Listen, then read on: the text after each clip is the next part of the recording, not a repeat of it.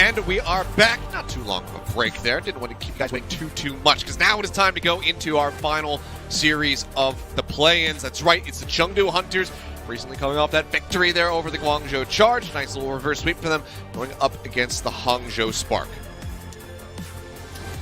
Fun fact, by the way, because we're in the lobby, Gaga says hi, Teru says Insane, Monkey, and Anna. So, you know, they've been paying attention, gassing them up. They knew what was up in that last matchup. True. Big true. Monk says thanks.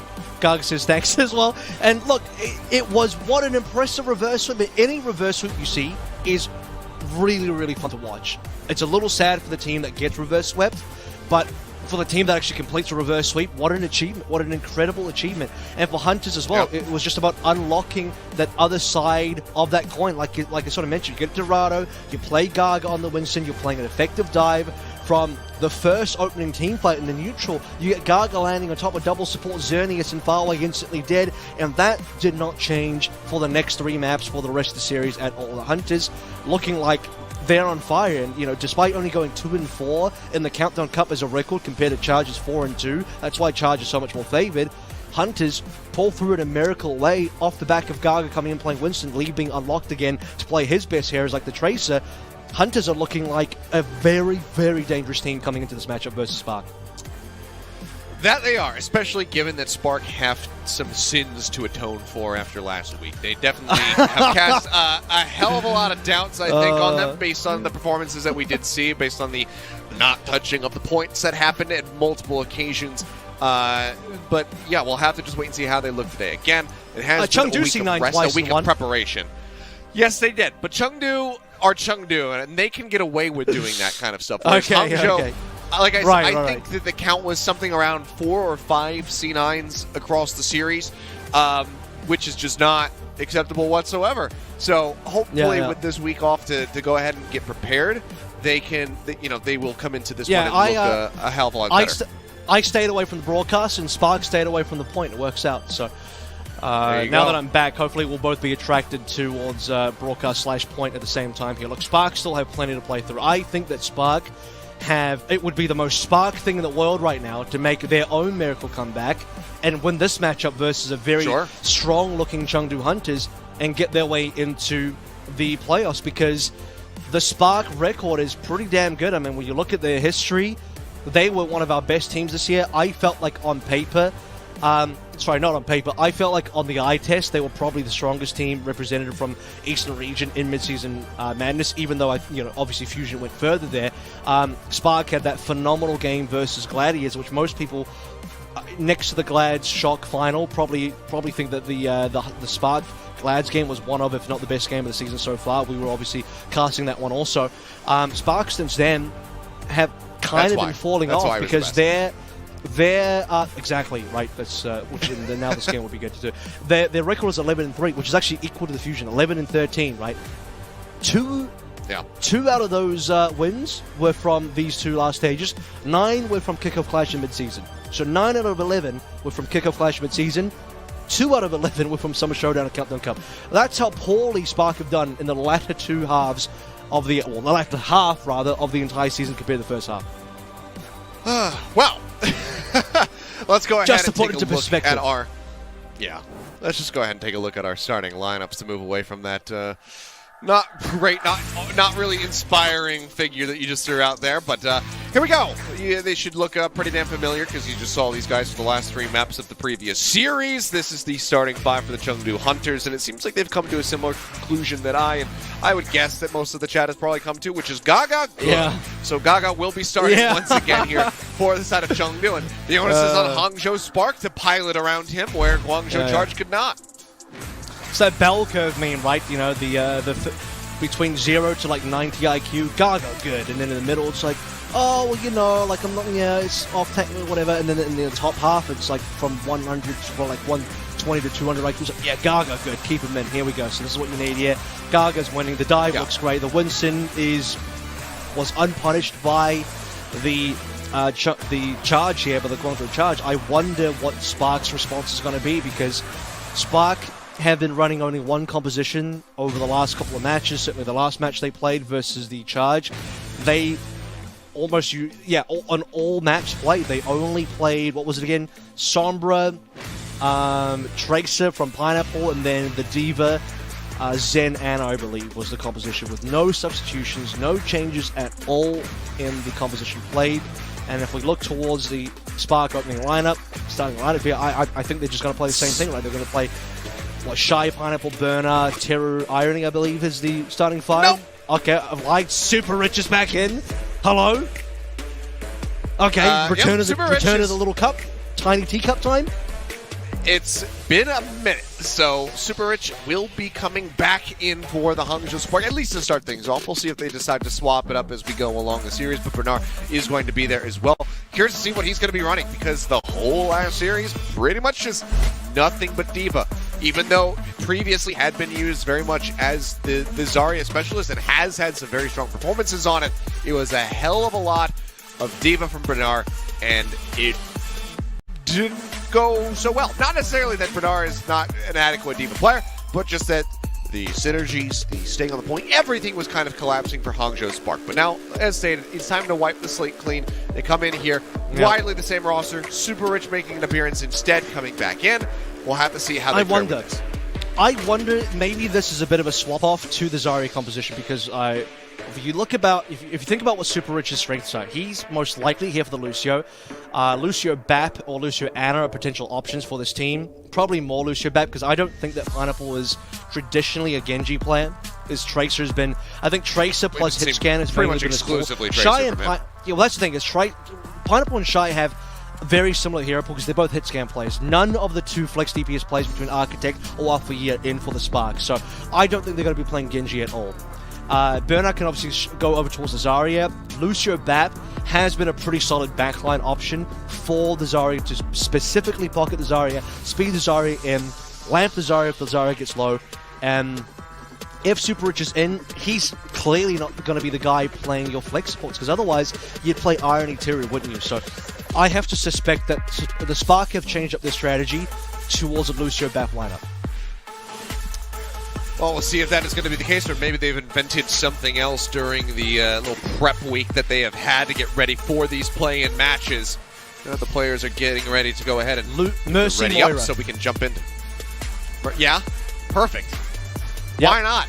That would be Changun approved. You know, thumbs up. Imagine if they did that and it became the new meta. And we're like, oh my god, Mercy was good this whole time, and we just eliminated Changun's a Yevotol. Genius. Yeah. And then we make the discovery that Mercy's actually the best support in the game currently, and Yevotol's already out. And Nisha's like, thank God I'm still here. I can play some Mercy. Very true. Would be a decent boon for him.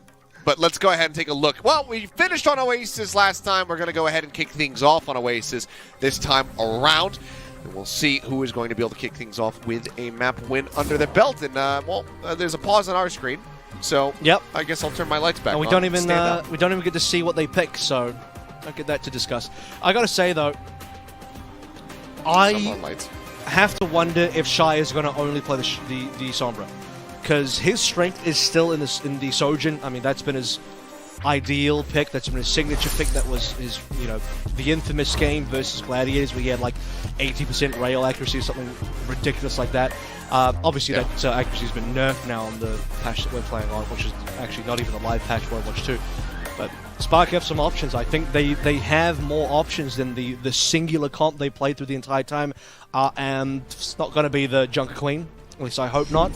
But also, he's been flashing it a lot. I wouldn't.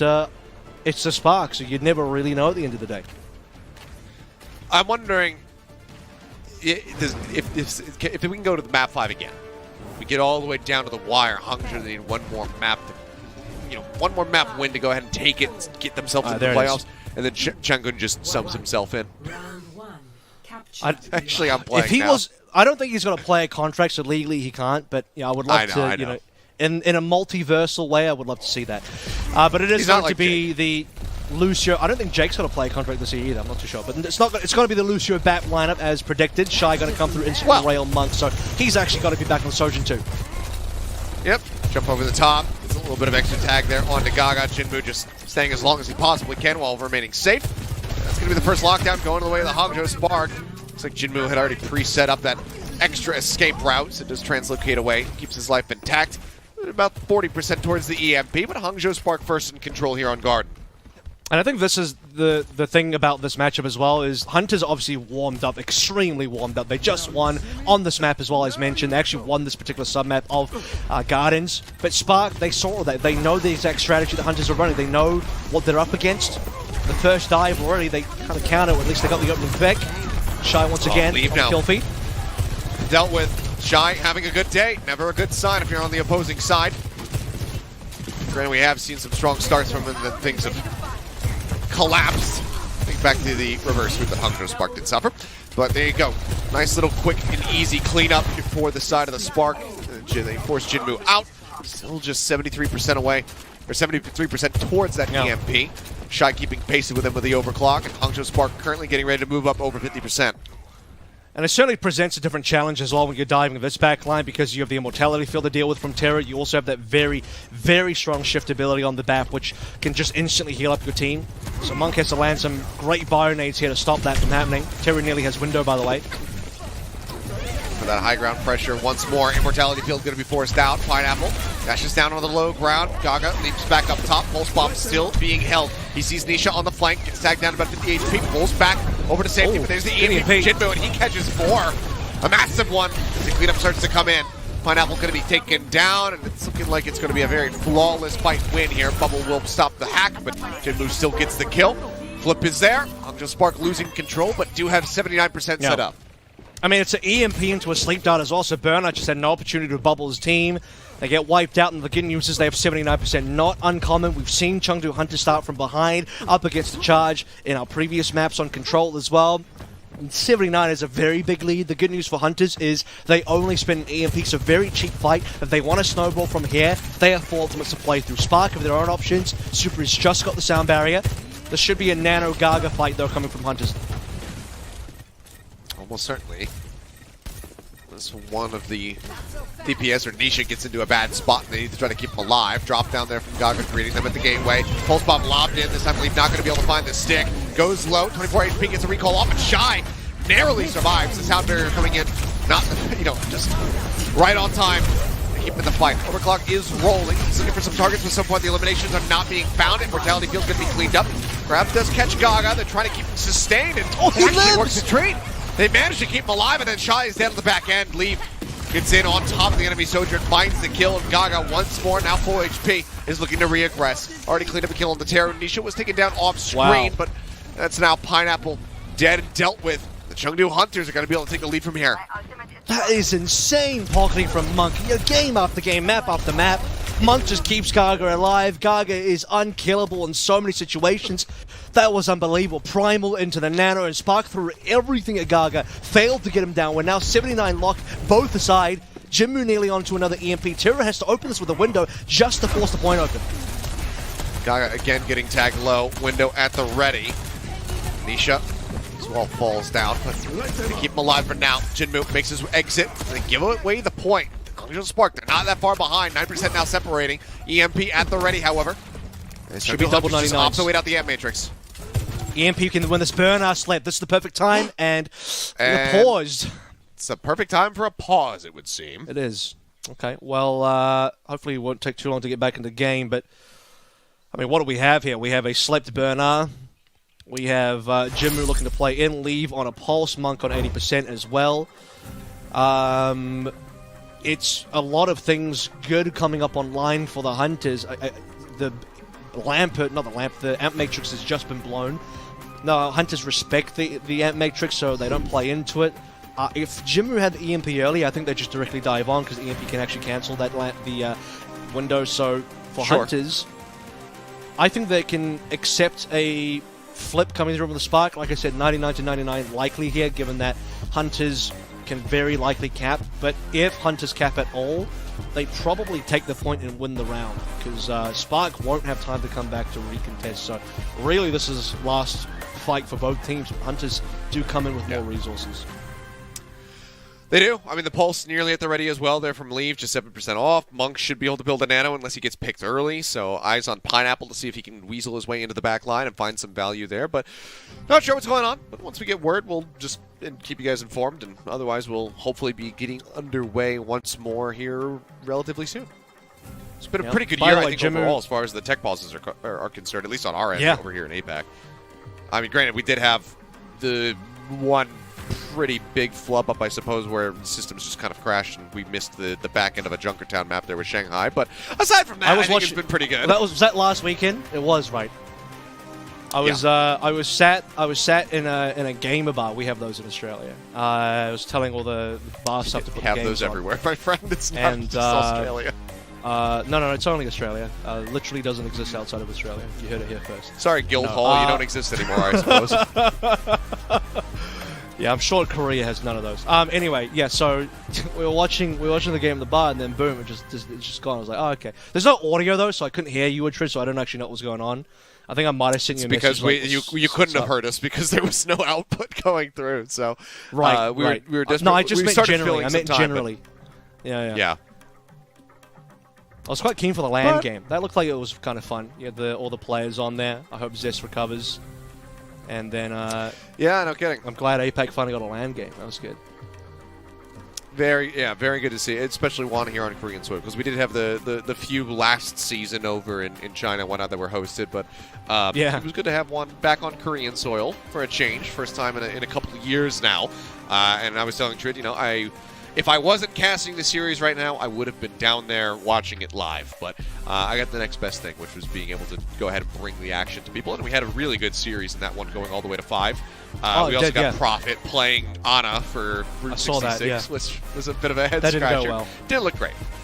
But we're still waiting on a word here to see what the issue is and how long it's going to take. So I think we're still just Leave just left the game, by the way. Just saw the little on the bottom left. Leave left the game. I thought it was quite funny. Anyway. There we go.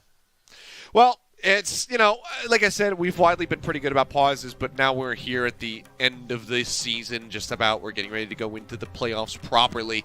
So, of course, the curse kind of had to catch up to me, and we had to have an extended pause. So this is just kind of what happens, but it is what it is. But as far as gamer bars go, since you were curious about that, there are a few. I might have actually taken you to one before, back in 2019 when we did the gauntlet. I don't remember, but either way.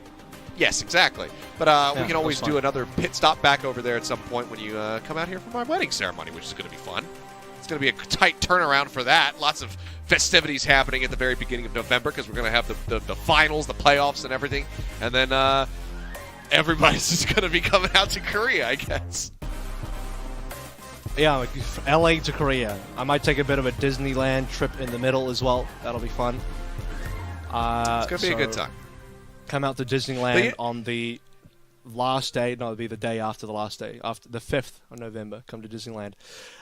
You could miss it. It's overpriced and not that great. But hey, if you've never been, go for it. Why not? You might be able to get some cheap tickets. But I guess it's worth going to since you've never been. But for people who just go every single weekend, I don't understand it because just like it's because the rides aren't that exciting. You're talking about the staff. The rides aren't that exciting, and once you've ridden on them a couple times, you're just like, magic's lost. If you're not a guy who's really big on like aesthetic, and like not a big like fan of like Disney IPs and whatnot, then one visit is probably enough to go ahead and tide you over. I'm more of like a Six Flags guy when it comes down to theme parks, Six Flags, Cedar Point, that kind of stuff, because it's just rides that go hard in the paint, some crazy stuff like King Nika over in New Jersey, tallest roller coaster in the world, etc., etc. I'm more in it for that rather than like, oh look, it's Buzz Lightyear. Like, I could do without it. I've never been that big. I like Toy Story, but I've never been that big of a Disney guy. Never seen Frozen. It just doesn't really appeal to me. Well, what I was going to say was, on the topic of my wedding ceremony, you know who actually has ghosted my invite, and I have reminded him of it after I sent it a couple times over on a vast stream, is Super. Okay. Super. I don't know if you watch the league anymore. If you catch up on VODs or whatever, you want to see what's going on over here in APAC. If he does, he doesn't watch. He probably doesn't watch this one. But anyway. What the hell, man? He said he was excited because he'd never been invited to a wedding before. So it was like, boom! I've given you your first wedding invitation. It's going to be a good time. All the people are coming out and whatnot. Krusty's going to be there. Jester's going to be there. A bunch of people are going to be showing up. 9K, etc. And then Super's just like, you know what? I'm not going to respond. So you know what, Super? I don't want you there anymore. Your invitation is officially rescinded. You have 24 hours to get back to me and let me know whether or not you're coming. Otherwise, it's officially rescinded, and I will reject you at the door if you end up turning up without saying a damn thing. I'll be like, nope. get on a plane, go back to making you millions of dollars streaming, you jerk. I think we have That's all I got. potentially, while we're still chilling out, I don't know if we're going back into game. Oh, I think we are. Looks like we are. Potentially. Here we go. Is Lee returned? That's the big question for me. Because it did say he left, and if he had to reconnect, he would have lost his ultimate, but he's still here. OT. OT is forced. There's the EMP pull from Jinmu, and Leave collapses in. They manage to find Super Rich. He does get taken down, Shy able to find one, but he's going to find so much more, but instead he's just going to find himself 6 feet under. Gaga cleans him up. Pulse bomb out from Pineapple, not going to get a damn thing done. It's just he and Bernard fighting. As the flip is there, they need to be able to extend this. Bernard cannot go down. Still trying to hold the doorway. The bubble comes in. He clears off that ante, but Gaga just stomps him out of existence. And that should just about be it, unless Hangzhou Spark can pull off a miracle. They do have the reinforcements coming through. Super Rich somehow able to find Jinmu. Pulls by from Leaf, not going to be able to find a stick. Doesn't find a kill. Turns his sights over to Teru once more, who does get stunned up, hit to the floor. Leaf finds the elimination, but it's at the cost of their own brig. He shut down. Shy doing God's work for the Son of the Spark. Manages to find both the supports, but Gaga pops the Primal. Gets on top of him, finds the elimination. The OT forced out once more. Now recallless is Pineapple. Bernard has re-arrived. 20% away from having that grab online. Super Rich here at the point, getting ready to be flipped. They're just about a quarter of the way there. The point going to be cleared out a little bit more. Now they get to half. Look at those. They continue to inch forward. The HP so damn low. The beat gets dropped in. Jinmu taken down. Pineapple lets loose with the pulse bomb. Not going to find an elimination, but he follows up on the Gaga. Finds the kill. Super Rich goes charging forward, looking to boop them off this point because the OT is going to plummet in a second, and it does. Hangzhou Spark with Pineapple and Bernard holding the point somehow managed to clutch it out. Shy comes back in, cleans up both supports, finishes the round by killing both supports again, and they take it. That's just the first round. Feels like it was the end of the series, honestly, because we're talking for so damn long. But man, Garden goes the way of the Spark. That was a 4v2 at one point as well. Hunters get a successful dive. The Primal was there. We see Gaga Goomba stomp on top of Burner, and you're thinking that's probably going to be it. Hunters have full control in here. There's no tank available for Spark. Shy comes back in. As you mentioned, he deletes the backline. He gets both of the supports there. Super Rich kills Jinmu as well. How does Spark clutch that? That was incredible coming on through. Wow. What a finishing. That's waited just a one long of those time moments. for it, but yeah, some part of me is like, that was kind of worth it. Some part of me was like, it did take a while to get to. But wow, what an ending. And what a performance from Shy. 2 incredibly clutch kills, and the rest of the team playing around him just immaculately. So neck and neck to start things off. Let's see how we fare now that we're on City Center. As you mentioned in the previous series, Garden, a little bit of a toss-up for the Winston. City Center, though, in with a good shout. Pineapple slam. Gaga going to be taken down, but Pineapple was eliminated. Monk able to clean that one up, so it is a 1-for-1, but the front line broken down for the Chengdu Hunters, which puts that much more pressure on the back line, as well as on the DPS to be able to find some value here. But Hangzhou Spark should be nicely poised to be able to get the first lockdown once more. Yeah, they're looking like they're in control. Burner surviving through the hack, as did Shy a little bit earlier on. Despite Pineapple going down, it doesn't seem like Spark have been too phased, and now Shy's going to have the opening pick. Dead. Shy. Looking good again. Slides forward. He's got a good amount of charge here for this rail. Trying to get line of sight onto somebody. He's going to swing out very wide. They'll try to put that through somebody's head, but doesn't happen. Chengdu Hunters just go ahead and concede it, so Hangzhou Spark get the first lockdown once more. Shy has now overstepped. Yep, yeah, he was off on that flank. There. He went too far on the flank, and now Leaf takes him down, so this gives Chengdu Hunters a 5v4. They have ultimates coming online as well. Monk is 90% and counting up Hunters in a beautiful position to get the flip in. Pulse bomb out, not going to get anything done there, but I mean, it's just repeated melee hits through the shield. Nation just continuously getting bopped on the face. Does end up dying, but Taro and Super Rich end up getting cleaned up here, so it seems like a fairly fast flip with the side of the Chengdu Hunters. It's 33% gets established by the Hangzhou Spark. Pulse bomb from Lee will go ahead and finish the job, and Bernard. Pineapple tags back in, just looking to extend this as much as possible. Actually, just find a clean-up kill. But as he goes down, that will just be the Hangzhou Spark finally displaced and the Chengdu Hunters gaining control. And Gaga will come back in pretty quick succession as well, so, you know, Spark not going to be able to use that final kill from Pineapple, who, by the way, was slept by Monk. I think twice in a row now on this particular round, he's just been slept up. Monk has been hitting some disgustingly good sleeps, whether it's on Sombras or Traces even. Double support ultimate's about to be online. Sorry, in fact, already online for the Hangzhou Spark here. Tempo beat could be the play. We're in position to drop the EMP. Jinmu's EMP location, very important here if you can catch both the backliners. Shy under some pressure, now going to be antied out. Bernard seemingly not available to give him a bubble, but Shy does manage to just go ahead and stay alive. Window's going to be coming through the primal, pop by Gaga. He's instantly chunked down to about half HP. Overclock rolling. Shy wants to get into a more aggressive spot to try to find some kills. Swings the corner, but goes just over Jinmu's shoulder. So unable to find the elimination. Tied up now, Chengdu Hunters take the lead. Nisha spotted, just gets chunked out, but does not fall. EMP invested, manages to find 3 super rich drops. The beat is going to be antied out as well as Terror. The shield keeps the majority of them alive as Bernard is able to find both the DPS players on the side of the Chengdu Hunters. Mortality field now dealt with. Bernard still under siege. So desperately low. needs a bubble from himself, but cannot get one. Doesn't have it off cooldown. And Super Rich is going to be cleaned up. So Hangzhou Spark, they invest heavy to try to get this fight flipped, to get this point under their control. But Chengdu Hunters manage to persevere. Yeah, Gaga, the double support's alive, keeping him up. Hunters 75% and counting. I didn't quite see it, but I think Gaga's bubble might have blocked some sound barrier targets. Super Rich only dropped the beat on himself and Teru, so could have been Gaga just blocking LOS through the shield there. Pulse is going to miss due to the bubble coming on through. It's 90% now, potentially. Take it down once more. Gaga and the supports were able to win out last time. This time they do have Jinmu here, still playing along with them, but he's getting pressured out of the back line. Pineapple trying to keep him honest as best as possible. Pulse bomb at the ready. Gaga likely aware of this, goes jumping away. Pineapple goes up into the space, throws it, but it clips onto the bubble, doesn't find the kill. Super Rich narrowly kept alive. The immortality field perfectly placed by Teru keeps him in the fight. Now that's going to expire. Again, the Nano Primal coming through from Gaga, just looking to try to get a corner here onto somebody, but actually displaces Teru all the way up into the front lines. He's able to be focused down, getting dropped. And the Chengdu Hunters, after a bit of extended cleanup, will be able to take this into a third and final round of Oasis. University will decide it all.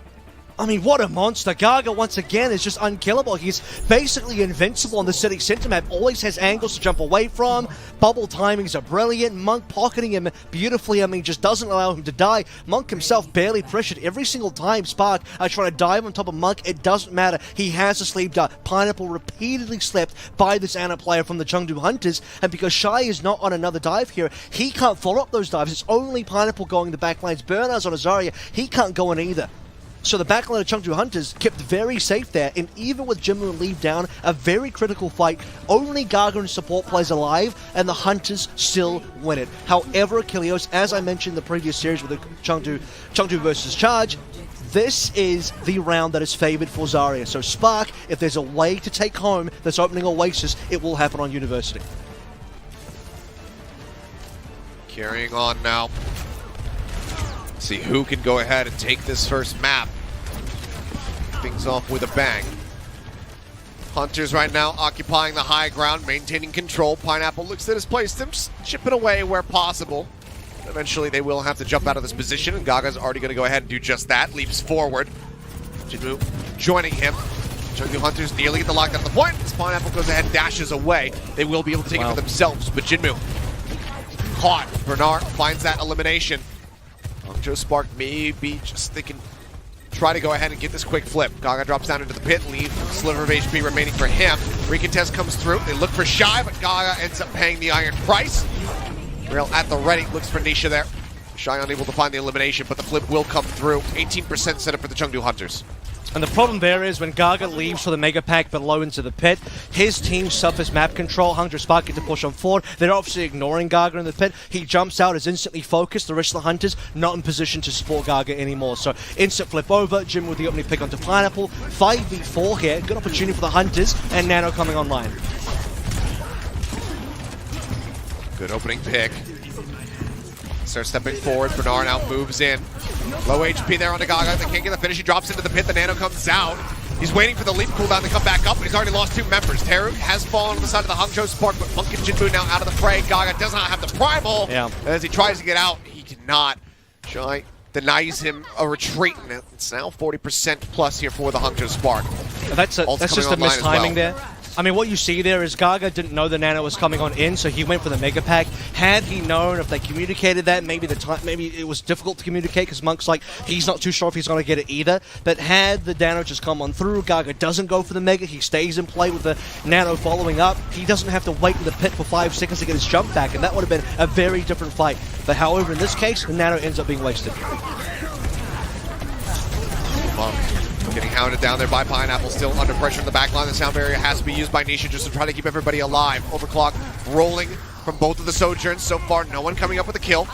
Mortality Field's going to be taken down, but there's the grab from Bernard. Hits the catch here on to lead. The Pulse Bomb going to be invested as well for the Big Bang combo. Jinmu Hero Blade. Gaga dead. Now Jinmu, yeah, he pulls the Hero Blade, but it's going to get absolutely nothing done. He goes down, the flip back into their favor. Hangzhou Spark once again regaining control. All ults basically invested in that fight, but in the meantime, Taro has been building up towards another Amp Matrix. Yeah, I mean, this is just such a hard map for Gaga to play on, so much more punishable. He's dying a lot more now. I mean, he's nearly doubled his deaths from just the previous 2 rounds combined. We're looking at 99% here for the Hangzhou Spark. They can finish this one with a window. Teru can play maximum distance.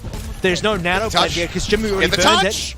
No, I knew no touch. it was going to happen. Saw it coming from a mile away. Here we go, boys. We are back in the zone. Let's kick things off. Map 1 goes done it away again. to Hangzhou Spark. They have Chung done it again. They do not touch. They do not let us know what could have been in the follow-up fight. Hangzhou Spark will go ahead and take map number 1. Granted, I think they were poised to do it all the same. But here we are. Yep. It begins. And really, to me, the real swing map, once more, it has to be the Gardens. That's a 50-50 one between the 2 styles of play that we saw here. And the final fight, which, you know, again, we waited eons for, ended up going the way of Spark off the back of a clutch. Chengdu could have won that one. They had the 4 versus 2. They had the Goomba Stomp kill to burn it, which also secures them a 5v4 for the final recontest. Spark off the back of Shy, double kill into Monk and Nisha on the back line, secure it. And because they got the swing map, they get the other one as well that was important, which is the University. Spark were favored to win that one. They get a 2-1 score. Well, Chad's going to have fun with that one when it comes around, but yeah. Anyway, map 1 out of the way. Chengdu Hunters, they now have their map selection. We'll see where they elect to take us for Hybrid when we come back from the break, so don't go anywhere, guys. This final play-ins match here for the APAC region continues in just a few.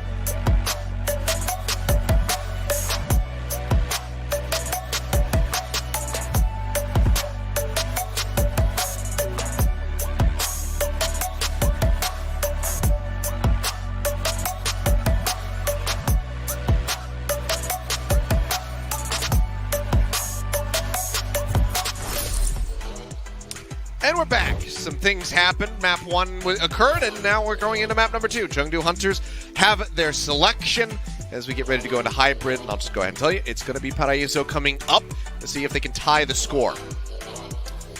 And we'll talk about the substitutions here as well. Burner is actually out for a goose race, so we're going to have some Winston versus Winston action. The call is made that we are basically going to mirror, we being the Spark side of things, going to mirror the Chengdu Hunters. I would have actually said Burner staying would have been fine. A lot of tank players end up playing D.Va on this particular map. Zarya is not bad, especially on the C point, but D.Va kind of dominates A and B.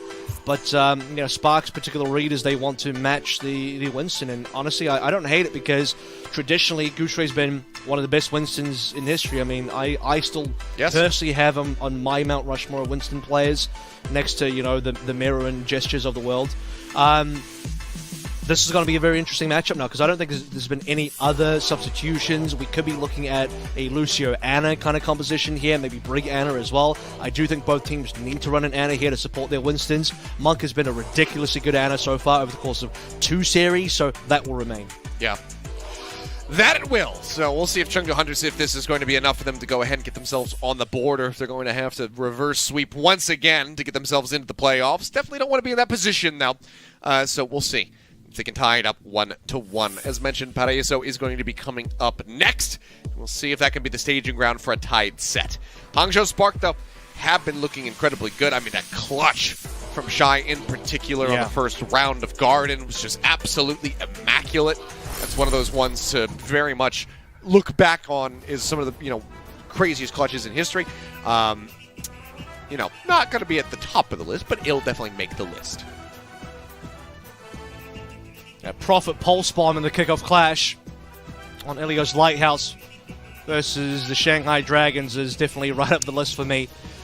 Yeah. But Shy do be doing some incredible stuff in the server, and he's looking out there saying, yeah, that's right, I might not have gotten the MVP nod. Maybe he should have gotten the MVP nod, who knows? I'm kind of done with that topic now anyway, as Shy, in any case, is going to be as dominant as ever on the Sojin when possible. And it kind of makes me think, like, you know, why he was even playing so much Sombra last week and the week before.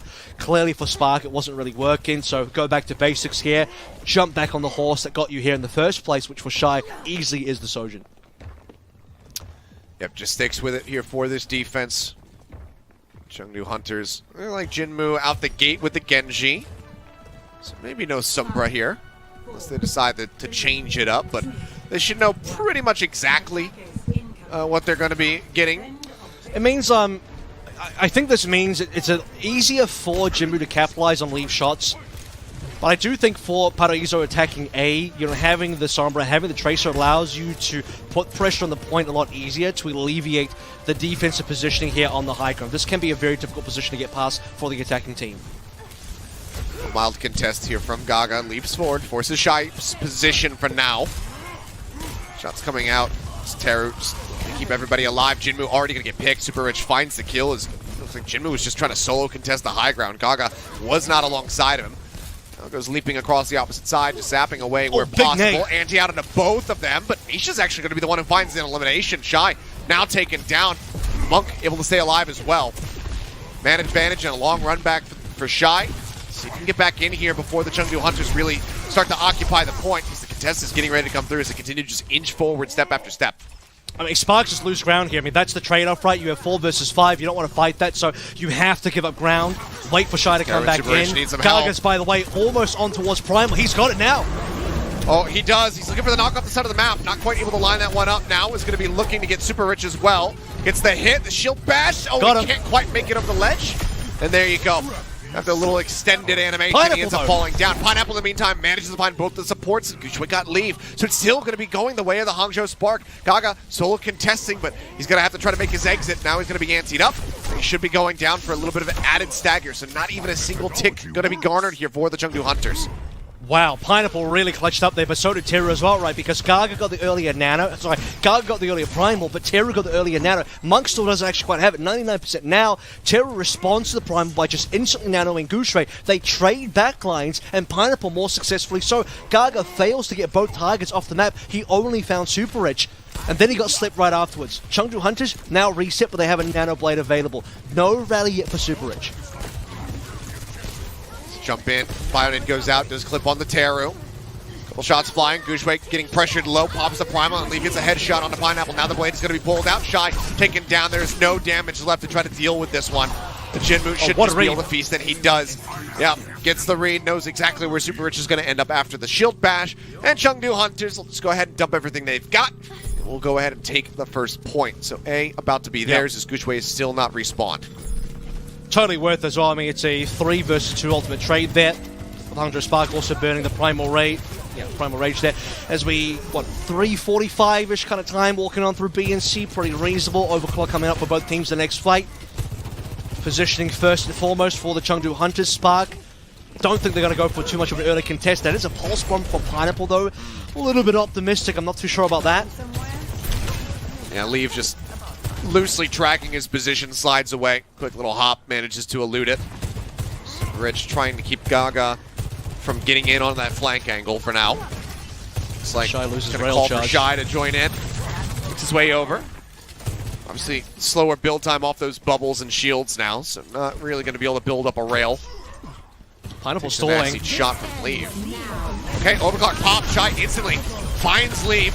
Helps chunk down Nisha. That should be the cleanup coming through is, yeah, final tag on the Monk. He'll be the last one to die. A team kill for the side of the Hangzhou Spark and some cart control. A really fast combo, right? The Nano Clock coming in through. Teru and Shy combining there for the Spark just to jump in, get some frags, catch Chengdu off guard. No other ultimates available for Hangzhou, so they spent what they had. And they don't even allow Chengdu to sort of get around to the corner of that green roof, that very important green roof that the defensive teams always seem to be able to hold. Hunter's turn to get something done. I don't believe Monk will spend this Nano to leave. It should maybe go towards Jinmu. That being said, though, Shy got a lot done on his Nano Clock. We're about to reach that corner now. I don't mind it either way. Leave's never really a bad target to try to invest that ult onto. But with the blade just 20% away, I think it would make sense to try to wait this one out and just poke and prod where possible. Already Hangzhou Spark is giving up a decent amount of space, but Gushway just goes ahead and comes in to recontest this. It's taken down low. Well, Leaf's going in. Primal now popped, and yeah, that's just going to be the cleave down. Jinmu finding one. Gaga helping just go ahead and lock down the others. So Nano's still going to be held. The overclock gets some value. And that's an immense amount of space broken open now for the Chengdu Hunters. They might not even have to invest too much else to really I think they're going to have cap to. Coming in. Well, Spark will get a recontest here. I think Spark will go for it. And because they go for it, the Nano Blade almost has... Are they going to go? Yeah, they are. Because the Nano Blade might have to be burned here. Gushway probably primals in time, right? Okay, they do go for it. The dash is still held. Gets on top of Shy. Cuts him down. Looks for a little bit more. Tries to cancel the rally from Super Rich. Good Stays alive for a little bit Rich. longer. Yep. Whip shot keeps him at distance. Dive in. Gushway looking for a little bit of extra kills coming through, but has overstepped now. Leave manages to shut him down. Sleep Dart connects here onto Gaga, and somehow they don't wake him up, but it doesn't matter. As Leave has to clean up onto both supports. Cap now is in. 2.5 minutes remaining for the Chengdu Hunters as they go on the final stretch. That probably cost too much for the Spark. I mean, Shy's it's still a 2 die. versus 3 trade. And still, you'd have to say that Hunter spent one extra ultimate to the Spark, but the goal for the Spark there was that they just wanted Hunter to spend overall. And ideally, Spark still get to hold some of their own ultimates. I feel like they got into a position where they felt like they started to win. So, okay, spend a bit extra. We can actually win this fight, maybe get a hold on top of B. We mostly are able to block out Jinmu's blade. Oh, The trade here now comes out with Gushway, but yeah, Teru gone. Yeah, Gushway is trying to get something done here, but now the healing is significantly cut down. Has to retreat. Goes back over to join in with Super Rich. The nade from Shy will find Jinmu, but Chengdu Hunters just going to go ahead and continue with the push. Getting the card around the second to last corner now. Gushway still waiting to go ahead and get top back up so he can try to re-aggress once more. Shy does have the pacing for the overclock. He's going to need to find some value with that once it's available, and already he's getting tagged down low, and Gaga snipes him out of the air! That's huge. Extra kills here as well. Right-click Lee zap, gets on top of Gushway down as Gushway. well. Spark have to fall back. Spark have to reset right now. If they lose any more players, they're just going to get staggered out. Pineapple, late death. Look at the payload pushes getting towards the final corner now. Another And late now death. they're just going to get locked into the spawn room doors, pushed up against it. Gaga cleaves down two. Says, yeah, Gushway, I know you're known for the Primal Blade. You basically invented the term. But he shows him how it's done. 2 quick cleanups. Pineapple dead. Overclock pop now by Leave. Gushway tries to keep this contested, but yeah, the blade comes out, and that is just going to be it. A minute remaining. Chengdu Hunters, they get to the end in style. Shy dies 3 times in that fight. 3 times. Chengdu Hunters, they snipe him out. Gaga gets the first kill on top of him. Or was it Leave, maybe? Can't remember. No, Leave got Gushui. Gaga got the kill to Shy. Shy respawns twice in that fight and dies 2 more times. Not saying it's his fault, but I am saying Spark failed to regroup. They failed to just reset as a team. I don't care if you have to dive back into spawn. You cannot contest with 3 players alive after Gushui and Shy are both dead. Gaga gets the most beautiful primal corner trap that you've seen, collects a couple more frags. Hangzhou Spark repeatedly just dive members out one by one, trickling onto the payload. And they're all just, there's no win condition there. You're literally just come out one by one and dying. Epitomized by the fact that Shy died 3 times in the course of 1 fight. And they never got a defense because Spark failed to reset. And we have seen time and time again, we have to bring it up time and time again, that you get the shutdown on a Shy, and that is a very good boon for you when you're playing against the Hangzhou Spark. We saw how instrumental he was on the first map to be able to get that win. And if he can continue to get shut down by the Chengdu Hunters, they are going to be looking very good to go ahead and tie this up at 1-1. Yeah, I mean, Shy is having a lot of impact. I actually think that Spark, had they managed to get Shy's overclock off in a better position, pretty winnable final defense there. For Hunters, they'll get it done. 1 minute left in the time bank there as well, which is really important because this kind of means they avoid any sort of draw scenarios that could be applied later on. And Spark, once again, will do the Sojin Tracer combo. Chengdu will respond with the same. Jinmu does not start out on Genji for the defense, prefers the Tracer to go 1-to-1 with Pineapple. Alright, early recall used. He takes a chunk. Pineapple just continuing to spray out where possible, trying to close the distance here onto the members of the Chengdu Hunters. Nisha down low. Gushui finds the kill, but Shy and Teru both get picked now. Super Rich as well in danger of dying. Gushui, sure, he'll stop Monk out, but now they lose out on Super Rich, so it's later trading. Look at this. Chengdu are in the Spark spawn. That they are. Leaf does fall. Pineapple going to continue to try to farm up here where possible. Jinmu, low HP, continues the kite back, should be able to get some healing. I'll focus fire Gaga first and foremost, though, and that's a minute gone. Look at the respawns. This should be able to get the reset. Oh, they are, but they have to give up space. This is the sad thing for the Hunters as they push up so far, leaving Gaga. Maybe Jinmu's all literally in the spawn of the Spark. And now Spark have better respawn positioning, so they get to have the forward positioning now. Super Rich and Teru did get by there, but they're fine. And look at the surround now. Spark, they're even capturing high ground on the opposite end. Gushui just holding it where possible, but they still need to be able to contest the point. They dive in, they're looking for Nisha, and they will get him. Pineapple cleans it up. Now Monk, left in a bad spot, gets taken down in the back line right now. The Hangzhou Spark looking alive and well. Jinmu only able to find Shy. Now Leave dealt with. Jinmu still around. The pulse bomb not going to find any value. That's going to be the Hangzhou Spark starting to get the cap rolling.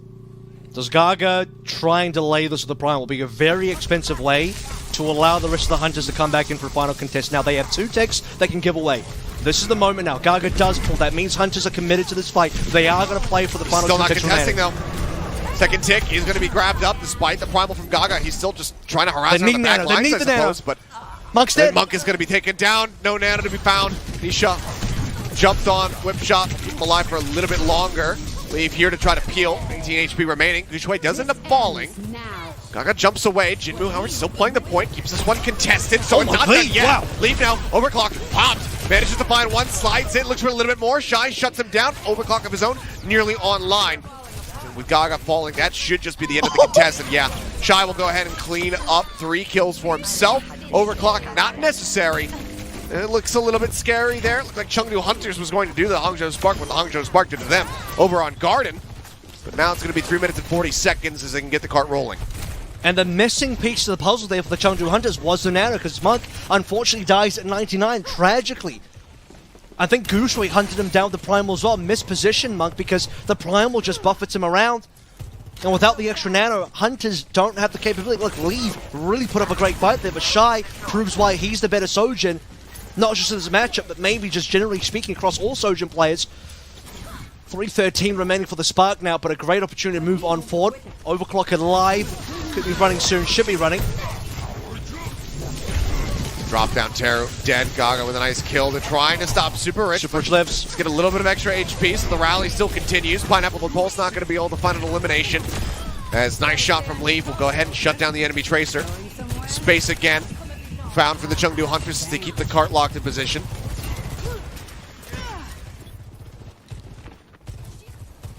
Bit of stall here. Slow down. No matter what happens, I mean, Hunters have been able to bleed that timer down by nearly a minute now. The payload is not bad, though. It's actually pushed up a ringsable mount with Gaga dead. Hunters actually have to force a fight here. They got to back out. They have ground to give up. They can play for a final contest. No assists on that one either. I'm not quite exactly certain what occurred, but Gaga dead is a big boon for the Hangzhou Spark. The clock still at the ready here. Leave. Getting zapped, tagged down lower and lower. The heals do come through. Now the rally going to be pop shy. Collapsed upon. Bionade comes in. Terror able to keep him alive. Overclock is in, and Jinmu is out. Gaga now primal going to be used. Jumps over to the side, but still having just struggles. Trying to find a target to isolate. Leaf goes sliding over to the side. Rail still held. Shy gets him in the head, takes him down. Gushwei now going to be nanoed up.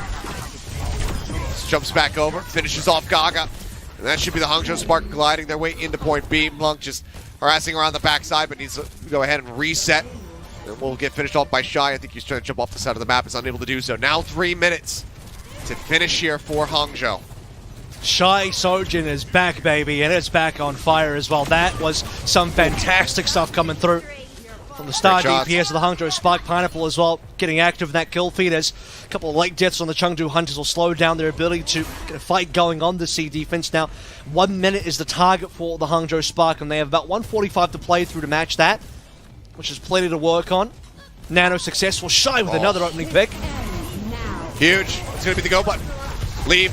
Nanoed up, the nano clock coming through, pulse bomb dropped down on the floor, and Pineapple's just going to be able to finish the kill. They did find Shy for his trouble during that time, so it's not without cost, but now Gaga antied out, Monk low on HP, finished off as the shots come through. Taro again just has Gaga's number. The cart can advance once more.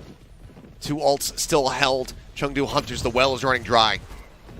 And Spark still have plenty to play through here. Primal, Rally, they have more ultimates coming online. Shy's going to overclock again. This is potentially a great time. Another nano 2 minutes still remaining. We're on to the final corner here. Like you said, maybe even the nano clock Hunters, they need an instant pick. They need to buy time for Gaga to find this Primal as well. That's a pick. Pineapple. Yep, good pick coming in. Gushwei still in a bit of an off position. Riley's committed to the fight by Super Rich. Seems like they do want to continue here, but now Primal going to be popped. Gaga slept, or rather Gushwei slept. Gaga and Nano Blade. Nano Clock dives back in, looking for a little bit more. Doesn't get any eliminations though, but there's the Nano Clock, and Shy instantly comes up with 2. Now a third as Jinmu falls. Has to reload, jumps up over the top. He's looking for Leave, and he will be able to get him in the end. 4 kills for Shy. Monk dead. There's the team kill, and they cannot respawn fast enough. So it's a 23-second advantage at the end of it all for the Hangzhou Spark. Beautiful stuff coming through. That's the combo you're looking for. Spark, they put all their money on the Shy horse so far. I mean, we saw that in mid-season Madness. We saw how good it was. Put the Nano on top of Shy. He will deliver you results. 4K on the Nano clock. Doesn't get the ace, but Super Rich gets the kill anyway. More important, to get that final good time, whatever time that is. Let's take a look at Shy's 3K that he got on this A-point attack as well. Getting rid of Leaf, getting rid of Gaga. Niche is trying to do some damage, not going to be enough. And really is just the Shy Sojin show. I mean, Leaf's done some pretty good stuff as well, but it's mostly Shy carving through the Hunters, allowing Spark to get this time. Yeah, I mean, Shy is really putting his foot down. Hangzhou Spark, slight little advantage as they will be starting on this defense. Only a minute to work with for Chengdu. We saw them very much struggle initially to get themselves into a position to take this point A. They need to be concise if they want to have a shot at this. Otherwise, granted, only a minute and 23 on the other side. This could very well end up being a draw at the end of it all. I mean, that would be funny. After our extremely long pause, you throw a draw in there. I mean, what else could happen today? We're going to map 6. Bring it on. Final day of APAC here in play-ins. I mean, after this, the rest of the broadcast shifts to NA. We're going to LA. Yeah, playoffs. it's a final day of APAC, period. Yeah, this entire year. Well, welcome. You're here. You're live. Final day APAC, and we already had a great game to start out with. Opening fight now for the Hangzhou defense. Chengdu attack on the time bank. Gaga going to be slept. Shouldn't really be able to get too much off the back end of this one. Shy's going to be slept as well, and Jinmu finds the kill. Pineapple, low on HP. Needs to keep himself alive, needs to find some value. Jinmu gets the corner there on a super rich. The dive comes back in, he re-aggresses, the cleanup is there. Pineapple's like, guys, I got Taro. And now there's no supports. Reset off the side of the map. Gushue knows that this one is done. All right, an OT push now for Chengdu Hunters to see just how far they can take it. I mean, for 1 minute, that's pretty good stuff. Really puts the pressure onto the Spark. They need to do at least the same Monk with an early kill to Pineapple. That is going to really put Spark down in the dumps.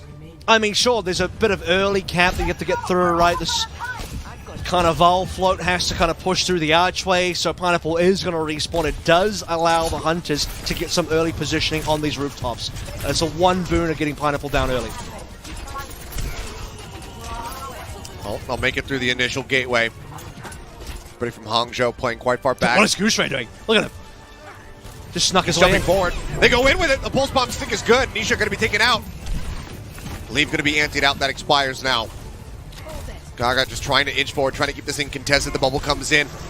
And Gushue just inserts himself straight into the thick of things. Pineapple finds one. Jinmu eliminated. Gaga now going to be primal. Going to be nanoed. Gushue going to be antied out. His primal expires. Gaga takes a hell of a lot of damage. He botches himself on the archway, ends up going down. Nisha antied out. Super Rich going to be the only casualty so far on the side of the Hangzhou Spark that does get the rally out of the fight. As Taro will also die. That's at the cause of Monk. Blade pulls Jinmu. It needs to be massive. Dives into the back line. Oh, no. But then can't get back over to the cart in time to keep it contested. So he's only able to find Shy, and I don't think he was going to be able to deal with Gushue all the same. So it goes for it. But you still have to say, decent. Considering the minute start, Chengdu Hunters, they at least get the cap. Well, it does mean that, you know, a full hold on A can be, well, it has to kind of be how Chengdu win. I don't know if they can really do this if Hangzhou get the A cap, because the circumstances of Hangzhou's ability to recontest there is the fact that, okay, sure, they lose Pineapple, but they regroup pretty quickly. You know, we're looking at OT sort of situations here. Gushue is kind of, you know, he's sneaking his way like a sneaky assassin around the rooftops there, just dropping down on top of the payload, have his jump and his bubble, has everything available, all cooldowns. And there was actually a really critical timing fight there as well, where Monk and Gaga nearly went down, but Monk barely drops a nano on top of Gaga, who then barely used the nano to find a primal, extending the fight.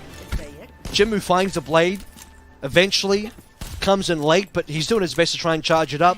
I actually think if there was one more player alive, if Jinmu is able to get back to the payload, get a slash on top of Pineapple and get that kill as well, there's a chance for him to potentially play that 1v1 versus Gushue. I don't think he wins the 1v1, but he buys time for his team to come back in to assist, connect on the payload, and continue the push. I do agree. But now it's just all about how Chengdu pilot this defense. Only change, Jinmu starts things off with the Tracer, not going to be on the Genji. Pineapple getting tagged low right off the rip. And again, this is what Hunters did on their defense initially anyway in regulation time, right? Jinmu's there to contest Pineapple because they know that Pineapple is going to go for it. They're playing the split once more. They try to get themselves right in between the Hangzhou Spark members after the dive, and it's working a treat. 3 kills. Gushue slept Pineapple. Uses a very quick recall. Actually, the opposite side of the bubble. He's trying to play around this one, but he's got nowhere to go. Pineapple and Gushue end up falling. The first volley going to be staved off. Chengdu. Yep. They should be able to get their full 5 back together. Yeah, they will, because they got some extra kills there. Nisha died early, right? So because Nisha's already running his way back, Hangzhou Spark are only getting their 5 now. There'll be another 5 versus 5. Hunters taking some risks, right? They're going for the full 5-man dive. Last time they got punished for that. This time they will succeed. And now we're looking towards ultimates. Ultimates should be coming online as we hit the OT. Whoever gets them first is going to be able to swing the fight. Jinmu trying desperately to get the pulse, but Leave dealt with. Pineapple finds that elimination. They jump into the back line. They're trying to get rid of Shy. The point is contested. They're starting to tick up. Gaga antied out, low HP, finished off. Now Nisha gone as well. With the cap coming through, it seems like the Hangzhou Spark not done yet. Shy scooping 3 kills in the back end. In the meantime, Pineapple's just holding the line, making sure that they do not lose this off of C9. And you have to now consider, okay, what is the final contest from Hunters here? They tried to shut down Shy, and Shy is a raid boss. I mean, he refused to die there. He gets the 3 to 4k, I believe. And you're right, it has to be in front of the spawn, but it has to be a situation where Gaga, just like Gushue before him, instantly is able to affect that payload. They have a nano nearly online ahead of where Teru is. That's really important. Pulse bomb for Pulse bomb as well. And as this payload gets up, Gaga's got to go. monstrous. Gaga has to go. It's rolling forward. Where's the touch? Gaga. He's biding his time. Takes it down to 1.36 meters before he finally touches. The nano is available from Monk. No, it's And gone. then they stepped away from it. And then they stepped away from it. And they had the nano as well. And they literally had the nano as well. I think he got booped. Maybe he got booped. Benefit of the doubt, he was the only one there. Gaga was the only one there. There's zero chance he just steps away or jumps away. I think he had to have been booped by Super Rich. It's the only thing I can say. It's the only way to explain it. Because if it's not then I lose my mind. I lose my mind if it's not that. It has to be the forced error. We're going to request a replay. Hopefully we can get that. And we'll go ahead and take a look at what exactly just happened. But I agree. I think that Gaga, he does have the wherewithal. He does have the information that he needs to be able to play the card. And we watched it. He walked away. He literally walked away. Did he? Never mind. Everything out the window. All credibility gone. Shattered. Hangzhou Spark, they lead 2-0. They're one map away from advancing into the playoffs and ending the Chengdu Hunters season. They have been reverse swept before. Chengdu Hunters just pulled off a reverse sweep. Let's see if they can do it back to back to keep their season alive. That's what it takes. We'll see if they can do it when we come back from the break.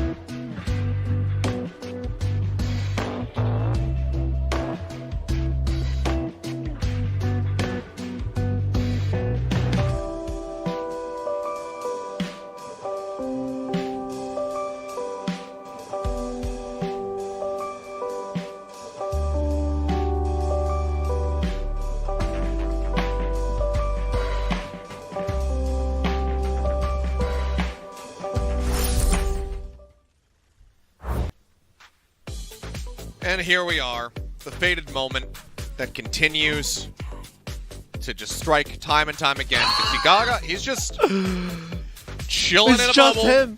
It's just him. He's just zapping.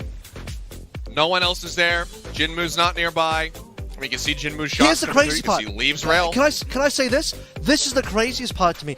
They have nano, which means you don't have to kite. You can literally just sit on the payload because you know no matter what happens, your risk of death is like next to zero because you know you have nano. Therefore, there is no reason to kite. There is no reason to run backwards. Nothing. Just literally sit on the payload and receive the nano and fight. That's it. That's it. That's the tweet. We tried to think of the possibilities. I was like, yeah, it could have been a shield bash. It could have been a whip shot. Maybe he got whip shot and then slept, and then he couldn't recontest it. No. They just, in the words of Josh Sideshow Wilkinson, they just didn't touch. They just didn't touch. Time is a flat circle. It all comes back around to Chengdu Hunters. It's got to be something at this point at the molecular level that just causes this to happen, because it's just time and time again. I'm gonna say this. Look, you need to check Gaga's PayPal account. You need to check if he's on the Changun payroll. You need to get ESIC involved right now because I smell something fishy here. I smell something real fishy. I don't like it. So it's two series in a row. Map 1 and Map 2, two matches in a row now. Back-to-back it's 4 C9s total. Map 1 and Map 2 versus Charge. Map 1, Map 2 versus Hangzhou. And now Chengdu have to reverse sweep again. See, it can't even be that. We don't even have to launch an investigation, because oftentimes when you get those DMs slid through with a little bit of cash under it, it also says make it look convincing, which it did. This was just Gaga with his finger on the S key a little bit too long. A huge mistake. But you know what? Oh, man. Who cares? Moving on. We're moving on. We're going to go into map number 3. Hangzhou Spark are looking to close this out. This is, again, familiar territory for the Chengdu Hunters, who just did pull off a reverse sweep over the Guangzhou Charge. So we'll see if they can do it once more. And what a story that would be, because they did also C9 multiple times in those first two maps versus Guangzhou. So can they just go ahead and close it out? We'll see. It's going to be another story for you. What if Spark just win 3-0? How mad would you be if you were a Charge fan? How mad would you be if you're watching this and Spark just 3-0 the Hunters off of 2 C9s, maybe even 3? The night's young. We could get more. I can't adequately and accurately answer your question because it's not broadcast friendly, but I will say I would be livid. It wouldn't Charge be a fans good feeling. livid. Charge fans absolutely livid. They're watching this right now. Yeah. Hair would be pulled out. I got another one. I got another story for smashed. you. How about this? Chengdu C9 on purpose so that they can guarantee a map pick on Dorado. Boom. Done. How about that? Uh-huh. That's the only way. It's the only way you guarantee a map pick on Dorado. But you're also playing against Guxue. So, you're not really putting yourself in that much of an advantageous position, I feel, compared to when they played versus the Charge. They predicted that Changun would put Burner in, and now that Changun hasn't put Burner in, Hunter's like, damn it, our strategy doesn't work now. The plan is falling apart. I can't believe that Changun did the right thing. Well, Jinmu going to be slept, and he's going to die. Shy opening frag, it's normal. Yeah, granted that one handed to him on a silver platter by Teru. Either way, it's a great catch. Pineapple in the meantime just sitting up above, harassing where possible. He's just about to be halfway to that pulse bomb. Leave trying to get his off the ground. Well, payload movement is slow but steady. Let's see what Jinmu can do in terms of setting up this dive. Now, previously versus the Charge, they set up dives quite effectively, double backline kills. You see here, though, Gaga got slept. As soon as Jinmu got the hack done, Gaga got slept, couldn't dive in. And Gaga tries to go for the play. He says, you got the hack, I'm coming! And then just immediately dies. Shut out. All right, Look at the Goontra's ult charge, by the way. On this cart. Oh, yeah. That's what I'm saying. You might go to Dorado, but you're playing against Gushway. He got his warm-up game in Paraiso, and now he's jazzed up and ready to just go ahead and pound. Oh my god. He's got triple the ult charge of Gaga. That's incredible. Monk does Monk's have the got an early nano nano available. He's going to use it just in case he dies. Throws it over to Gaga. Gaga's just getting kind of turned around, trying to identify where he needs to be. There's going to be a sleep dart as he leaps up onto the high ground. And because he doesn't have a problem, he's still going to be at risk. Looks like he will manage to make it out in safety. Gushway in the meantime, he's deep into the back lines. He's keeping people locked inside of the spawn room doors. Jumps up onto the high ground right as the primal expires. And the cart has not really budged. Yeah, it's definitely been, had some early movement, but now it's been stationary for a long time. Credit Pineapple for mainly keep that one under lock. And Gushway just kills both cancel supports. rally. Okay.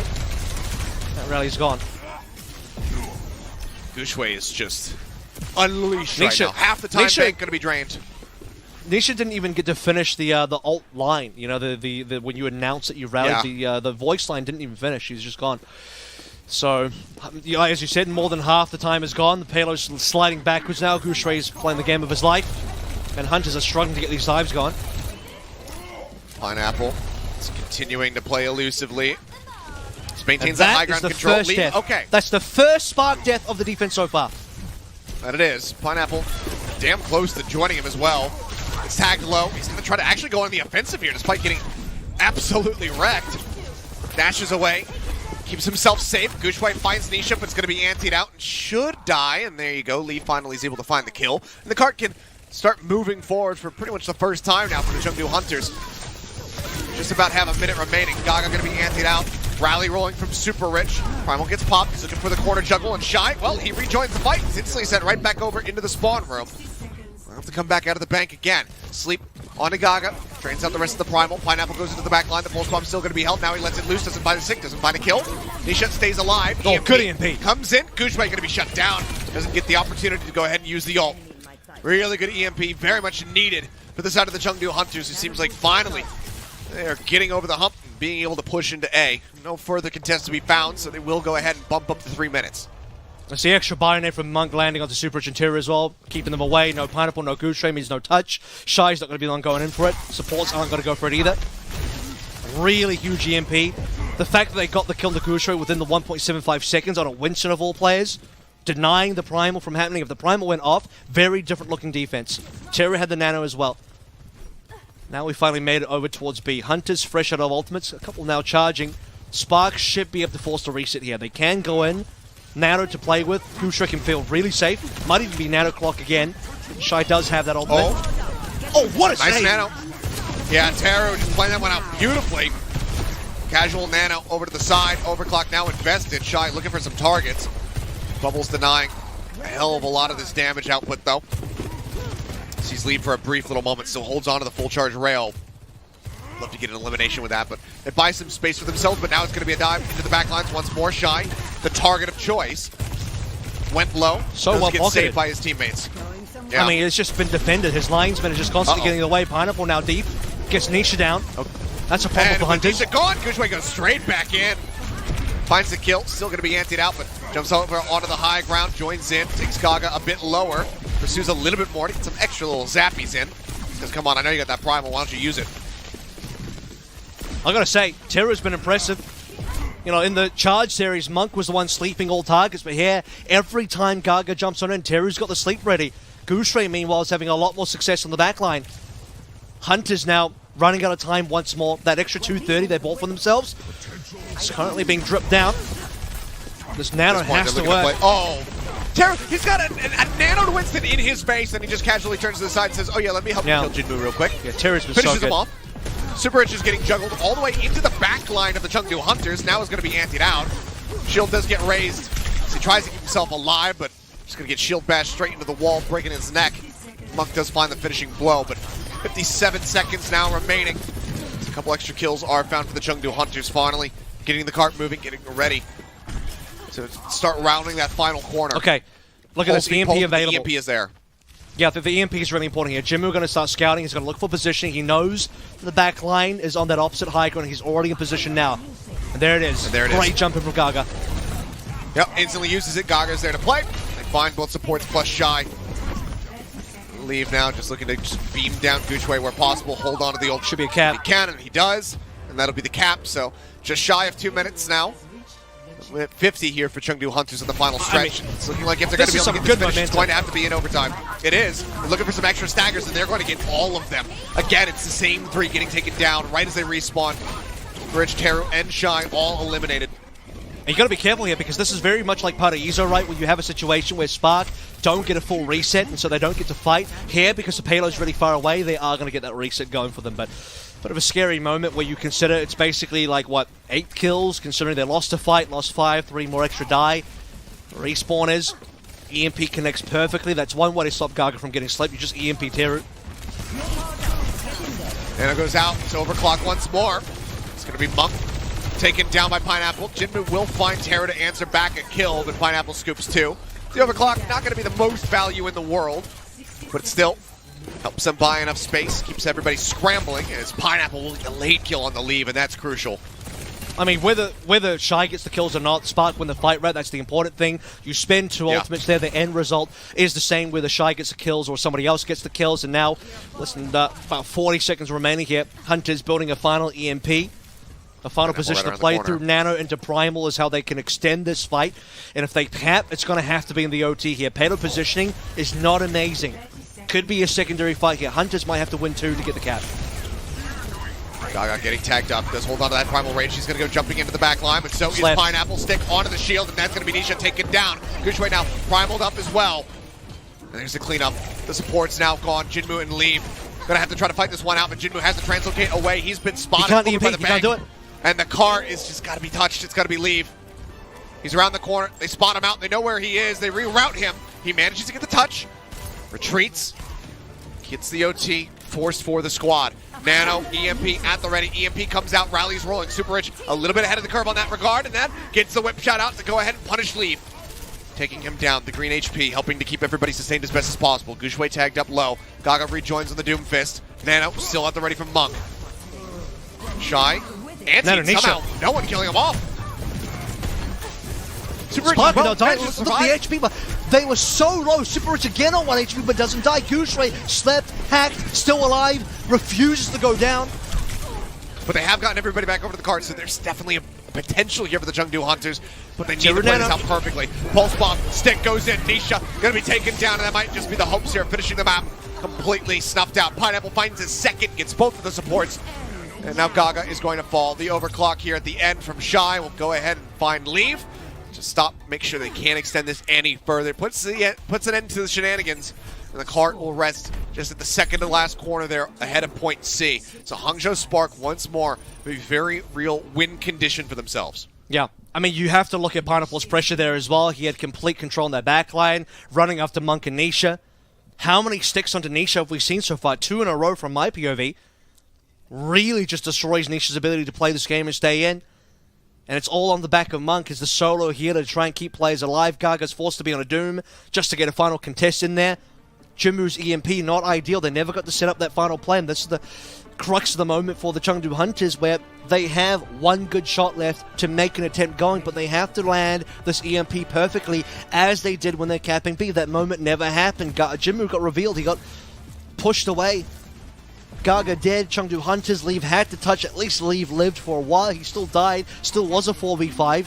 The EMP was, I guess, just for show at the end of the day. They couldn't use it as a real win condition. Jinmu just pulls the trigger. No follow-up. Gaga wasn't there. Leave was dead. So the Hangzhou Spark, I think, destined to be able to get the hold here. Hold it on that final C contest. Some stuff went wrong for Hangzhou on A in terms of just kind of getting momentum snowball by Hunters after they finally won a fight. But beyond that, it is mostly Spark just winning the day. Oh. He didn't want to get out of bed today. No, clearly not.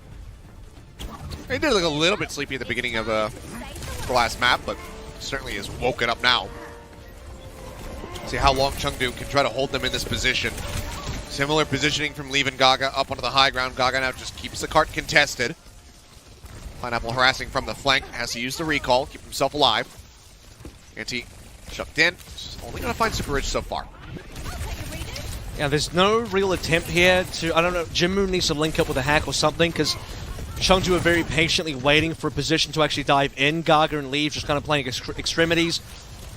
Leave. Gaga as well, putting his life on the line to stall the payload. You talked about Leave there, he takes so much damage. He's going to have to go health pack hunting, so he's out of the fight. Gaga just eating some of this damage from behind. Teru just spamming into him.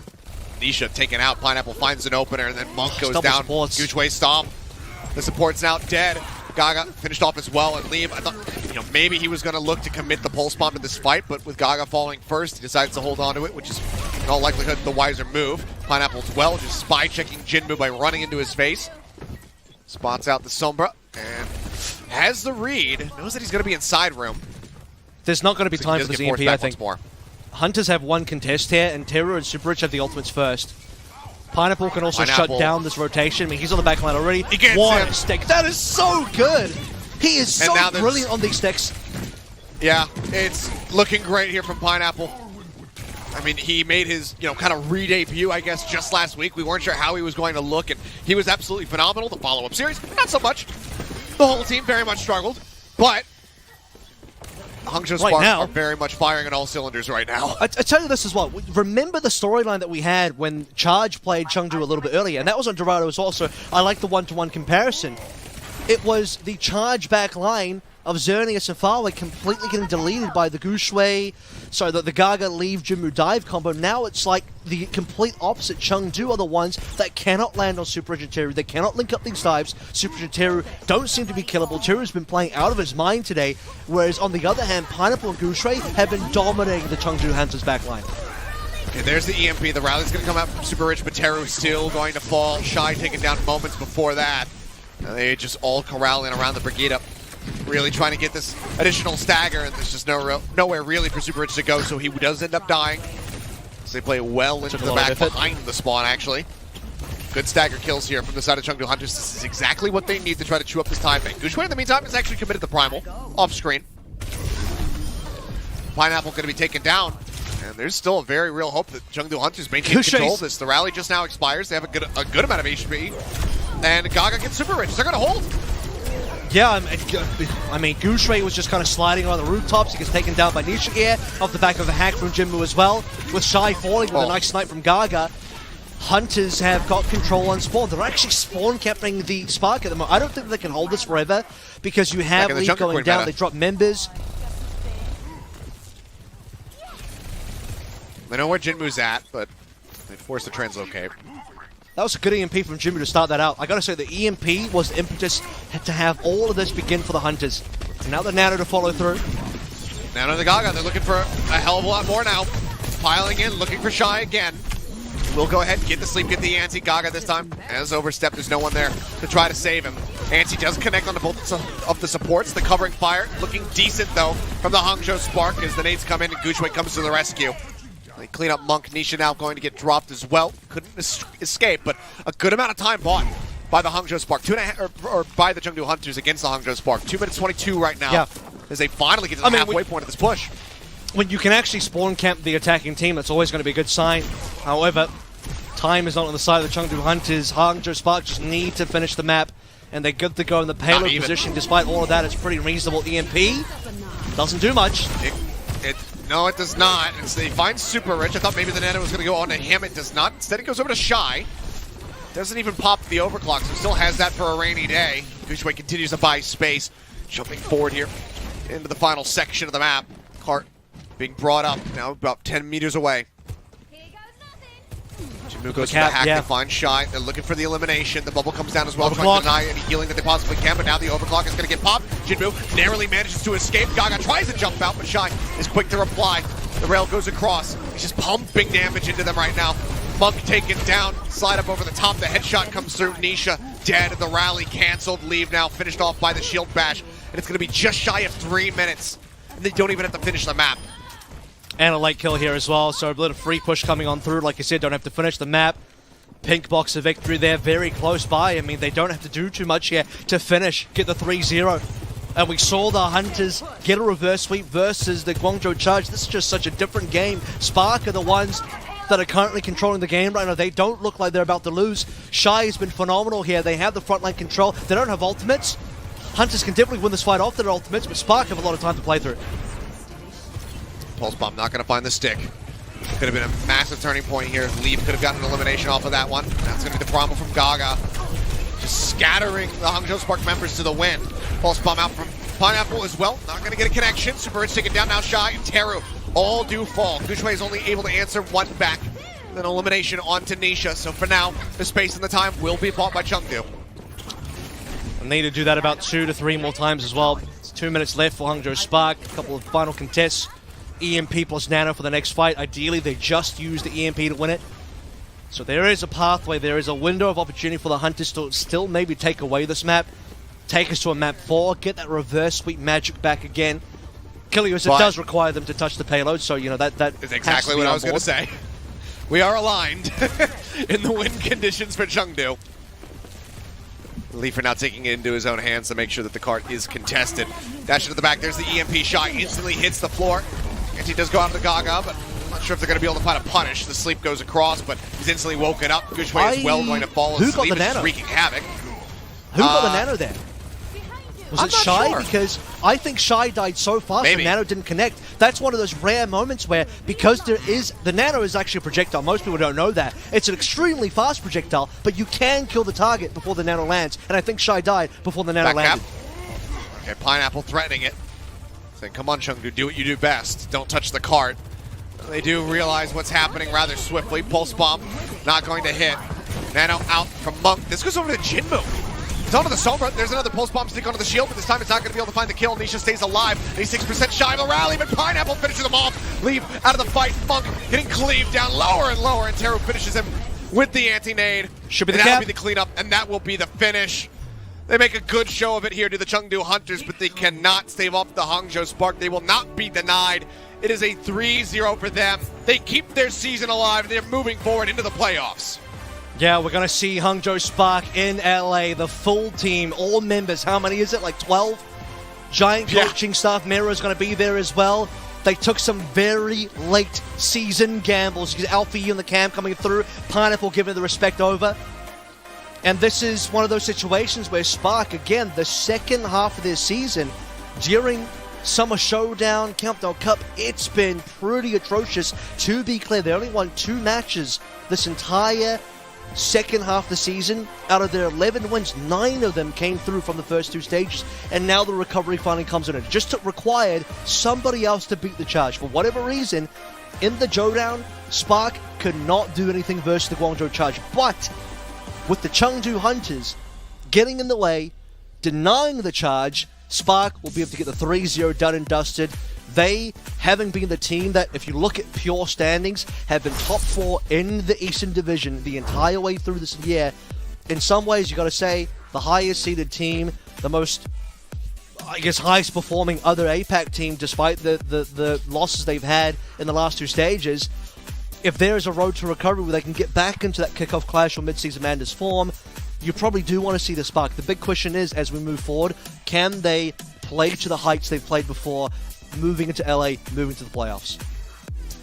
I mean, we'll have to just wait and see, because there is one very exploitable weakness that the Spark still suffer from, which is kind of coinciding with our player of the match, which is kill Shy, because when we saw Shy getting picked off time and time again, that's when Chengdu Hunters were pulling off the spawn camp, were really staving them off on that attack towards point C. Shy, as mentioned, is going to be our player of the match, and he had, while he was getting punished a bit there on Dorado, he still had some amazing moments this whole series throughout, granted just 3 maps of it. But he just continues to show that he needs to be respected. He needs to be the focus fire target if you're going up against the Hangzhou Spark, because when he's piloting this Sojourn, he is so deadly.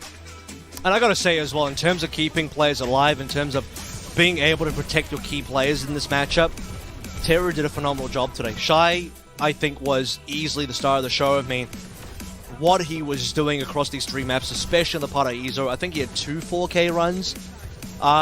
It's dominant. I mean, this is classic Shy. This is the Shy that we remember from Mid-Season Madness. It dominated back in that meta as well. And now 2 stages later, despite the difficulties, I think Shy had been still a standout for the team, even when Spark were losing.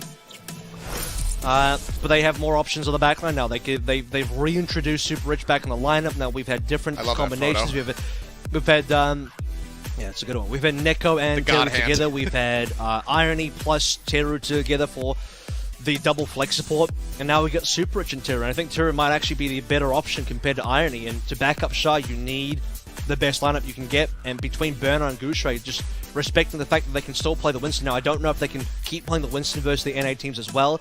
It's probably fine versus Gaga, considering both teams just stay on the Winston. It's just like you shake hands, we play the Winston duel, it is what it is. I think Spark have the firepower. I mean, this is the kind of thing where the hopium is, you look at the strengths of the Spark, and you hope that comes back to them as we move to playoffs, because otherwise, you are still a little bit scared and concerned about their overall performance over the last 2 stages. But the hope is there. Yeah. It certainly is. And there's never been a question or a doubt about the ability of these players, because we know individually how good they are. It's just so many times, outside of the start of the season, that the cohesion has looked like it's completely fallen apart, that the comms have broken down, that they're not really able to keep Shy protected, and that's where things have really unraveled for them. But this matchup right here, definitely reinstilling a bit of hope. That could be a very dangerous thing, though, hope. But we'll have to just keep our eyes trained on the Hangzhou Spark and see how they do perform as they get ready to go over to America and compete in the playoffs. So a huge congratulations to them. Another big thank you to all of the teams, because now we have actually the bottom 3 ended up getting eliminated, which I guess is kind of par for the course here. But a big thank you to the Valiant, for the Guangzhou Charge, and the Chengdu Hunters for putting on incredible performances and entertaining the hell out of us. Even though there are some oopsies, there's some moments of not touching the card from all of those teams. It was still wonderful to watch the whole season throughout. And again, I'm really happy to see the perseverance from all of the teams. No one giving up faith that they can make a run into the play-ins. Yeah. Everybody fighting tooth and nail here in this final meta that has just been so back and forth, so very even pretty much between all of the squads. But it's just been wonderful to be able to bring you guys APAC. Yeah, and thank you for watching APAC. If you've been staying up late, thank you. If you've been waking up early, thank you. This is the final APAC broadcast of the year.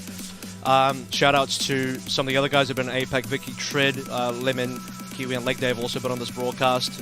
It's been a pleasure. Thank you guys so much. Hirix as well, who filled in for a day. APAC has been lovely this year. You guys have been a great audience, and we'll catch you for some more APAC next year. Thank you.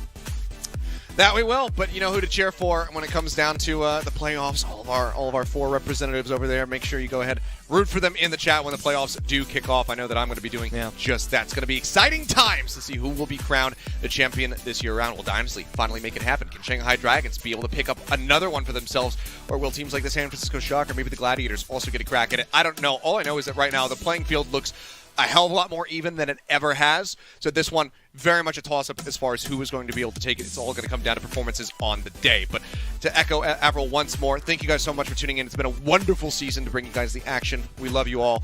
And until next time, good night.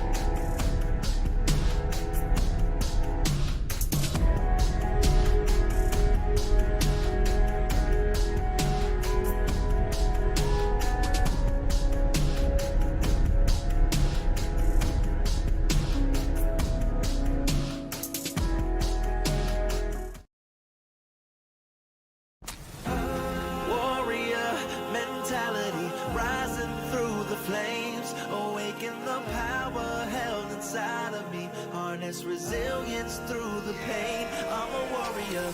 Self-bio, sleep on checkmate. Are you kidding? Encore to the rescue. The blade comes out and he shuts it all down in one fell swoop. Absolutely stomping. Oh, what is that? Haven't even got to the bridge. Backbone.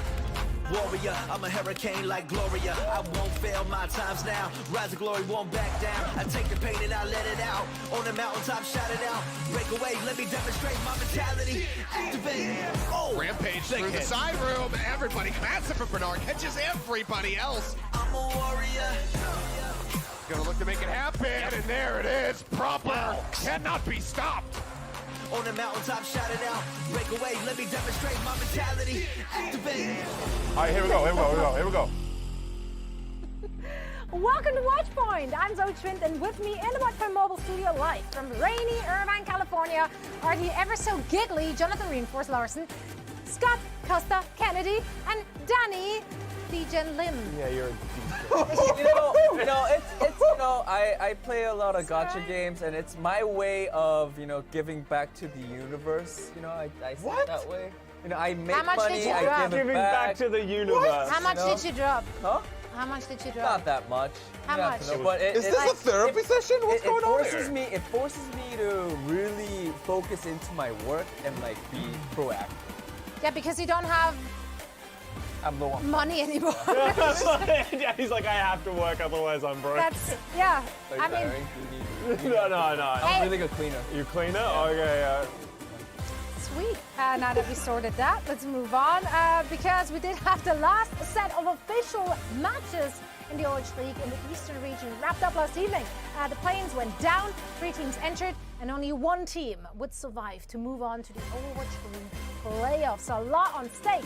Chengdu Hunters, they took on the Guangzhou Charge in that first match of the night in the first round of the play-ins. And the Charge, they seemed like the longest, they're the longest team. Strongest team. They are a Actually, long team. I don't know what that means. Actually, they're so long. Oh. Anyway, so strongest and longest team, in fact. They got it both going for them. But yeah, they were the strongest team, at least on paper, coming into the playoffs. And they did have some strong and long momentum as well, which carried them through the first 2 maps. Yeah.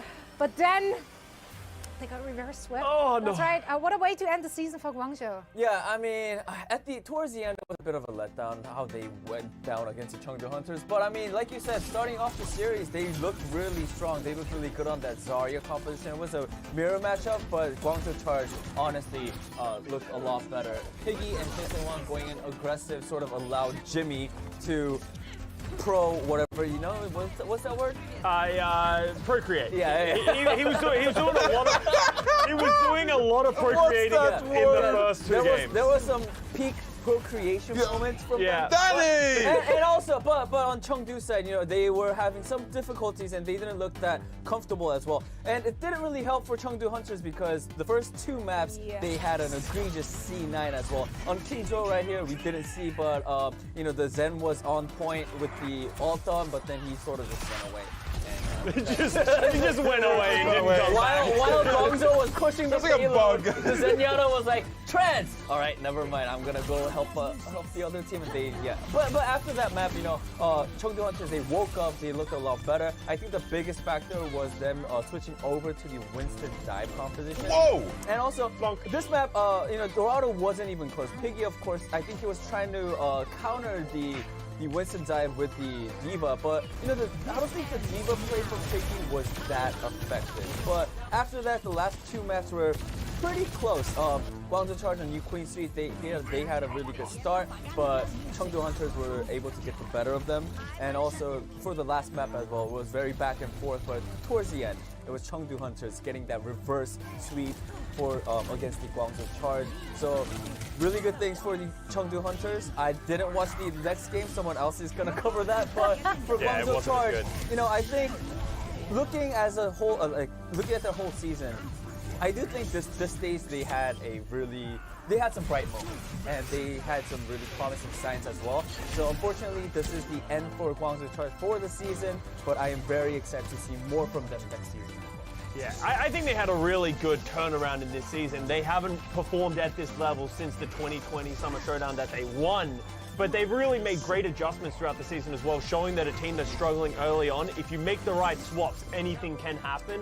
As you said, Danny, it was a little bit of a disappointing end. A lot of us had them as the favorites to make it out of the play-ins, but it just wasn't enough. You know, Jimmy just couldn't procreate enough. Don't do it.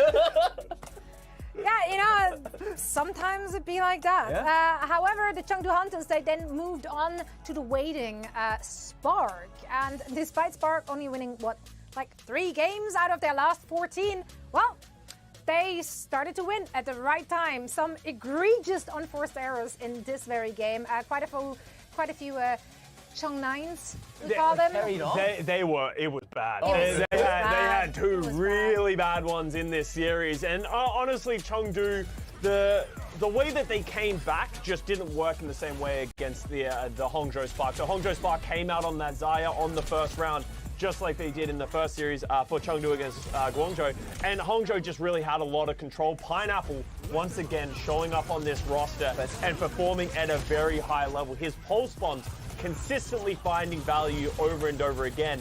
But the big thing that you need to keep your eye on for this playoffs for the Hangzhou Spark moving forward is Shy is in that form again. On that Sojin, we know how dominant he was in the mid-season playoffs. They're doing it again. They keep nanoing him, he keeps overclocking, and he keeps killing everybody. And it feels like cheating at some points. But this series was actually very back and forth. We saw Gushui come in for the Hangzhou Spark to play that Winston mirror, and the Hangzhou Spark were able to go toe-to-toe with these teams, and they played the Winston mirror back and forth.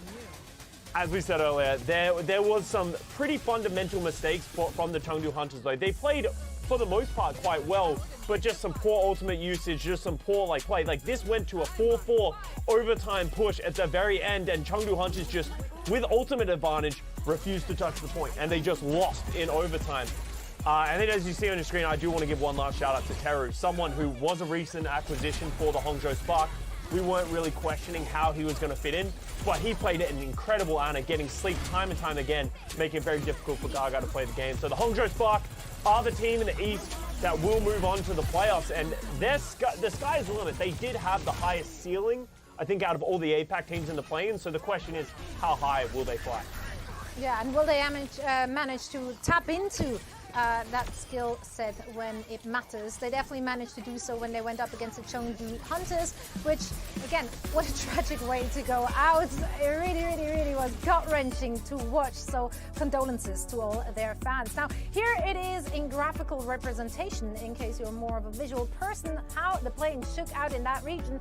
Perhaps we're surprised with the matches, but actually, I take it back. Like, is anyone actually surprised? Because that region was all over the place. Hangzhou won, and yeah, I think there is nothing more to be said. So we did not know, Johnny, you knew this Spark was gonna come back. You disowned them like months ago. I don't know about that. Yeah, but I welcome them back with open arms. Showstoppers. Oh, thank you for. Do you remember? He remembered. Chengdu Hunters weren't the Zo-stoppers. Yeah, I thought they could be the Showstoppers, but in fact they weren't. They were The until show must go on, and they will go on into the playoffs. What a game! I think it's brilliant. It's brilliant wordplay. Thank you very much. I'm here all week. And for one final time, let's take a look at how the final standings in the East actually look like. What kind of questions do we have going forward with some of these teams which will not be joining us for Overwatch League playoffs?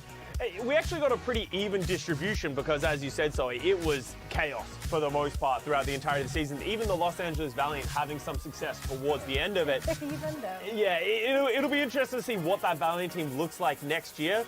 Chengdu Hunters obviously coming, and having a very disappointing season, but the top 4, I think, going into this season, these were the 4 teams that we're expecting to be there at the end for the Eastern. Well, I do want to say that, like, Chengdu Hunters, massive disappointment this year. I mean, this is a team that have the reigning MVP and Leave. We can't forget how amazing Leave was last year. And to not see them live up to expectations this year, I think that's a little bit of a disappointment to me. You had the option going into the season to keep Aprita, for example, who was a talented hit scan. What would Leave, the reigning MVP, and Aprita look like? We were looking forward to that damage duo. Instead, they go with Dicey instead. Aprita finds his way to the Guangzhou Charge bench, ironically, right? So a little bit disappointed by the Chengdu Hunters. We know they can achieve so much more, but they want to make it to the playoffs instead. We'll look to Philip Fusion and Hangzhou Spark to round out the 8th.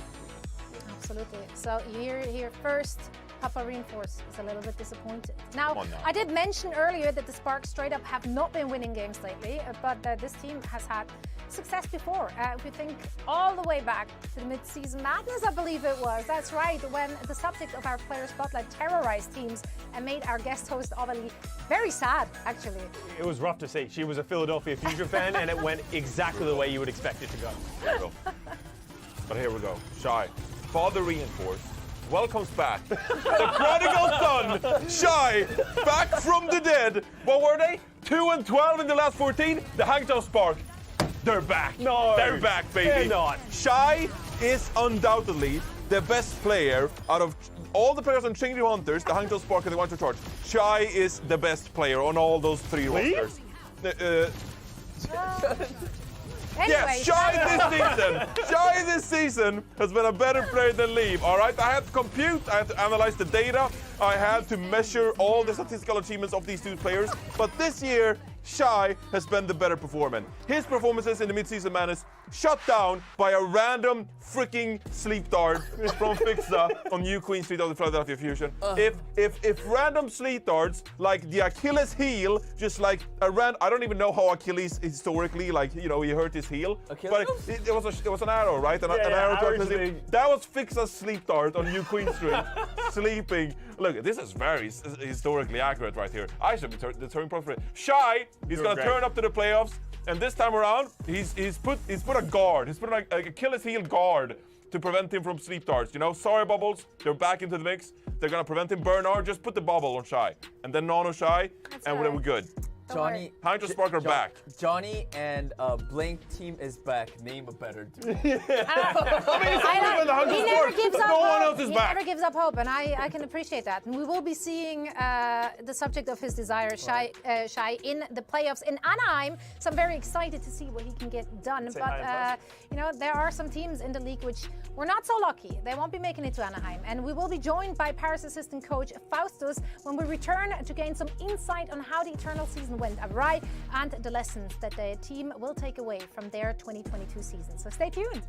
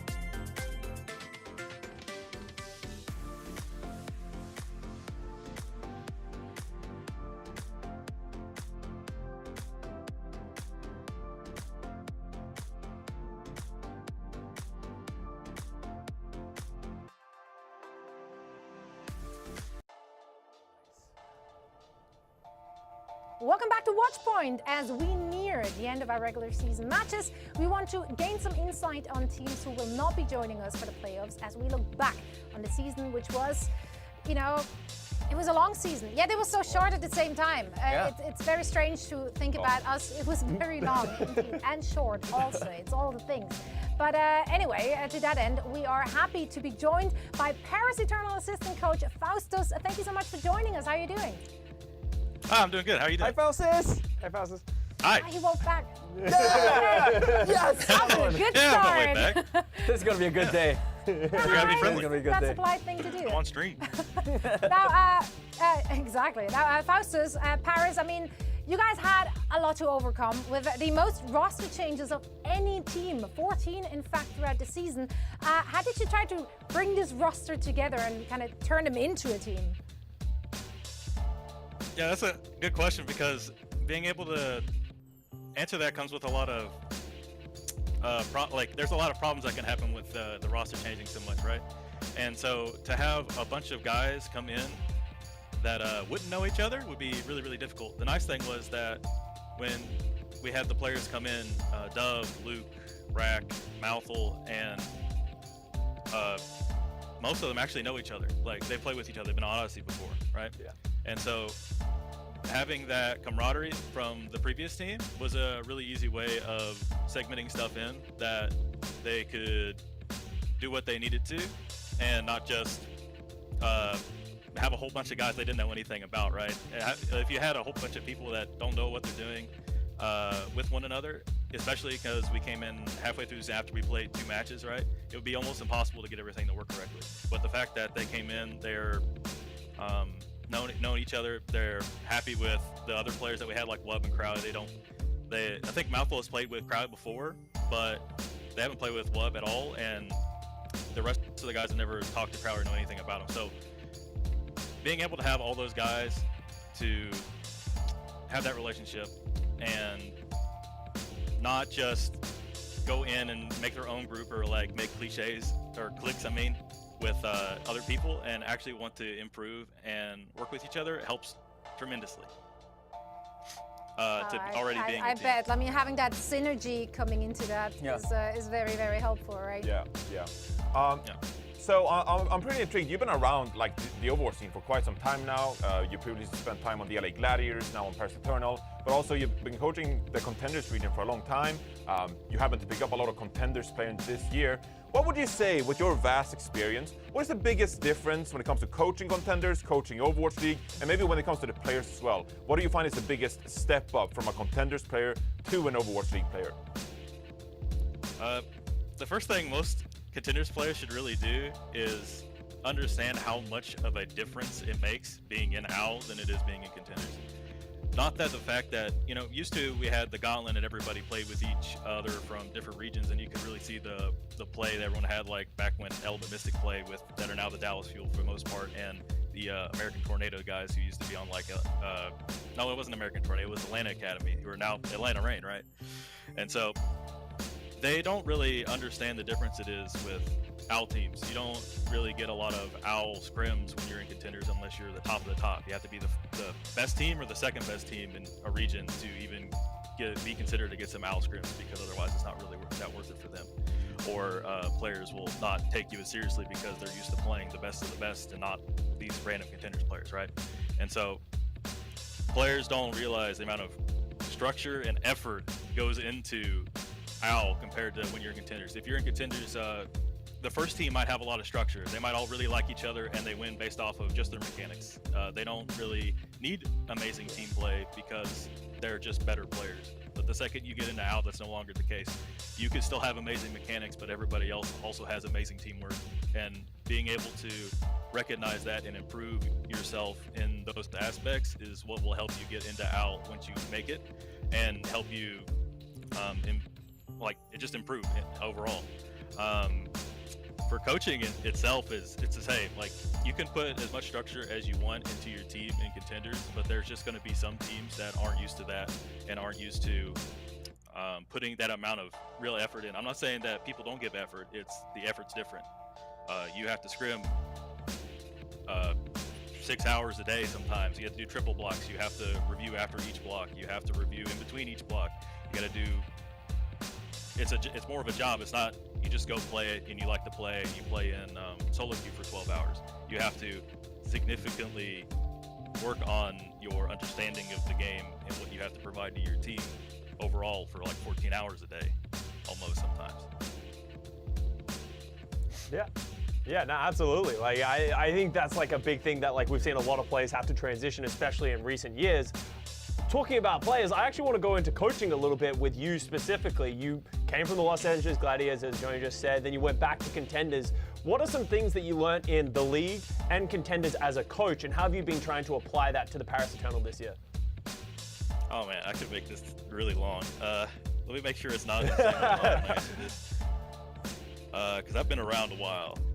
I used to be on, like I've been in the league or not the league, but like Overwatch in general for like 5 years now. So,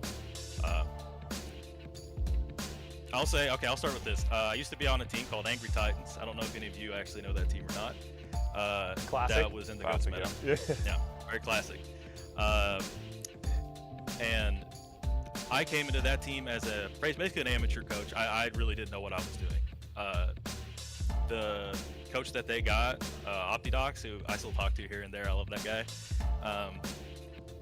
helped me join that team and helped me build up, especially because the players on that team were so nice. They're more like a family to me than that team.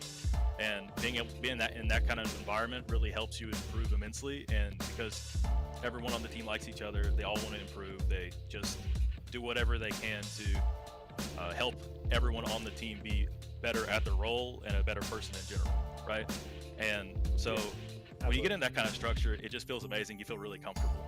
But when you go to OWL and you change every single thing about that, it's a lot to adapt to. And so what I went from being comfortable, I went to OWL that's very, very different. And David, Deepe on the Glads is a very different coach than me. And so what I learned from them is just how to be more adaptable, how to change the way I coach and to change what I was doing so that way it works for more people than just myself, and that I'm not only just doing what works because I know it works. I have to find ways to be more creative and expressive with my coaching and to get around to other players. If I just do the same thing that I always do, it's not going to work for everyone. Everyone's different, right? And so OWL helped me be more adaptable, but the Angry Titans squad helped me be more, they helped me improve more and figure out what it takes to really be a great team and be around people that want to be good more than it is to just join a team that has a bunch of really good players, right? Once you're in that kind of environment, you know what it really takes to be good. I love to see in the corner of my eyes that we all like shake our heads. Everything is like, yes. I know. It's like it's true because as you said, he's been around since way back when I was still playing, right? Like there's been. And that's ages ago. That's so plenty ago. It feels like. But there's like so many, especially like the league Fnatic. And Contenders and the scene has changed.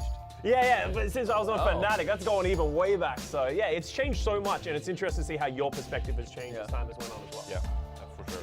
Going back to the Paris Eternal, I'm curious, of course, Paris Eternal the players haven't really had a chance to show what they're capable of this year. It's not been the cleanest year for you guys, but still, I think that's a bit unfair because at the end of the day, all Overwatch League players, they're like some of the best players in the world, right? They're at the top of their game and they haven't really had that chance to show what they're capable of. So you as a coach, who are some of the players on your team that you like to highlight and some of your favorite traits about their game and what makes them such special players in your eyes? All right. I'm gonna have to start off with. We're asking you to pick a favorite child in case you didn't. Yeah, I mean, I already have a favorite child. I think everyone on the team knows it, but it's because it's Dove. I don't know if you know the history I have with that guy. I mean, they already know it. My history with him is crazy. I started coaching back when I think I was 21, and I'm 27 now, right? And Dove started when he was 15. He was on one of the first teams I've ever been on. He was an OD player and I was an OD coach. This was before I was on Angry Titans. And I've talked to and helped him and been around with him since he was for 5 years, right? It's hard not to want to you know, me and him talk all the time. It's really hard not for him to be my favorite because I don't know them nearly as much as I know him, right? And obviously, as a coach, you have to get around that somewhat and make sure everyone else feels like they're heard and I'm not playing favorites, right? But Dove is one of the hardest working players I've ever been with. I've never seen him have a day where he's not like, I want to improve. No, I don't want, like, I mean, more like, he doesn't say, I don't want to improve. Every day is, I want to improve. I want to work. I want to win. I want to do anything I can to get better. He's just, his only goal in his life was to make out, and being able to be on the same team is amazing, right? And so that's a quality of his that's really hard to get from a lot of people, and I love that even though he's like, took so long to get the out, he's had this, his drive is still there to be better.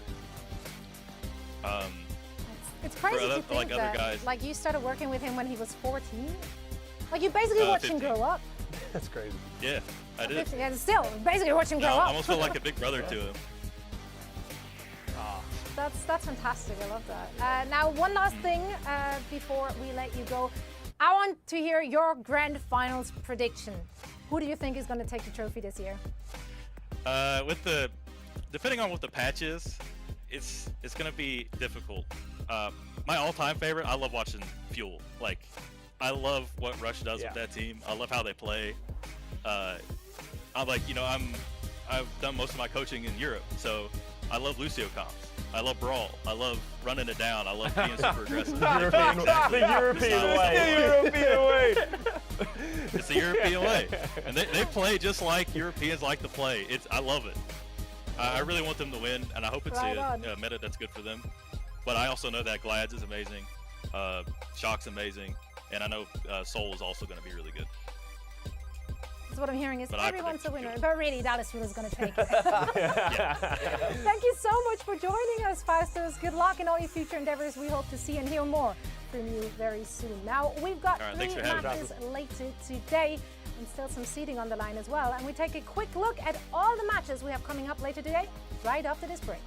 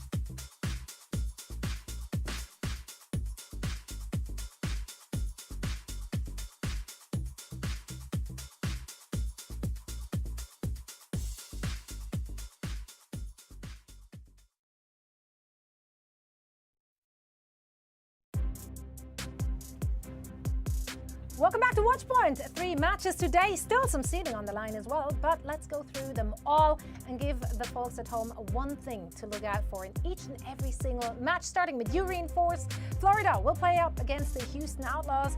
Who are the players you want to take a look at in this match? For the last match of the day, it's all about the Sojourns. Just like in Ranked, the Sojourns are popping off in the Overwatch League, very relatable. Merit and Hydron, I think these are 2 future stars. They might not be role stars in 2022, They're on the cusp of being nominated for those awards. I think these are two promising talents that very much next year, 2023, they could grow even further and become future role stars. Their Sojourn so far has been insane. Merit, obviously, one of the best Sojourns we have in the entire league. But also Hydron stepping up to the plate. 3-0'd the Toronto Defiant yesterday, and Hydron was the player of the match. He was a huge reason why the Florida Mayhem has found success. If the Florida Mayhem, they qualify for the playoff, it's going to be because Hydron is having such amazing Sojourn gameplay. He's a rock star. I'm looking forward to see both of these Sojourns battling it out later today. Couldn't agree more. I mean, that team of the Mayhem, they kind of dig me out of my prediction dumpster. Really? They're doing great. Keep on at it. Costa, the second match of the day is New York versus Boston. New York is out, no chance at play-ins at all, but Boston, they will be in the play-ins.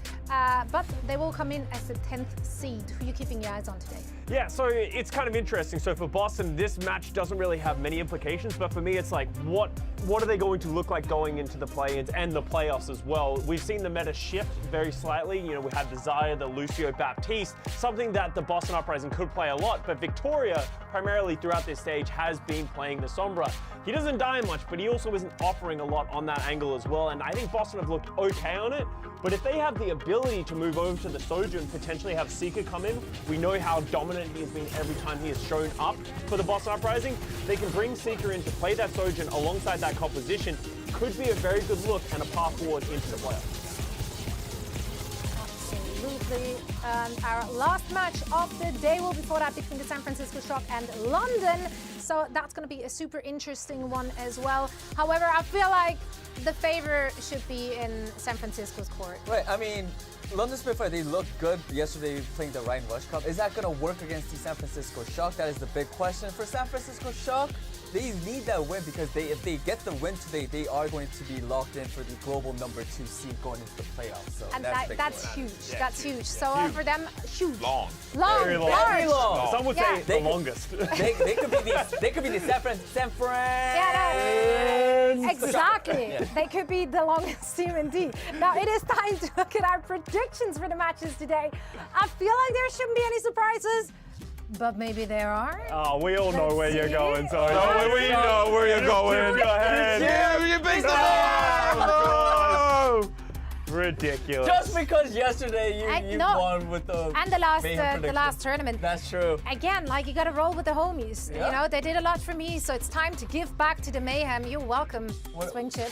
It might sound like I'm actually paid off to do that, but alas, it ain't so. Now that is it for the Watch Fun pre-show. Paris versus San Francisco is up right now, and for that match, let's send it over to Matthew and Mitchell. Actually, I think it just announced the wrong game too. I'm in The only time I get the Matthews when I'm in trouble. That's true. Where's Where those guys at? And San Francisco. It is, yeah. San Francisco, London. This is a fun one. Matt, I think we actually got a bit of a banger here. There's some implications as well going forward, especially a bit of a playoff. banger? What's a bit of a banger? A bit of a banger. Like how does you define it? Like a small banger. Partial banging. I mean, it's like a double quarter pounder banger. You know what I mean? So not a full banger, it's like a half banger. I don't know what any of that meant. Somewhere on the Not a scale, venti banger, but a tall somewhere on the scale of like August 14th game, which would be like here. Okay. And then to like Brendan Hook's certified banger, which is like even above the camera. It falls somewhere in that range. I mean, I'm vibing this. I'm surprised no one on the desk sort of took a flyer on London. Do you guys really think it's so one-sided? It's true. No, Mitch, don't think it's one-sided at all. No, this could very much go London's way. Really? Absolutely. No yeah, way. absolutely. No way. Dude, they come out rolling with the Rhino I, pump. What have we seen in terms of tank stability for the San Francisco Shock, right? Anything works against this, unless you're the New York Excelsior. They were off the goop. What have you done? They were like, oh, we're going to play Yeah. Mikey, we're going to play Coluche, like we're playing Wrecking Ball, we're playing Sigma, Winston, Soria, Diva, it's all over the place for Shock. Dude, London can come out with Reinhardt and just like slam balance all the way through the See what you've done there, Mitch? You activated Reinforce. I love it. Why would you do that? Yeah, I know. Now he's agitated. Normally you have to add My water. analysis is This banging, time it's all right? just. This time it's just a feed drop him of up when it's caffeine out. and a provocative It's out of question. control. I love that. I love it when Johnny starts. Matt's influence is still being felt. Just the chaos still swirling in the distance. So he's still Yes, just the energy stirring the bubbling remains. cauldron. Like, I love to see that. Yeah, big time. All right, guys, we're going to catch up with you on the other side of this. Because, Matt, this is a game where we've been talking a lot about, like, okay, play-ins or playoffs. You know, what happens to teams falling in and out. In this matchup, we know that both these teams are locked now for the playoffs itself. So we actually broaden or narrow our scope, I guess, and talk about now in the overall playoff standings where either of these teams could find themselves here. The Shock need a win here. If not, they actually will potentially fall below the Gladiators in terms of the playoff standings. So that could hurt them when it comes to selecting the team you want to go up against, because a lot of these Western teams are eyeing off those East teams and going, oh man, I don't know what to expect from any of these guys. Maybe I'd rather take a comfortable pick at my home region against a known quantity. Right, and I'm typically pretty high. Unlike the London Spitfire, I think they've had a good year. I don't really agree with Johnny, and I guess like you kind of think maybe London in this series like has a good shot, or you know, the better odds than people think. That match the other day against New York was really close. They were running the Reinhardt comps, but then they were even getting pushed off of that by just like basic Winston play and like even a little bit of Zarya. And you know, if you remember, like London's attack was awesome on Paraiso, but like their defense was like non-existent, and they just kind of like were not able to play Zarya comps, not able to flex over to anything, which I think that's a big worry here against the Shock. Yeah, maybe the Spitfire's approach looks a little more flimsy up against a more solid roster like the Shock. But as Johnny said there, looks a bit stability dated. has been brought into question. Mikey's going to be starting the series here, and it makes me think, okay, maybe that Winston makes a comeback here. Again, San Francisco want the number 2 seed in the playoffs. That's what they're looking for here. London, though, a win for them bumps them up to a number 7 seed in the playoffs, pushing Atlanta to 8th. So there is still a lot on the line for both of these teams. And again, I think it's worth discussing this change for the Shock. Proper now has said on his stream, I'm a good Sojourn player. I've picked it up because that's why, you know, Striker's come onto the team. It allows us both to play heroes we're really good at. Proper's obviously good at everything, but Striker can pick up that Tracer that Proper was often being consigned to in favor of someone like, you know, a Kilo playing that Sojourn. So the Shock, a bit of a shuffle here, Matt, but they're looking to go from strength to strength as the season starts to wrap up. And obviously, if you're playing the line game, you know how impactful Sojourn is, right? So you put in what most people think is like Rookie of the Year, MVP, most impactful player for your team on the most impactful hero, and you're hoping that kind of like leads you to victory. I think the thing with the Shock that you look out from now going into the postseason is like tank play, right? With Mikey and Kalush, and we can talk about that as the series goes on. Let's talk about the London Spitfire. Nothing too surprising here. Admiral and Landon in terms of the supports. That'll be the starting lineup today. With Hottie in, this is the exact lineup they ran all of yesterday, playing a lot of those rush comps. And I think one of the, you know, the biggest parts of the London Spitfire's arsenal has been Landon showing up in their Baptiste. I think it was talked about in the pre-show a little bit there as well. Baptiste started to make a comeback, right? Playing alongside Ryan in the case of London, but often with many other teams alongside the Zarya. Landon comes in at 2nd in the league for healing done on that Baptiste, 4th for elimination. So getting involved in a lot of these fights. He's been a key part of their lineup. And what Sparker did yesterday was frightening for anyone going up against the Spitfire team. The shot on Gangnam Jim as he tries to drop down and use that sound barrier, forcing the Ajax. London have got some really frightening weapons in their arsenal, and Backbone's such a good facilitator. It's Sombra or it's May. Whichever pick it is, Backbone is really contributing in a less tangible way in those team fights, but setting up Hardy, setting up Sparker to do their best work.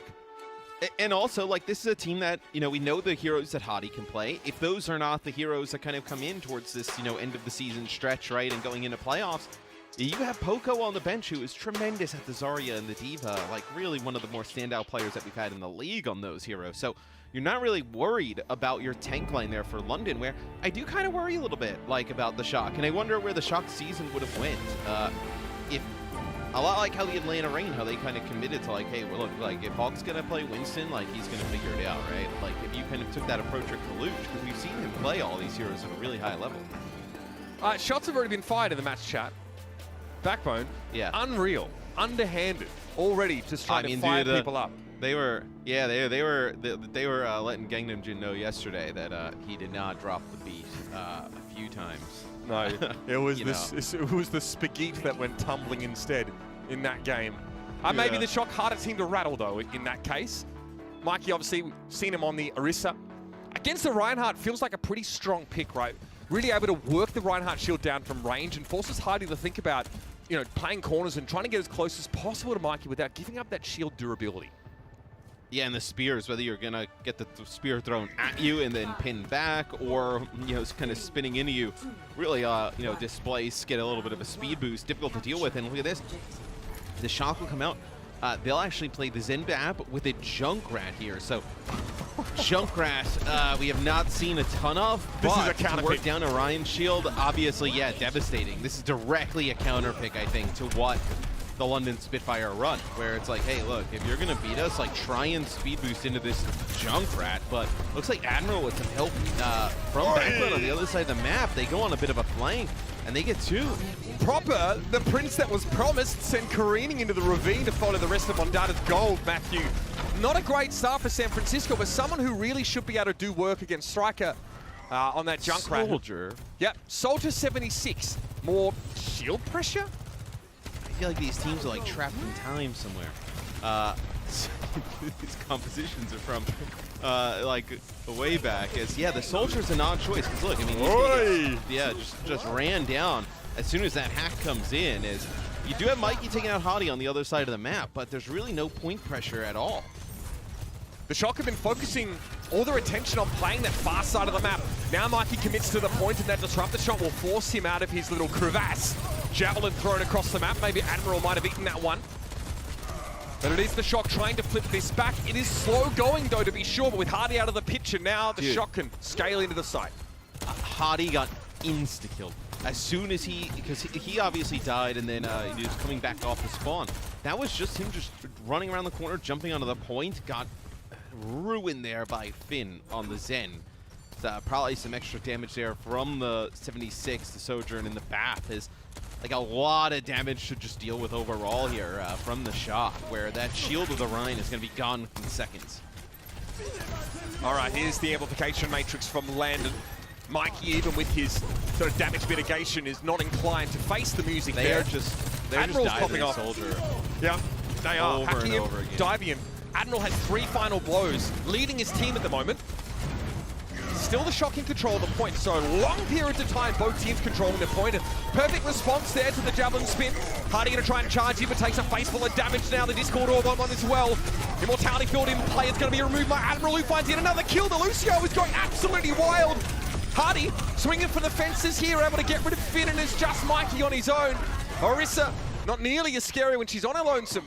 And the Spitfire flipped the point during the fight as well. Oh, and there's no shot that the Shock, like, win that fight, even with the Transcendence there. I mean, you have the Immortality field, that health pack that Hottie is standing on is hacked from Backbone, right? So you're getting that Mega really fast. Just puts him in a really difficult spot as Spitfire go up 70% and counting here as, overclock could be the difference. Surge available here from Mikey, but yeah, that's not where it was intended to go. Didn't expect it to get much. Disrupted. Violet down to Sparker though, chiming in at the start of the fight. Now the overclock in play. Finn fall into a fire strike as well.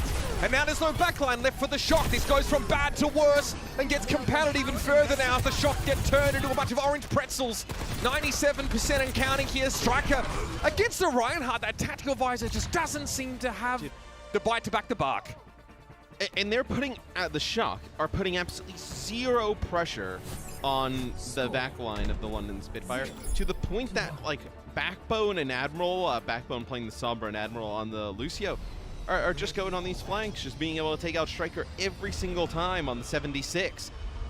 76 was not really impactful at all. I mean, maybe to work down some of that Rhine shield, but constantly out of the spawn, getting flanked over and over. And, I mean, what do they come back with here? It looks like the Shock hovering with the 76 potentially still with the Farah, but I imagine this is going to not be it. I mean, we'll see. It's a very odd comp.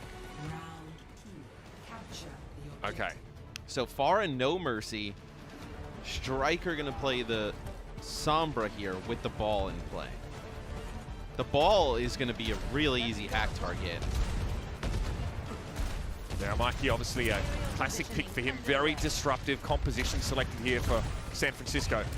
Proper also can, yeah, be pretty safe for the most part. Again, a charge Sojourn shot is, oh, well, you know what, cast the curse. We'll move on. Landon's able to pick Proper off as he floats down to the ground less than gracefully. Yeah, I mean, kind of like the idea would be here for like the ball to put some, you know, backline pressure on, and then really just kind of trying to bait the London Spitfire into getting aggressive, maybe with that Lucio speed boost going for the Zen and the BAP immortality field, able to keep some of them alive, and then the Pharah able to put down some extra damage, but the Pharah already out of the way. I think this makes way more sense with the Sojourn in the mix rather than playing that Pharah. Yeah. Very quick switch back now for Proper. Mikey hacked, but very healthy. Adaptive shield getting full value there. Mr. Churning mass of Spitfire personnel. Landon's very low and hacked at the moment, but it's an immortality field thrown down. Sparker wants to pressure out Violet here, and yeah, he'll fall. No one paying any attention to the Sojourn, getting a lot of charge here. Notice Sparker aiming at the mid-body, not at the head there, to make sure that he can actually hit some of those shots. And it will be London controlling the point even further. And we've seen Sparker have some really awesome games in the league this year. But the last match that we saw play against New York, and then even the start of this match, he's been on like another level. It feels like every time he's got a charged up shot, able to get the kill. As Mikey now going over to the Winston. So lots of changes coming in here from the Shock. As Finn in a really tough way. Oh yeah, Backbone got a little bit greedy there. Some heals coming in from Violet to keep him alive. All right, a little bit of a blooper there for London, but a sound barrier might make them a bit hardier going to the next part of the fight. Speaking of which, the aforementioned is dove in, getting close to that Earth Shadow now, but the only casualty there on the Shock side was an immortality field from Violet, and Matrix went up too. In Striker EMPs, but doesn't look like it really got much. I think maybe just like Landon, but see the kind of like the sides of the map, they flipped a little bit as Backbone's now back in the fight. Sparker on the wrap. Okay, here's that Air Matrix now. Not a great spot for Sparker to get full value until he commits to the corner of the point here. More for Landon, where he was tucked in there, and Sparker takes Mikey's head off. Huge high-value kill on the enemy Winston there. He might be hacked, but he can drop and look for the health pack. He's shut down, though. Finn really standing tall on that Zen. It's about time, though, that the Shock get here onto the point. 92 plays 19. Yeah, I mean, sick play by Finn there. Off on an off angle. Able to get two players where it looked like they should have been able to just deal with him quite easily, right? And no Violet, nowhere to be seen, didn't really have a lot of team help. Able to get that big double kill, and then Proper comes in and cleans up one. See, oh, yep, Striker can have that recall force, yeah. You do have a lot of ultimates available here for London. They're in a great spot. They want to, you know, spend here, maybe save some for the next fight that would come. Hardy hack, but unperturbed so far. Admiral, an early casualty here for London. Sparker also doesn't seem to be bothered, though. It's time to deal some deeps. Pushing in, and Violet's very low. He tries to take to the sky, but that's a death wish against Sparker. And he's cut down by Landon as he heads upwards with those Exo boots. Immortality field removed, but Sparker gets picked up by his opposite number here, and Hardy wants to try and reposition potentially for a shatter. The Transcendence comes in with a Shocker looking threatening. A dive forward by Mikey here. There's the shatter. Mikey knocked down. It's a solo shatter that Hardy was looking for. The Winston is down, but they've lost Admiral once more. London may not have the numbers to make this happen. They might have to reset. Yeah, and Hardy is hacked, and I think what they want to do is wait out that Transcendence and then push in with that shatter as well. That's going to be the Amp Matrix and then a EMP, so they definitely want to go and attempt to flip this rather quickly. Where's the follow-up, though? Backbone has to choose to try and go after the Baptiste there, and he just pops the healing after the hack wears off. Finn is down, in all fairness, but there's no healers left here for London. London able to flip the point, though, crucially, right? So otherwise, this could have been like a 99-99 situation. That's, though, the only thing they can really hang their hat on after that fight. Now London's put themselves in a really rough spot, right? I mean, maybe you can get a sound barrier here and a little bit of a long fight. It's all you're going to have to deal with. I guess for the better side for London is that the Shock just have what, Primal Rage? I mean, nothing really, you know, maybe just displacement, knocking them around, but nothing really impactful. Look for Mikey to make it hard for Landon to get good value with that immortality field. If he knocks people out of it, it can be 3 kills where there otherwise wouldn't have been one. Here's that sound barrier, but Sparker doesn't get it at all, and Mikey's able to take him down. Somehow, Landon not able to catch him with that ability. This is getting diabolical now for the Spitfire. They got nothing to work with in the Shock, able to win consecutive fights even at an ult disadvantage. That is no mean feat and a well-earned second round for the Shock. So after trying with some Wrecking Ball compositions here, you know, we saw Farah, like a lot of different things, 76, right? Now I think you see the Shock starting to figure out like what works against this type of composition, what they should be playing. They look much more competitive playing that Winston-based setup here. So we'll see what they decide to do here in this final point. Potentially hovering over, like, I mean, Arisa May. I mean, May has been used here on like points historically in the past. Like, really gets like high value out of the walls. Really difficult to take out. Seems like a little bit more experimentation here from the Shock of like, okay, well, you know, what can we run against this type of comp that we can actually make work? Is Proper will play the Sojourn. So I do feel like you almost need the Sojourn in every type of comp at this point. Troublesome wall there, but it's broken. Hardy living Reinhardt's nightmare against this composition. It's May and it's Orisa that he has to juggle. And he's no Winston. Yeah, I mean, that's going to be a few kills here. You know, Proper able to just take out Backbone. So this is why you want him on the Sojourn, right? I mean, we've talked about like, you know, putting him on the Sojourn is a little bit of a, not a new twist as they've had Striker for a bit now, but definitely a bit of a change up from what we've seen throughout the season. Well, this is why you play musical chairs, I think, with your, you know, with your DPS, just to make sure that Proper's in a position to get value. It is the prevailing narrative for this team, and it is one that I can say is true. On personal experience, chat. Violet, ooh dear, little scary now. Immortality Field removed it. Oh, everyone inside that disrupt the shot. Feeling the burn. Because London will be in a position to flip here. Sparker now drops to do the honors. And we know Backbone is totally fine playing the Mei in that like mirror matchup. Like, we've actually seen Backbone have like, you know, probably one of the more successful Mei players in the league throughout this season as Sparker continues his hot streak with the nice headshot there onto Proper. So already up on that high ground. You see Hadi, it's going to be difficult to get him out of this position as Mikey goes in. Yeah, but he's not going to have a lot to deal with. The Mei walls come out here, trying to split off those amp matrices, and then you see Hadi pushes up right past it. Yeah, ultimately though, priority for the Spitfire is they can play outside the choke. They just push ahead of that amplification matrix, and frustratingly for the Shock, they just get absolutely negative value out of it. Come back with no other key ultimates in play here. London lengthen their lead, and they're walking into a fight with a Shatter. And of course, crucially, a Blizzard here. Mikey can't really block this Shatter outside of line of sight, getting up in the face with that Fortifier. So keep an eye out for it. Good little boop. Good little boop. It's actually only Mikey getting caught by that. He goes gold. Hardy's not able to knock him over. Striker face first, Fire Strike, and Hardy somehow bends his hammer around the corner and clobbers Striker. And Striker ends up using the Blizzard during that. So don't have that Blizzard for like an extended fight on the point.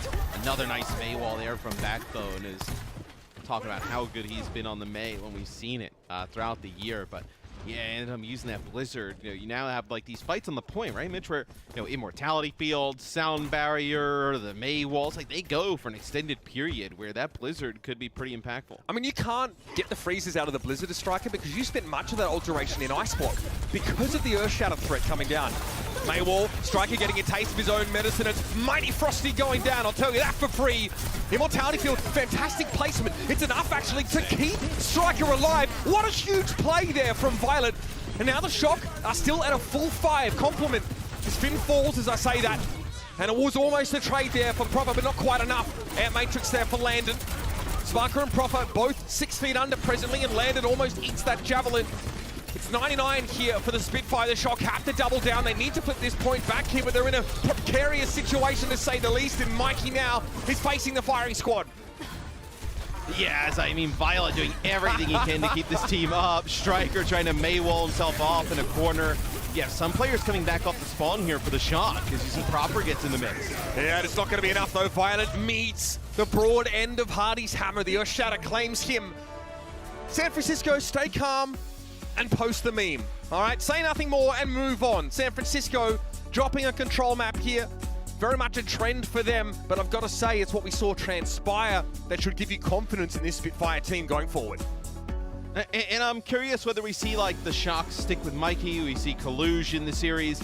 I thought their most effective look against this Reinhardt was that Winston, which would make you think we would see some more Mikey, but who knows what the shot got cooking today. Yeah, let's see what is around the corner for San Francisco. Would hope there's a little bit on that checklist to show us here, as there are some playoff implications at stake. Stick around, everybody. Map number 2, as you know well by now, is around the corner.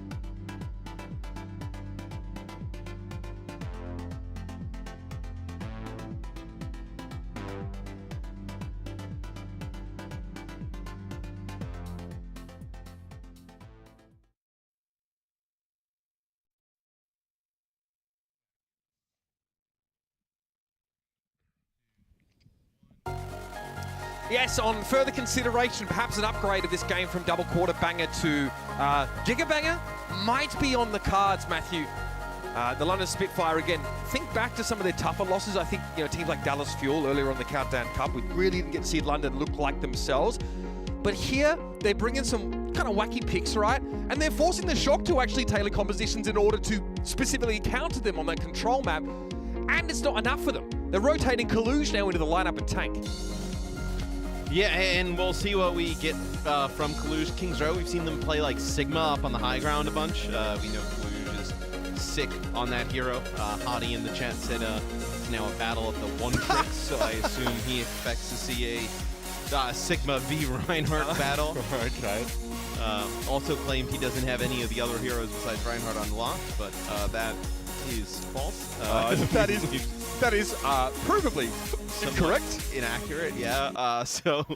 Well, we'll see how London decides to play. I think, look, Sparker on the Sojourn, Backbone is able to fill like any role, it seems like. You know, we've seen him play Widow throughout the year. We've seen him play Genji, Mei, Sombra. Like, really, he's just developed into a really awesome weapon for the London Spitfire. So, put Sparker on the Sojourn, Backbone kind of fills it in. And then, you know, the rest of the team is kind of spoken for, right? With Hadi on the Rhine, Lucio, and then the Batiste. Battle of One Tricks. It was Kaluge, actually, that made the bold claim that he was the best Sigma in the world sometime earlier this year in a post-match interview. So that's saying quite a lot here. Whether or not we get that out of the gates is another question. Very unconvincing Farah showing, I think, on that first map from the Shock, but Striker, for those that maybe don't remember back to 2018, a prodigious Farah player. I'm not suggesting he's going to play that here, right? But, you know, it's on the cards. This team can definitely go that way. I think what we're trying to, you know, pick at here is that San Francisco have a plethora of options based on their current lineup that they can make those kind of switches. London, they'll come out with the Mei look here on defense. So Striker looks like he's just dropping down. We'll probably see him make a swap. Yep. And we'll see Kaluge on the Winston. So we'll see, you know, we just saw Mikey playing the Winston. Gotta look at that. We've seen him play it before. Kaluge, we've seen a little bit less, but looks like maybe, did he just go out and show the Winston? No, we're gonna play. All right, so we'll see the D.Va. So D.Va potentially here, really strong. D.Va, as long as like Zarya's not there, I mean, D.Va's extremely strong. You know, probably the best like just 1v1 duelist in the game, regardless of role. Yeah, and in fairness, there's no sort of Zenyatta to make life a little bit harder for D.Va just to sit out in the open on the side of the Spitfire. Striker be striking. A couple of those shuriken being thrown in here. Slow and steady as often is the game plan with the D.Va, right? Be peel-oriented, somewhat defensive, fairly sequential as you scale up your control of the map. And that's a great opener. Admiral now is out of the picture here. Mobility severely compromised for the Spitfire, who are struggling to stave off this lumbering assault. Yeah, as you've kind of got Finn up here on the high ground with the Zenyatta. I mean, the Discord not able to even get back and recontest. So really good offense here from San Francisco. And I think you see there at the start, like, the Reinhardt obviously can't access some of that high ground. No ability to do so easily. And when you have the Sojourn, Genji, D.Va, you know, they can kind of escort and allow Finn to get into that type of position. And once he does, I mean, just everything falls apart for London. Again, the Shock having some verticality, even if not being able to rush necessarily. So London now come back in. Plan is obviously to try and get some value out of this amplification matrix. Always a little annoying when D.Va is in the picture, though, with much of that.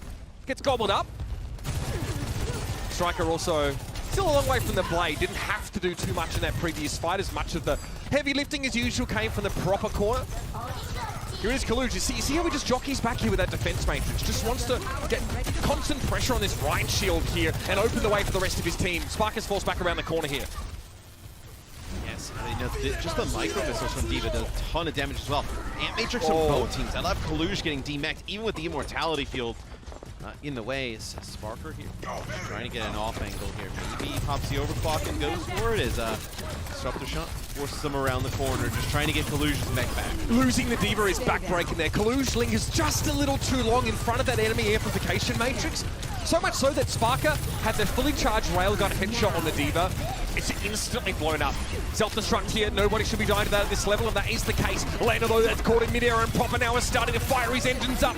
Love to see this as Kaluge surges ahead, and another shot. Hardy falls as he sheepishly tries to back away, and the numbers are favoring San Francisco here, and especially Finn's Transcendence will be crucial as they look to brawl out the last part of this stage.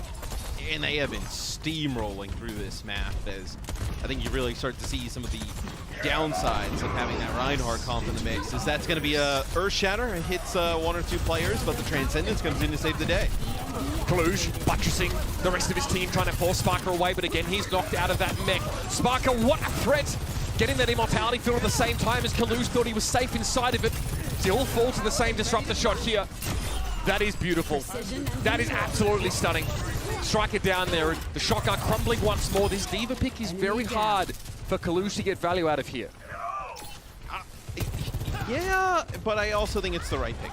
I think there it's mostly the EMP, right? He's kind of stuck on the payload, absolutely no defensive capabilities whatsoever.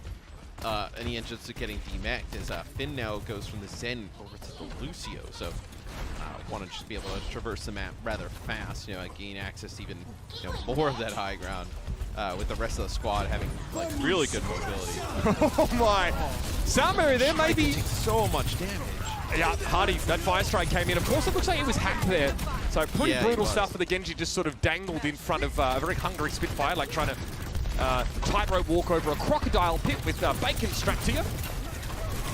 Kalush here, okay. Showing us his baby D.Va mechanics, not too shabby, I've got to say. Oh, wait. He gets the Amp Matrix here as well. I mean, look, it's important. There's no way to environmentally reset. Is the nice way of putting it here is Mini D.Va on this phase of the map. So you have to just get Bunny Blaster value. And Backbone has already built another EMP. Striker has not had an opportunity to use that blade just yet. Looks like he gets hacked there and then takes some damage. There's going to be Kalush's mech and a self-destruct just to get another back. Blade here, Striker hacked, but can still swing this thing around. And so he does. Lennon's immortality field was dealt with by that. He'll fold back around the corner, and with Hardy out of the picture here, it is go time. Wait, what? Striker, not sure how he finds Backbone with the headshot there. So that is, so Striker is actually deflecting. Sparker with the overclock shot into Striker deflecting, and instead of hitting Sparker, ends up taking out Backbone. I did not see that. Headshot. That is nuts. That is, yeah, that was crazy. I was like, wait, what? Yeah, I guess I should have known by what the kill feed showed. What a weird icon to see, right? Yeah. Good lord. Yeah, that's an overclock headshot deflect, not back at the Sojourn, but oh yeah, the simple mind. Backbone. The simple mind of me is like, oh, Genji uses overclock. All right, checks out. Moving on. All right, collecting our wits here, ladies and gentlemen. Kalush hits a fire strike there as that Air Matrix will force the Spitfire to give it a little bit of ground here. Amp Matrix for London as well here on defense. That'll be used. I think you just have to back up. Oh man, I can't wait Look for at how Hardy. fast his shield. He's going to get in the Discord. You know the one. He's going to share some opinions about Sombra and his ability to play the game while she is afoot. Constantly hacked by Striker.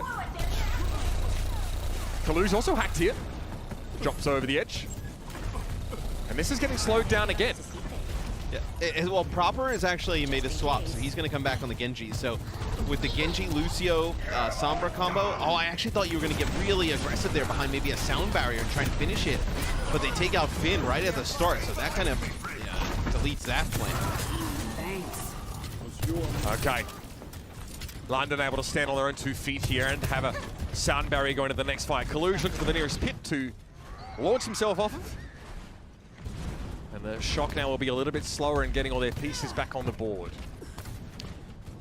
And we'll see how these play out, because these are like 4 huge ultimates that are available right now, right? EMP for both sides, sound barrier available for both sides. So, which team kind of gets the most value out of these is probably going to be the team, whether, the Shock complete the map or London gets a hold here. Strikers found a hole through enemy lines. Guess what? Back to business. Force Hardy to turn his head there, and EMP. That one you cannot shield away. That's brutal. Dude, I mean, yeah, there's, we can talk a little bit at the half. There's nothing you can do about that. Admiral with a sound barrier, though, and you get a Proper, so maybe this is doable for London. Sparker's on the way back as well with an overclock here. Could be a chance for a power play from the defenders. Time ticking down, 25 seconds left in the round. Kalush again is hacked. Striker trying to do the same from above, but I think Landon there cleaning up Striker with the help of that Amp Matrix. Striker very low, trying to go for a hack and revealing himself for a split second. Ends up getting himself killed. And there's 10 seconds left to go. It's on Sparker here to shut things down now with the timely Sojourn ult. And you still have Finn's sound barrier. He still has not found a great opportunity to drop the sound barrier. Wait, make a huge impact. The Striker will get there to touch. Only 2 players got that sound barrier there. That's not ideal at all. San Francisco maybe feel like they had no choice, but they've lost that ultimate now. It's expired from the only 2 that it was applied to in the first place. And here comes Sparker. Looking mighty scary here. Violent pressure on that high ground, and of course Sojourn's going to be nasty once she builds that charge. Quick translocate out there by Sparker, and the Shocker running on fumes. And even those dissipate like a fart in a field. It's going to be the Spitfire to hold on here in the last part of the map. So what I was laughing at there is just from Hadi's POV, there's just like absolutely zero counterplay from one of those scenarios where, so Striker tries to hack him from behind, Hadi turns and gets the shield, which kind of like interrupts the hack. So what the Shock decide to do is Violet rounds the corner and he drops an Amp Matrix. So Hadi now has a decision. Does he keep his back to the Amp Matrix and prevent himself from being hacked, or what he ends up doing, which is probably the best chance of existing, turns around, puts his shield to the Amp Matrix, but then just gets hacked from behind. He has absolutely no way to play that situation greatly. I think they actually drop an Immortality field to try and help him and like kite a little bit of it, but yeah, really rough spot to be there on the Rhine. How much do you think the popularity of Sombra comes from her hack lockout duration being increased from 1 to 1.75 seconds recently? I mean, look, if you can take, there's just so many powerful abilities. If you can take any of them offline, especially like where you have so much extra damage in play, like for instance with the Shock composition right now, right? Now you're able to hack that Reinhardt between Sojourn, the buffed Sombra damage, Sigma, Zen, like, you know, if that Reinhardt doesn't get behind cover in like, what, 2 seconds, he's like basically dead. Oh my god! Backbone's like, oh, okay. Yeah, I think I just saw Backbone's eyebrows climb up into his hairline and stay there for a while. That is a shisha, if I've ever seen one. Beautiful salvo from Finn. So, no warning shots fired from either team. Striker Tracer here. How interesting. This maybe defensively doesn't feel like... look, you don't want to rush with this sitcom, I think so. Capitalizing on a hacked enemy main tank isn't something you can do nearly as easily when you're playing a more of a poke comp. I also think the Tracer is probably easier for him to contest the point, as you see Hadi standing there motionless. Oh, what is this spot? Excuse me? I don't know. That's a cool little spot. I'm about it. Yeah. Normally you get kicked. There are some spots that kick you off after a set period of time. That one obviously is fine. I guess. Ooh, proper. What a frosty reception he receives from Backbone. An ice spawn lobotomy. That's brutal. Yes, Violet's still up there on the high ground where that's what I thought that you would use the Tracer for, is to just contest that first point. And you see Striker already going back over to the Sombra. I think the Sombra, because you're not going to, there's no like real high ground here. There's nothing that you have to contest for a long period of time. The Sombra, you're going to get much more value here. As we'll take a look here from Violet's POV. I think a part of it's oh no, the accretion does it. The accretion I actually thought hit when we saw from Backbone's POV, but man, I mean, no, even with getting that first kill, Backbone just goes over the mate, and it's a easy point A take. Yeah, Spitfire had plenty of time to work with, in fairness, and that hasn't changed now, heading into the second phase with over 4.5 minutes of the map. Kaluge, Winston, hoping to try and ignore or circumvent Hadi when possible. Proper's done that nicely by plucking Sparker from the bunch. Yeah. Hadi wants the fight to come to him to some degree. Kaluge wants to play around the corner. That is just absolutely harebrained from Hadi. Big charge and no payoff. Yeah, you know, loses one and then maybe tries to make a play for Finn all the way out there. Obviously doesn't make it all the way, but no. Let's see if the Shock can actually hold this type of composition, right? This is kind of similar to what they did on our first map on Nepal, where they were able to, you know, get a round win. Can they make this work here on King's Row? I think this would kind of like give them a little bit of an out, right? If they see like a Rhine comp or something like that, you know, as we move on into the playoffs. Oh, that's scary for Kaluge. Oh, what? Somehow he's able to get landed. That's ridiculous. Maybe the Amp Matrix, maybe there's a small gap in that Maywall. Unclear, but that's ridiculous that he gets away with that. And London sent that there, right? I mean, they ran in, they had an Amp Matrix, they walled him off, they had a Blizzard in play. And you're still not able to get Kaluge. That's a big EMP. Call me Ezekiel Mack, because we're headed back to the Amish plantation, my guy. Lights out. Yep. Exactly. Now, Backbone pushes through the middle of the street. You know, I think there's maybe like 10 people who think your references are funny, but you know, I'm sure those 10 people are thrilled. Oh my god. I could be nice yesterday because it was your birthday, but now I can just go back to being but you mean. just saved it up. So you may as well just been mean to my birthday and you just got on with the job. Admiral Soundberry here. The Spitfire desperately trying to start a fight, but the Shock is so elusive. Keep slipping between their grasp. Again, they try and circle around. They catch Finn, who doesn't quite have that mobility. There's no lose here if it disengages here. Eventually, you do catch the Shock and get a key pick. But that cart, not a lot happening in that regard. They're trying to win a clean fight here. The Shock trying to make this very difficult as Kaluj has Primal here to prolong his lifespan, and he pops it now. Yeah, and he's going to need it, right? Because they walled off that corner, so he's going to be able to make it back to the rest of the team. But really, like London rotates around and maybe tries to like force players off of the high ground, like thinking they're a threat, but there's really nothing going on over there. Sparker now gets on the high ground though with the overclock, as that's going to be useful. Able to pick up 2, gets a kill on the proper here at the end, as this will get the payload moving. It's a tough job, honestly, for the Shock. They do well to avoid that alpha strike from London, but how do they work around Hardy and find these key targets when Admiral can sort of just boot people away and Backbone has so much survivability built in? It's an uphill battle, I feel like, for the Shock's comp to really bleed clock by that much. And yet, they get like 3 minutes there, Matthew. Yeah, so, you know, a lot of time for London to make this work here towards the end. Ant Matrix available, Hardy just with another charge on in. I mean, it looks like they send Hardy in with a charge, maybe see if they can get the Shock to be a little bit aggressive, and as he's going in with the charge, he like cancels it and they get a May wall in play, try and like bait people in. Shock giving up a lot of space here though, Mitch. Like, you're gonna put yourself in a situation where it's like one fight territory. A decent amount of time for London here. They don't have a lot of key ultimates in this fight, and you're losing Sparker first means it's probably done. You see a lot of teams now just pull the plug after losing that Sojourn. That longer fight they're so crucial in. So hey, give up some ground, but now you gain that back. Not even in the longer pitch. It's the ability to get those like insta-kills with the railgun is Striker trying to farm up towards that EMP. The last one was really good, right? He connects with just about everybody. See Admiral hiding on the high ground there. May want to just try and wait for Striker to get this EMP off before coming down and landing that sound barrier. EMP Backbone forced into the corner. He's the one that Striker has eyes for there, but he's able to avoid him with the ice block. Hardy folding back into the corner now as well, and Sparker going down. Finn's out of the picture here, and they've managed to catch proper. What a huge pick, and still, though, the Spitfire able to trade back these kills. Here's a Blizzard in play. Hardy shuttling forward with the card now. Kalu's trying to operate from the high ground. He will drop here and force another ice block out of Backbone. Hardy Discord orb on him right now, but he's waiting on that shatter. It could be big, and Kalush gets caught inside the Primal Rage. A shatter here would be big, but Hardy doesn't want to waste it against an airborne target. There's the shatter though, and it's pretty darn good. Transcendence in play though means Hardy unfortunately gets stifled.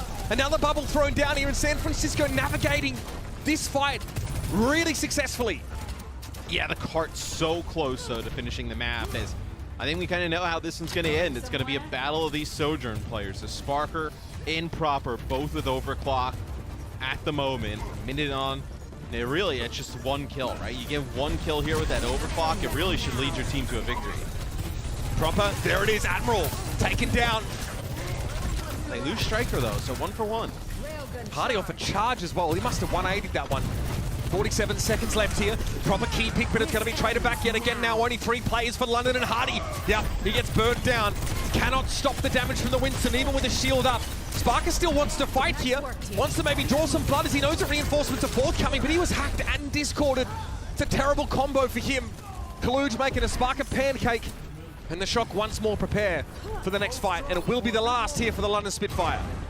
Oh, and the Shock have Amp Matrix and EMP here available to use.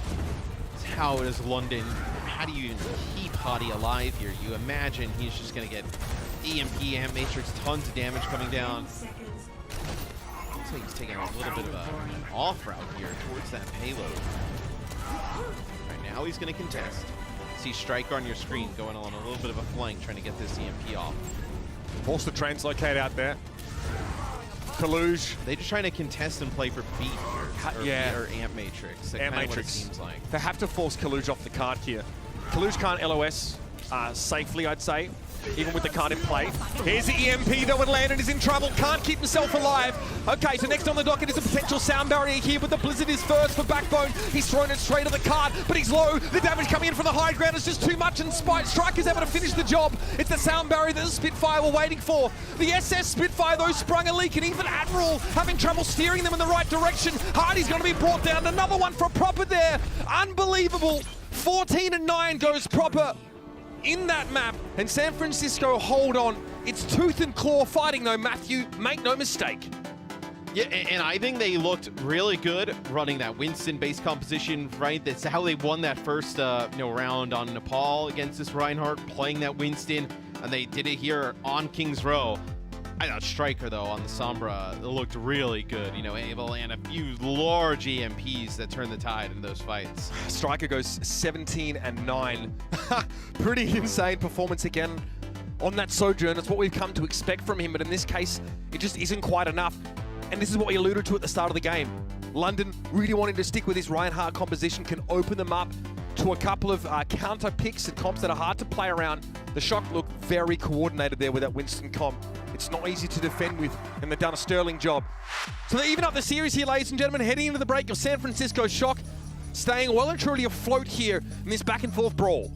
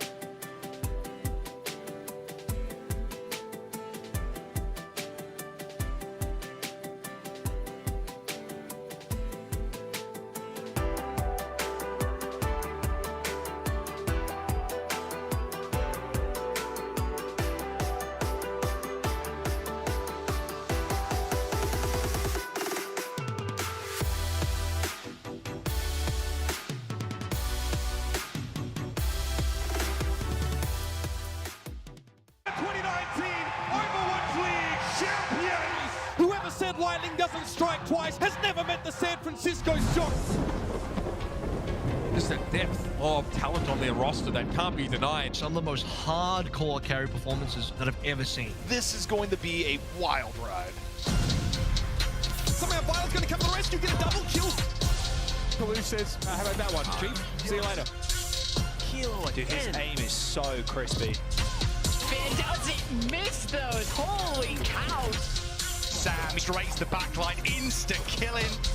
Oh, Mikey! San Francisco, the greatest team in Overwatch. Welcome back, everybody, to your first match on this Saturday of Countdown Cup qualifiers. We're getting to the pointy end of the season, but the stakes just keep getting higher and higher.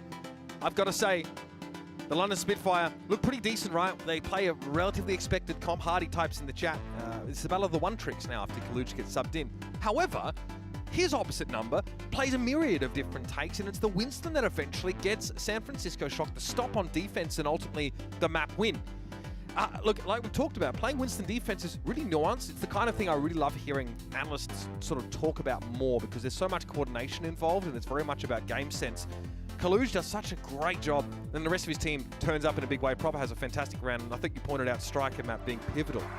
But he's going to get subbed out. That's his reward, Yes, Matt. so Striker. Hit the showers. Striker will be he'll be out for this map. We'll have Kilo come in. So since they picked up Striker, we've seen him kind of be a little bit of a mainstay. But for Circuit Row, maybe you actually see Kilo come in and play that Widowmaker. Maybe they actually kind of commit to just playing the Widow the entire time. You leave Collusion playing some kind of Sigma, right? Sigma really good here, you know, defending high grounds really since the map's been in the pool. So I think that's what we'll see there from the Shock. It would be quite odd to sub Kilo in to then like play the Sojourn, like because that's kind of seemed like propers now, where I fully expect it's got to be the Widowmaker. Yeah, that would be pretty expected choice here from San Francisco. There are a lot of teams that are opting not to bring Widow into this map anymore. I think Dallas is a good example. They want to just play the Zarya composition rush and still leverage Sojourn, but San Francisco obviously have a, you know, a player marketed as being a really prodigious hit scan player, and you know, whether we get him on the Sojourn and Proper on the Widow. Okay, so this story, right, about Proper picking up the pivotal roles on more maps is continuing to be written here now. He's on the Widow. Yeah. So, okay, but I wonder, like, why not just leave Striker in? Like, because let's say if you wanted to eventually play, you know, I mean, there's got to be probably a situation where you would probably want Striker playing the Sojourn. Like, if you got into a situation where Proper could play Genji, right? And Striker can play the Sojourn and also have the flexibility to go to other stuff, you probably would want that. But they'll play Sojourn Widow with the Sigma. So, see, London, they'll continue to play this Reinhardt-based style. All right. Very poke-centric setup. I mean, I'm excited to see what Proper can do here, cementing that sort of statement that he really can do it all. Could happen here if he has a pop-off performance. Pretty standard stuff, though, having a reposition player in that Rhine shield. And again, tough to find great value here as this choke is very good for Hardy just to screen off. Backbone. Kind of going hunting there, right? Going around that outside, figuring out who he's going to hack. A lot of spy checking here. Yeah, just relaying a lot of information to the rest of the team. Nothing a quick repair won't fix. Hilo has an idea. He's around. Oh, yeah. Oh, my, whoa, goodness. Hardy just materializes in front of him as Backbone tries to go for the hack. Kilo not expecting him to be nearly as close, I guess. Well, they get the hack off, and then I think when he turns right back around, and there's a Reinhardt right in his face. Big out of cancel charge. Huge quality of life increase now for Reinhardt, Matt. And that allows Hardy to pull off stuff like that on a dime. They're not even, they don't seem concerned at all about Proper's Widow up here on the high ground. Right, they're not sending Backbone to put some pressure on it. They're not really worried about, like, even kind of sending shots his way. He's just putting his damage down onto the Rhine. That's a nice shot, though. Admiral down here. Nicely done. Proper's able to pick him off. 2 kills for him. Sparker eventually going to shut him down. That's enough, though. San Francisco Shock, they get what they were looking for the poke comp. Enough space made for Proper to strike at the heart of the enemy formation. I see Sparker still wants to take a fight here. So he'll come around the corner a little bit low, getting some healing at range. But you have the Flux here, so Kalush, opportunity to land a big Flux now with the intrasight, being able to see where everybody's coming from. All right. Proper warded away here by this disruptor shot now. Backbone going down early. Looking good for London, or rather the Shock, sorry. Proper's able to just snap one onto Admiral. Can you fight this out? You have your Sojourn, you have your Reinhardt, and you have your Baptiste here, and there's you lost the Reinhardt position. That was weak for you, I think, right? He's just going to if you kept the Rhine alive there, and Kilo ends up popping. Oh no, actually doesn't actually use overclock. He just kind of hits it with a rail shot. That's the overclock from Sparker. But if you keep that Rhine alive, there's a chance you can actually just like get onto the payload and just bully people off, right? Because there's no Sigma to take up that space. 33% scoped critical hit accuracy from Proper. So really, that's a very solid number for Widowmaker. Anything, above that 25% means that you're having impact, providing that you are firing enough shots, which is obviously not a concern. 4 final blows for the Widow on the Shock side. No vaya a ser que lo necesite. EMP here, online for Backbone, just kind of figuring out who they can line up. As Finn's been doing a really nice job of avoiding getting hit by these, whether it's EMP, whether it's Shatter, and coming out with that Transcendence. I think they're just trying to force that out. Yeah, that's what they're trying to do. Sound barrier to get in, force the Transcendence out. Now they would have went in. Yeah, here's the EMP. I'm surprised he ended up using it even with the players down. Hardy there, going to get shut down. I think the Shock say, we'll use this Transcendence if we can turn it into a fight win and more ult charge coming out. So you sort of say, oh, London forced that ability, but the Shock are happy to spend it if it's a fight where they can get a big cleanup. 10 seconds left. I do think they ended up forcing them to do it, right? They used the sound barrier in, speed boost, got right up into Kalush's face and big damage. You're forced to use it to keep him alive. He falls in a really rough spot. Backbone gonna get there just a touch, but you're gonna lose him. Yeah, that's devastating now as Proper can go upstairs once more. Infrasight, huge in a fight like this. Sparker down, Proper finds his head, and Admiral has to be careful. And Matrix in play, but no one has the gall to use it when there is a Widow on the hunt. Nicely done there, Kilo, finishing off Hardy, but another headshot coming out from Proper. And I'll give you the read on how he's looked in this round so far. Yeah. I mean, 42% scoped critical hit accuracy. 7 final blows, 1 death. That is 7 of 17, just to be clear. Yeah. So, look, I mean, there's a little bit where he wasn't hitting a ton of shots and then just kind of started to heat up, go off over the last part of the map, where not a good push really there for the London Spitfire. Once the Shock started to really clamp down, it was really that just opportunity with the beat into forcing out the Transcendence and then kind of thinking that you could, like, they tried to disengage, right? They speed boost in, get Hardy in the mix, put him on Kalush, the Transcendence comes out, they try to speed boost out. I think Kilo actually hits like a shot with the railgun there, which takes out one player, which then I was surprised that Backbone followed up with an EMP, because you probably at that point, I think it was like 27, 28 seconds on the clock. You could have actually probably backed up around the corner and got like another attempt at it.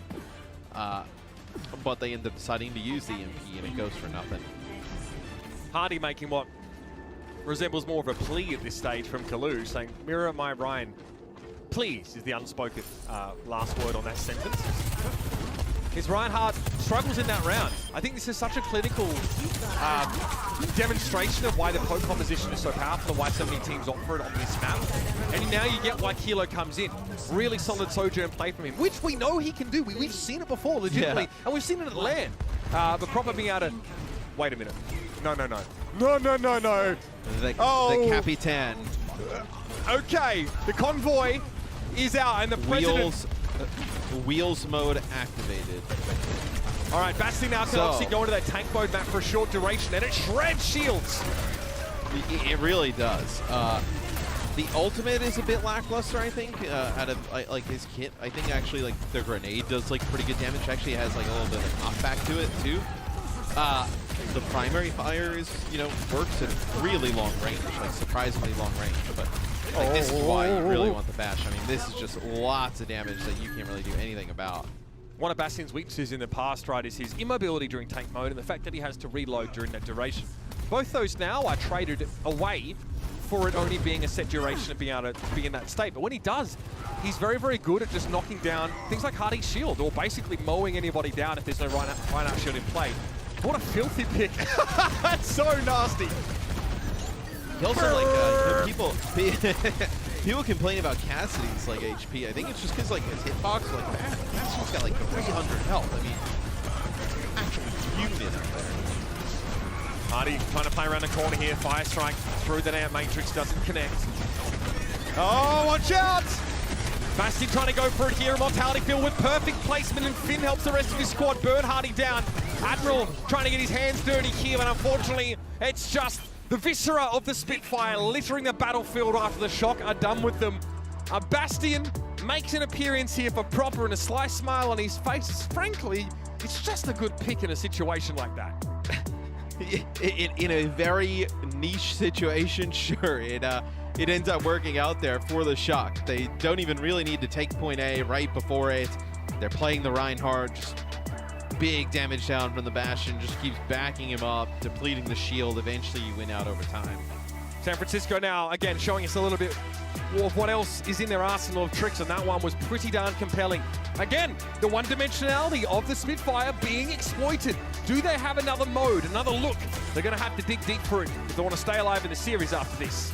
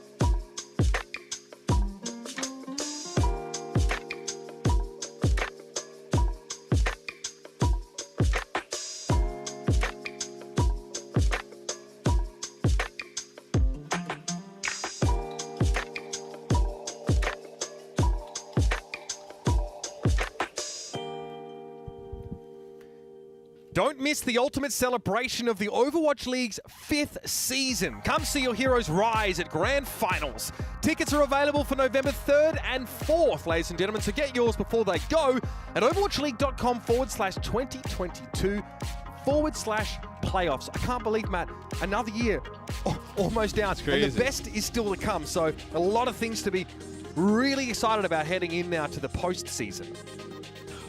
We were just talking that Dante Street killed me about the Bastion. Can you imagine if, like, it got to the end and all of a sudden you just saw like it was almost like a proper got like 30 kills without a death in Call of Duty, just just dropping like 50 missiles from the sky in London. Oh man. I mean, look, if there are kill streak perks to get, that guy is going to be clutching them up. No doubt about no doubt about it. Yeah. That was a lot of fun, right? Seeing the Bastion there and kind of a proof of concept, right? And kind of what Bastion is intended to do. I think you mentioned very niche, but in many cases he can be really quite effective if you understand, what his weaknesses are. I love the direction they've gone with that hero, Matt, in terms of really focusing a lot of his threat in a single Super window situational, to play around. right? Absolutely. Yeah, I think like when you kind of look at heroes like Bastion, Symmetra, Torbjorn, Junkrat, like not meta mainstays, right? Not super well-rounded selections in terms of heroes, but on the right map, in the right spot, against the right comp, they can be like devastating, right? Where I thought that they made pretty good use of the Bastion there. We've seen that a few times, I think, throughout the season from a few different teams. It may actually have been the shot a few times with the Bastion there on circuit. So Coliseum will be the next map in the set. Kilo will stay in, so Kilo getting a little bit of extra run in this series. All right. And again, turned up on the Sojourn previously, looked really well. Definitely a role player here as he is in a position to operate around proper, but this sort of begs the question, okay, well, if this is the kind of map where maybe you aren't bringing Widow, is it going to be a proper Sojourn situation? Maybe Kilo can, bring another hit scan in to benefit from long sightlines. Hanzo was a decent prospect on this map for a time, especially because the long sightlines benefit him and you get good shield pressure from those storm arrows. Yeah, or do you want proper on like a Genji here, right? Potentially. Put him on Genji, let Kilo play the Sojourn. Kaluge still in after map 1. Proper right now selecting the Hanzo. We've seen teams go through that, over the course of the league.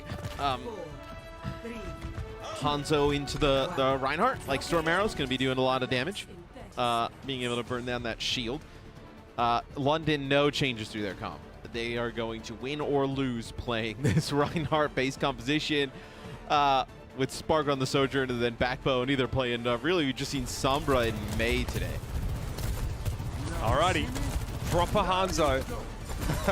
Bit of fun. And again, another thing that, gives Hardy another sort of element to worry about here.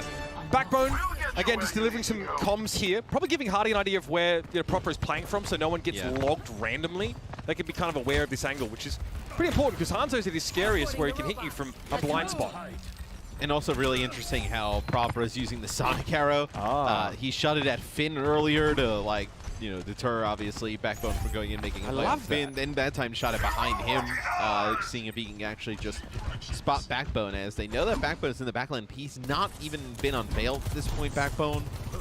Just kind of scouting. This is a San Francisco shot game after all on push. Yep. Very good. This looks like Colts Broncos. Oh heavens! Just waiting for somebody to make a move here. So both teams patiently waiting out the opposition. Damage being fired off. So a lot of this rocks being thrown. So a lot of the objectives here are reveal Backbone. Make a cup of tea. Find your comfiest pair of moccasins. Wait. They almost got us. They almost got us. All right. Wait a minute. Backbone. He's thinking about it. There's signs of life. Yeah. Okay, here he is. Hack. And the bot. Still hasn't got off the starting point. Don't worry about it. Yeah, it almost made it to the barrier. It was super close to making it to the barrier there. It's going the other way, Matt. Oh dear, Sparker takes Kilo down. Here we go. First blood is drawn, but it's going to be traded back instantly. Kaluj gives Sparker a geology lesson from downrange. No, surely not. Both Sojourn's out of the picture. Hardy can't keep that shield up. He's in deep trouble. Immortality field deployed to try and keep the standing. Finn gets rid of that though. And Matrix, Hardy on the wrong side of it here. Trying to charge out to the side. That bot is now moving. We have movement, ladies and gentlemen. San Francisco starting to make some progress here. Gravitic flux out from Kaluj. And that'll get them on the road. So it was about 3 minutes of just stalemate there. Middle map as maybe now Proper will go over and play Genji. Oh, this is going to be a shatter around the corner. Nice answer there, though, from Finn. He's been really on point with the Transcendence, whether it's dealing with the shatter or the EMP throughout the series. Does mean the threat of that EMP, though, heightened somewhat. There it is. Violet going to get caught midair by that one. Admiral know exactly where he had to be looking. Kaluj gets brought down. Definitely a weakness here for that poke-oriented composition, having those abilities taken away. Now London can get the bot back to neutral and start a push of their own. Let's go, team. Time to push. There's not much gain there by the shot, right? 35 meters, not a ton. Really, since the adjustment, right, having 10 minutes on the clock, you've seen a lot of teams actually get significant amounts of push. Kaluja over the Winston, so this has been working against this type of Reinhardt comp. Oh, but right there, Hadi out of nowhere with the charge. Yeah, Kaluja definitely not ready for that one at all. London able to extend their push now a little bit more. Sound barrier going to be thrown in for 3 players, and Kilo will retreat back to the high ground. Railgun is definitely looming as Admiral almost gets a face full there. Headshot, and it would have been a different story. Sparker trying to inflict the exact same kind of pain now as the overclock is pulled out. A lot of damage being applied to Kaluj, and he has to give this ground up. This puts the Spitfire now in the lead, and they're still fighting for it. Don't slow down. Yeah, and this may be a little bit harder to fight this Reinhardt in the close quarter areas as opposed to some of our other maps that we've seen throughout the series. It's a little bit more open. It's Violet with an Amp Matrix there on the high ground. Not going to get much value out of that. Maybe felt that like London would continue to move the bot around the corner, but London decided to back up. Yeah, he definitely reads something else in London's intent there. Either way, enough to well and truly dissuade them from trying to fight any further. Kaluj, oh man, he jumps away, but Violet gets caught out in the open there.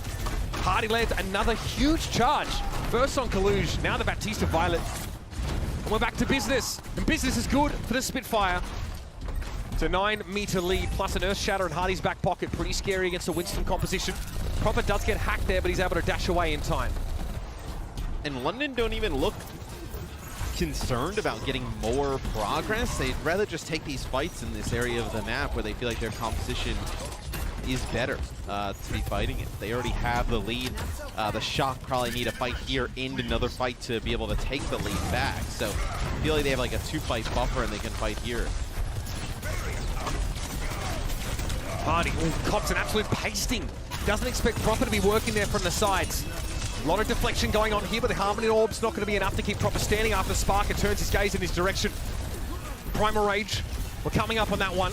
Kaluj may be able to control the high ground and give the San Francisco Shock an easier method of pushing through this rather scary part of the map. They are behind We're still. already halfway through the game.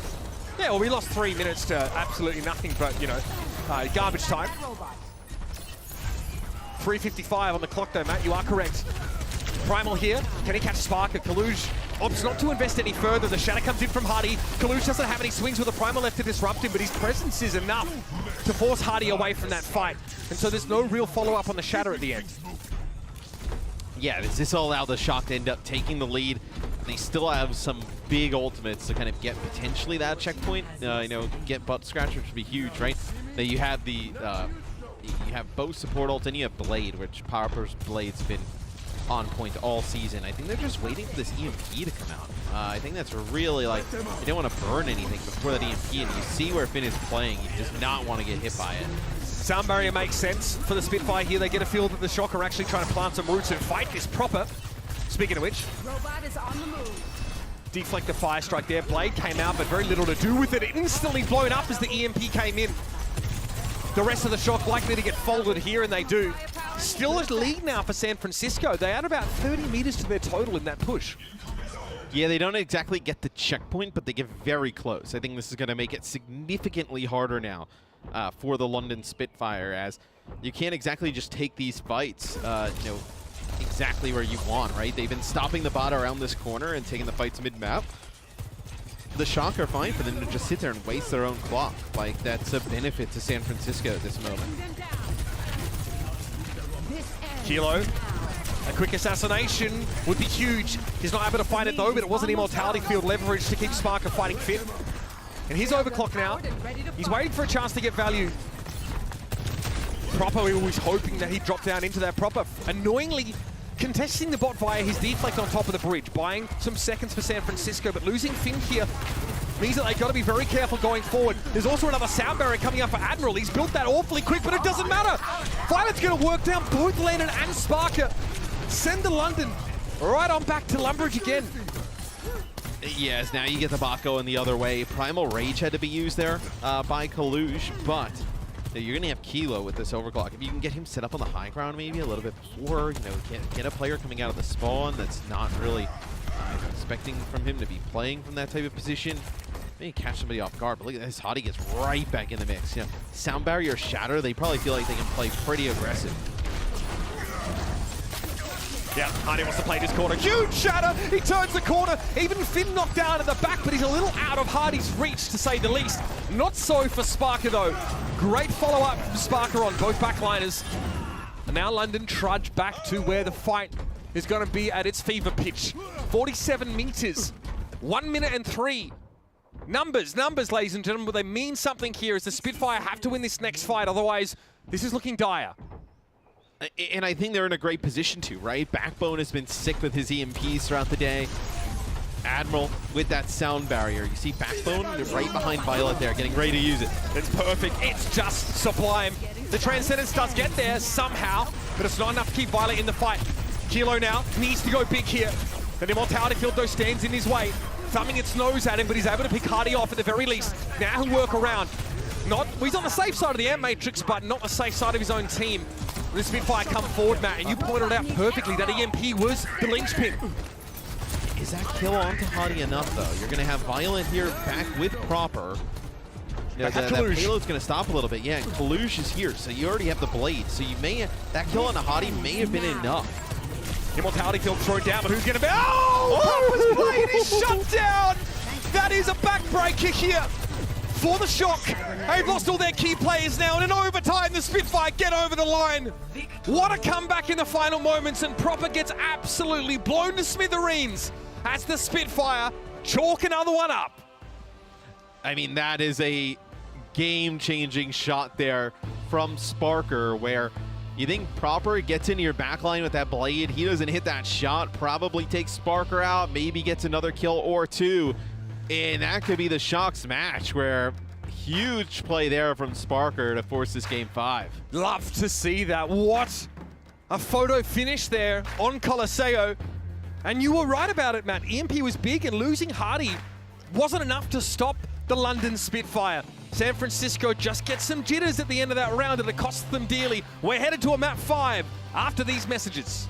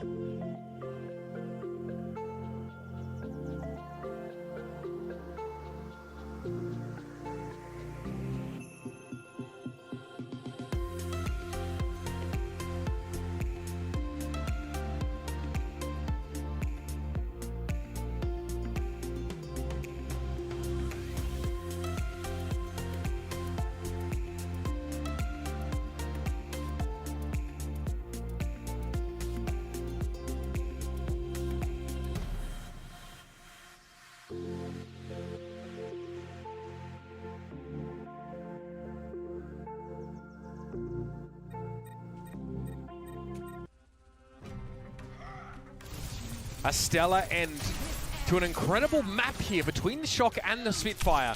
These last few moments, absolutely mind-boggling. Check this out. You just don't see this every day. Unbelievable.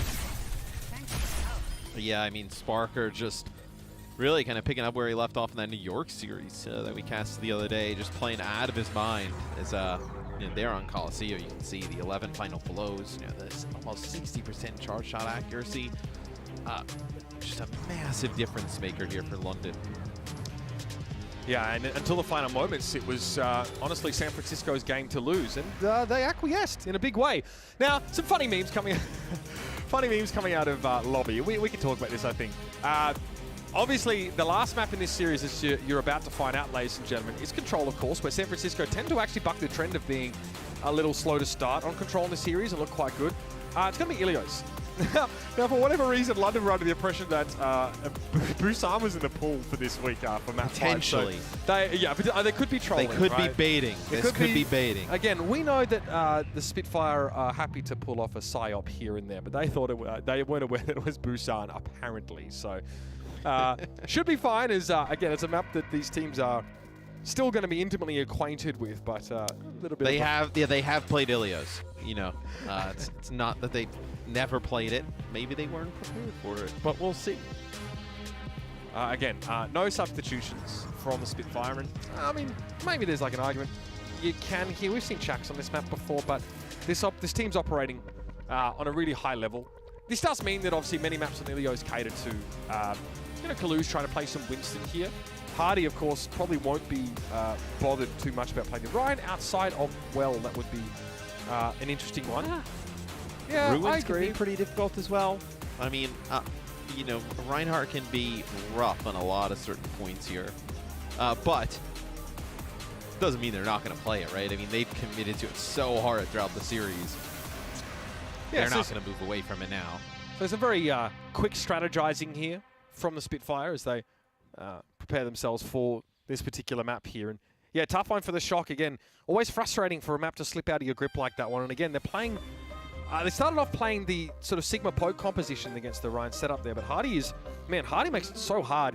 These cancelled charges, showing us like that depth of mobility that Reinhardt now has access to that allows him to be where he needs to be at the start of some of these fights. And he's caught the Shock off guard multiple times. That's what a specialist can do in this game. And I think it's a combination between obviously Hardy being a very talented Reinhardt player, and then also like the supports and the rest of the team really kind of playing around Hardy and helping him gain access to those positions that he needs to gain access to really just kind of get anything done on the hero. It's really like an overall team effort to make that happen. Ready for battle. Really setting him up to have huge impact where it counts. So, okay, we've seen a lot of teams. Obviously, Atlanta are one of the most prolific ones to play Echo on this map. It's in Proper's map, hero pool, excuse me. And Striker will happily sort of work around that. Talk to me a little bit about the approach for Reinhardt on this map, Matthew, if Hardy is indeed going to stick to it. I mean, you have to close the gap, right? You have to get in a position with that Lucio, and they're also playing the Mei here, right? So really kind of reliant on maybe you have to make a play for Finn or Violet. You have to collapse on those players rather quickly to make any type of impact. So they play the side room as much as they can. This Ryan allowing him to break that line of sight. Not a lot of long-range hit scan from San Francisco, obviously. In fact, none. Probably getting screened off there by Kalush, making it so he doesn't take too much damage when he wants to get close to his intended target. He's probably getting stalled out for a fair while. I'm waiting to see how London are able to surge ahead here as opposed to just sit on the point and just be placeholders. They try and take that side room, and I think it's something where you have to like bait the other team in to come in and fight the Reinhardt, right? You can just keep staying on the point, keep testing from there. They got it. Yeah. So eventually they end up getting it. They get it with the Reinhardt just playing so far back. So, I guess it's hard for Kalush to play out in the open for like long periods of time against the London composition. So now they want to try and go in. They want to try and fight. Hardy's so low, and then Immortality Field, yeah, that's out of the picture now, but Violet just gets accosted. Walling off. It looked like Admiral there. But that's kind of what you want to do, right? You want to use the Lucio, the speed boost, find a support or somebody who's out a little bit too far on their own, and run them down. Very similar to like the Rush style compositions. There's a little BM there, yes. But Backbone offering a chilled refreshment to his down opponent. 38 and counting now, Matt. The shock with the Tracer and the Echo, with the D.Va and like the Zen, they want to actually get these kills rather fast, right? They want to like really just collapse on one player and take them out instantly. Doesn't look like they're able to do that though, and that's kind of when that comp will fall. Finn picks off Admiral here though, so Harder now to shuttle Hardy into position. He's charging though, so trying to overcome that mobility limitation in lieu of a Lucio. Pulse bomb here, the timing, perfect. Backbone emerges from his frozen chrysalis into an explosion. Yeah, pretty good percentage here though, game by London. Gonna get up to about 70%. Everything fell apart when they lost Admiral at the start. It looked like he was trying to maybe make a play for Finn, getting aggressive as we've seen him do throughout the series. And that time, Finn just able to land those shots. And then you lose that Lucio. No ability to sound barrier there, right? Maybe you would have saw the sound barrier come out after the amp matrices. You lose that big ability, and just the speed, the movement for this composition is so reliant on Admiral. Sparker, oh, that's posturing so aggressively there, even in proximity of D.Va. Still is able to get away with a slide now. It's about trying to pry Proper away from them. A job easier said than done, I'm afraid. Now as a Reinhardt copied, Proper spends much of this time shielding, so hard to get that ult charge for an early shatter. He'll be knocked out of the duplicate pretty quickly. But has he got what he wanted? He's able to hold the door, so to speak, and then just burn Backbone down. And Hardy's out of the picture here, going from bad to worse, are things for the Spitfire. And what's interesting here is the Spitfire can't exactly just sit on the point and play for that. They kind of have to do this, where they run to an area, they try and force a fight. Maybe they kind of go this right-hand side again and then try and force it from like that health pack room and kind of play that battle across, because it's really not a great position for them to take and try and hold here or force a fight for them to take the point back. Even game now as Hardy tries to join most of the main cohort. Hardy from that area isn't really a threat. Now, once you get the speed boost in, he is. Self-destruct easily avoided, and Matrix coming out as the Shock want to double down. They want to try and fight for this here. Violet definitely the kind of player to go for the gambit in moments like this. Striker allowing the Shock to maintain some form of presence on the point token as it may be, but Hardy seeks to put an end to that, and so he does. The London Spitfire now are back in control and will clean up the scraps. Oh, and Hardy actually goes in. Violet's still alive. Striker actually jumps in the pit to reset. And I wonder if they thought that they could actually just push up, get Kalush out of mech with Hardy there. They end up losing Hardy with now Proper switching over to the Sojourn. Maybe he'll get a touchier contest. At least, nope, Admiral goes back, and he'll actually bring Taxi Hardy back in, where final fight here potentially for the Shock. I think you're looking at Striker probably trying to like get on a flank, land a big pulse bomb. Potentially on Landon here. Gotta be a big one. Okay, sound barrier now, 5 players for the Spitfire. They'll be topped up nicely. Still waiting for Striker to find blood. Finn going down first as Landon is given enough space to find a key kill across the map here. I mean, it's too late here for Striker, honestly. Just the one elimination, it's Hardy. And now he has to face the entirety of the London Spitfire. Just not enough, Matthew, as London outlast the Shock here in this first round. And it seems just like really like an empty pulse bomb there from Striker, right? Like he connects it on the Hottie and he gets a kill, but like, you know, you needed it a little bit earlier. Interesting that when they use the sound barrier and the speed boost, when Striker comes around the corner the first time, it's both Landon Admiral there with Sparker. Landon actually pushes in with the Reinhardt in the Lucio. So when Striker turns the corner, probably looking for that pulse bomb again. Landon's nowhere in sight. It's just Sparker, and that's when he opts to like try and duel him a little bit, not exactly use it on the Sojourn. Sojourn obviously way harder to hit than some of the other heroes. But interesting kind of wrinkle there from London, actually having the Baptiste go in with the dive. And Landon actually in that fight's the first one who picks up a kill, that time on the Finn. So using the Baptiste in a really offensive manner. Striker can't pressure him enough, right? That's kind of what results in that, like you put it. Yeah. We spent so much time talking about the limitations of London wanting to play the one composition, but we're being forced to eat our words now in the back half of the series as London are able to find ways for this round just to make perfect sense in many cases. And that requires Hardy to be extremely skilled. Like I said, that's what a specialist will add to you. Kaluj steps up to the point first here. He definitely wants Hardy to try and get off that high ground and make it harder to shield his team playing from a lower angle. He'll oblige. I think let's see how Kaluj ends up, working this Zarya in as he goes down to about 50 HP. Beautiful immortality field there, able to keep him alive. But the Zarya seems to be the tank of choice for a lot of players right now.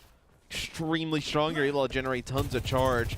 Lots of different ways you can use both of those bubbles. Backbone goes over the Widow, now goes right back over to the Mei. But the Rhine doesn't exactly play awesome, you would say, into the Zarya, right? The Zarya definitely has the advantage where the Rhine has to get up close. The Zarya, if they have the bubbles, can just generate tons of damage off of those Rhine swings. And then the Rhine also, when swinging, has the shield down, so you're going to take damage from the rest of the shot. Hardy, very, very low here. Striker going to work with the London Spitfire from the periphery. Hacked again is Hardy, but now it's going to be an Amp Matrix thrown up. Sparker can use this. He doesn't want to rotate too quickly to the left, lest that high ground over there punish him, but it does force the Shock back. London are able to flip because of the threat of that Amp Matrix thrown up. Yeah, and they have the Mei down there on the point, too. For all intents and purposes here is kind of like a second tank.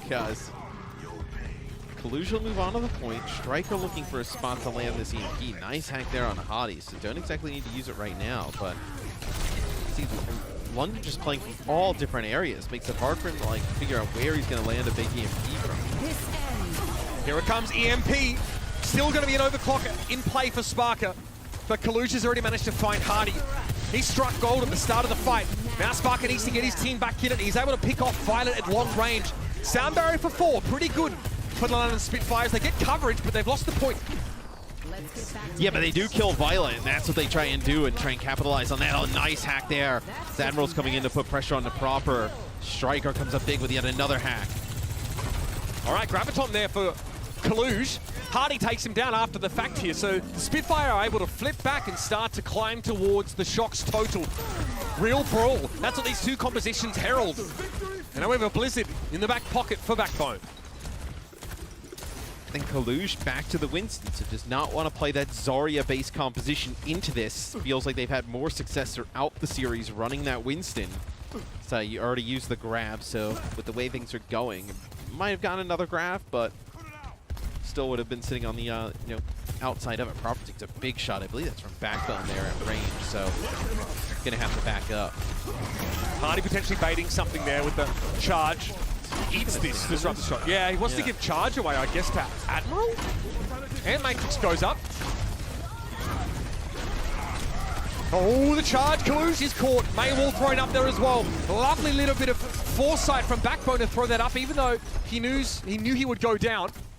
Still, London control the point, and now they're in the lead. The Shock have to get big dubs here to stay alive in the series. Violet shuts down Sparker just as he was trying to make the play, though, and that's a good turn, but they lose Finn at the same time. It's all up to Violet here to keep everyone topped up, and he's going aggro mode here, putting pressure on Hardy now, making it hard to get value from his shield. He brings the Rhine down, but Admiral swoops in for a response. The Shock do flip the point, though, so the Shock end up getting control of the point. You still have Admiral here and on a flank. It looks like they're landing. And Backbone now has moved on to the point. They got to with this. They want to try and fight. Kalush is caught. Backbone goes into Ice Block. The Spitfire flipped the point back. Proper has to play from the vestiges of the point right now and doesn't have a great target with the sound barrier in play. He's trying to work Backbone down and the hack was there. Ice Block wasn't available for the Mace, so it is going to be the kill. Hardy there. Coming back off spawn. It's going to take a while though. Proper stands on the point now. Yeah, able to get rid of that immortality field of the Spitfire. So close, but there's one more fight to go. Yeah, as you're going to have Backbone, he switches over to the Symmetra here. Maybe to just TP, try and get there fast. So now goes over to the Tracer. Maybe they'll just get Holly out of the spawn, but Landon with an Amp Matrix could be the difference here up on that high ground. Desperation. Hardy touches in the background. Of course, a key Amp Matrix going to be thrown down, and Kalush has a Primal Rage. Hardy, his life is being cut awfully short, but Spark is able to strike and find Finn. Now it's upstairs for Kalush with a Flailing Fist, but Sparker is able to avoid most of that pressure. Immortality field goes down. Sparker leaves it, but Hardy falls to strike his Tracer. The Spitfire here have to find a way to break back in, but Kalush is so low. They're trying to chase him down. Immortality field trying to keep him alive. Kalush is still standing somehow. I can't believe they've kept him up. Violet drops in with the extra healing, and San Francisco are going to take it to a third round. Oh, they got Kalush so weak, but not able to finish him off as they lose Finn. Violet, the only support there at the time. Amp Matrix down on the point. Immortality field. I mean, Violet on the map is just insane. It's like having an extra DPS, also pumping out the most healing. We know how sick his aim is as well. Definitely makes you pay when you go in a little bit too deep, as this one comes down to one final point of control.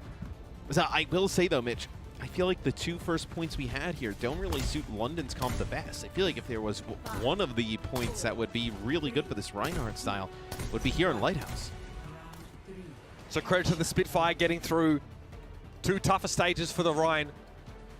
Able to land now on a beneficial one.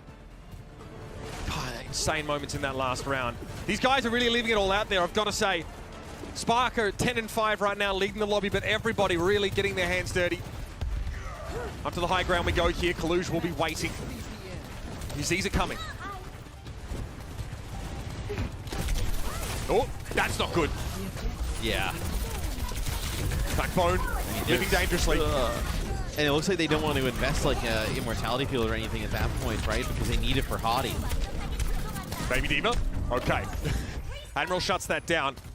The Spitfire fold back and try and make sure the Mini Diva's out of the picture here, but the shot get a pretty clean cap and strong positioning for a later fight. Losing Finn, not great here, but Proper can equalize, and he does. The Sojourn battles here. Proper with two, Sparker with one.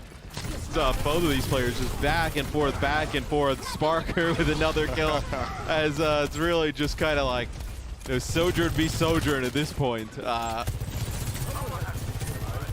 Kalush trying to maybe get a knock off there on Hardy. He drops off the point to the mini health pack, but there's just no support for him there.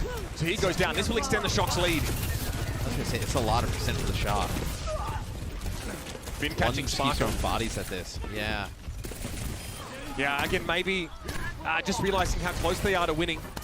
Maybe need to take a moment just to breathe and reset. They lose a lot of percentage there just trying to throw themselves at the point. Proper take a spot up there on the high ground, just putting some damage down. But how long that first fight was. Like, how many more are we looking at here? Two? If you're London, right? You've had some Backbones moved around a little bit between heroes, so he's got this pulse bomb. They're trying to and the thing is, look at how long it takes for this to develop for London, right? They're trying to just find one player that they can really focus on, take out. Maybe they thought it was Striker, but he's got that Harmony Orb. Oh, never mind. Sparker finds the kill, so that's massive. Maybe now things can open up. Still slow though, 82%. This round has gotten away from London. They need to solidify some presence and start getting some capture percentage. But Backbone's being forced out of the fight. Kalush suffering the same fate here. He'll have to go away, and Finn actually wins the 1v1. That is big. Hardy charging off the point, and knew the sound barrier was coming. London don't have the point yet, though. That's the problem. And now, a stick on Hardy. Striker's able to bring the Titan down. Admiral can't do anything about Kalush. And London have let this one go. It slips through their hairs like sand. And the San Francisco Shock finish in style. It's a shutout on the last round. And the Spitfire can't get their act together. And it takes so long for something to develop there for the Spitfire at the end, where the entire point comes down to 2 fights. The opening fight lasts for ages, players just trickling in, players on flanks everywhere, and it gets up to like 50%. And then London, when they get back, you know, they spend like about 20% in terms of time from the shock to like actually like locate a player. They put all their effort into trying to chase down Striker, and they don't get him. And then they end up just kind of like going on the point, support alt sound barrier for Transcendence traded out. And they never really give themselves an opportunity, where I think London, you know, if you're going to play that comp there, that's probably the best opportunity to use that composition there on Ilios. They didn't really make much of an impact with it. I thought it was really well played from the shot.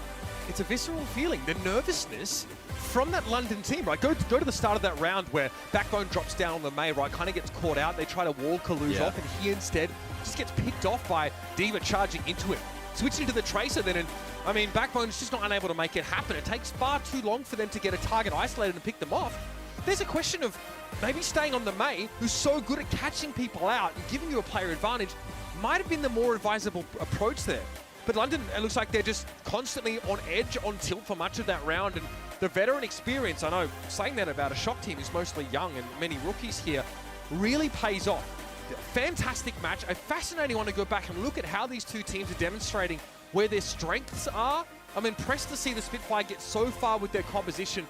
And at the end of a 5-map series, I can't really go, hey, you need more in the tank role, because I just, you know, Hardy again silences the doubters by showing, hey, I can get it done on Ryan any day of the week against any comp. It's really impressive to see. But now the Shock have locked up that second spot in the playoffs. Yeah, huge for San Francisco, right? I know being able to get that like selection there towards the end, pick their opponent. I think they definitely want to like avoid a team like Spitfire, who could come out with some shenanigans in the playoffs, right? You know, with these Reinhardt-based comps that maybe a lot of other teams aren't running, aren't used to playing against. I recuse myself from selecting player of the match here because I'm so affected by recency bias and flashy DPS plays. But our player of the match today has been selected as proper. Someone who, again, is reinforcing this idea of being put on the most pivotal role and, you know, being made to succeed or being set up to succeed, right? Seeing much more Sojourn from him. We also saw the Widowmaker on Circuit Royale, which was by the numbers, a very, very solid performance, right? Scope critical hit accuracy was really, really high, finding a lot of impactful picks. The guy can do it all, and basically you can't doubt him anymore in that regard. No, and I thought he was really good today for the Shock. I also got to say, I thought the supports today for the Shock were like, in some bizarro world, we've talked so much about like proper that I feel like Finn and Violet have gone under the radar in some capacity. That's the curse of playing with this guy. Yeah, where I thought you know, Finn on the Zen and you know, Violet specifically on the Baptiste there towards the end, especially on Ruins, was sick. But you see, you know, now that you got proper on the Sojourn, right? That's kind of going to be his go-to. He's able to, you know, play this hero at a really high level. Where look, I think you put him in the same category, at least for me, as a player like Kevster, who, regardless of what hero Kevster plays, like you can say he's like one of the best in the league at it. There's no dip in terms of performance between, you know, some of his most known heroes and other heroes, right? Where I think proper, you know, now that we've seen him play the Widow and Sojourn and other heroes, you can definitely start saying that about him. Because you really look at like the body of work for a lot of the season, it's really been like, you know, Tracer Genji's been unbelievable, but now starting to see a little bit more of what he's got. Definitely kind of goes into that, at least for me, that Kevster category, where Kevster, I think, you know, he's just unbelievable. He can play everything at insanely high level, where I think proper, definitely obviously in there now. No doubt about it. What a performance here from the Shock, and their backline as well has been impressive. We're going to get an interview with one of those backline players after this short break. Stick around, of course. Much more Overwatch to be played today on your Saturday of Countdown Cup qualifiers. For now, the Shock triumph in an epic series against the Spitfire, and there's much more to come today, so don't go far. The Overwatch League is brought to you by Upper Deck, the official trading card of the Overwatch League. And by TeamSpeak, the official voice supplier of the Overwatch League.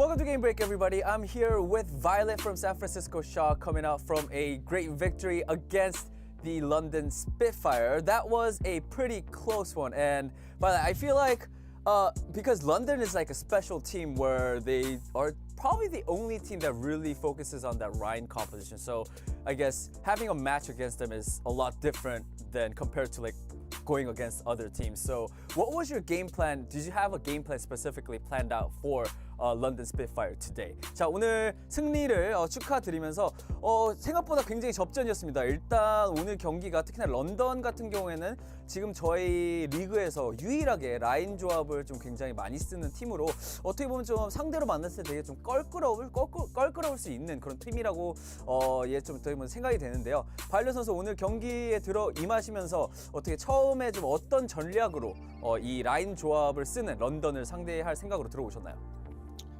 일단은 라인 상대로 저희가 파라를 기용했었는데 쟁탈에서 일단 라인 상대로 한번 파라를 하면 좀 깨부실 수 있지 않나 해가지고 했는데 저희가 아직 많이 연습을 했던 조합이 아니라서 좀 부족하지 않았나 싶어요. 그래서 좀 첫 맵은 좀 힘들었고 이제 다른 맵들은 그냥 젠밥을 유지하면서 좀 라인을 그냥 세게 포킹하는 그런 식으로 했던 것 같습니다.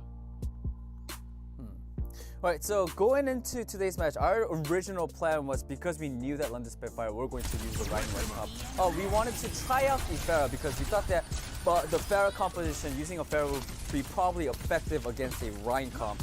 That's why you guys saw the Pharah composition on control, but as you guys all saw, it didn't really work out. And I think the main reason was because we just didn't have enough time to really practice and make that Pharah comp better. So it didn't really go as planned.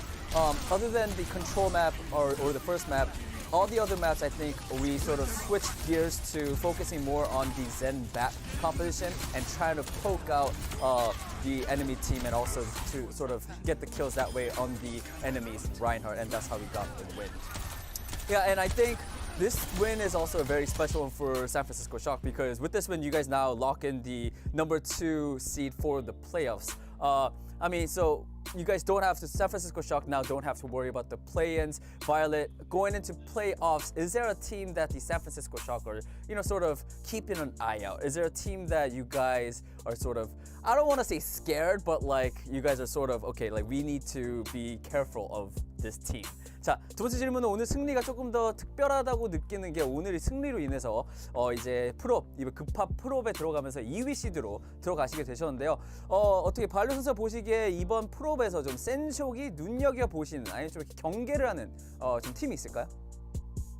아무래도 저희가 델러스 상대로 최근에 많이 졌었는데 지금 델러스가 가장 견제되는 팀이지 않나 싶고 이제 두 번째까지 뽑자면 글래디 정도?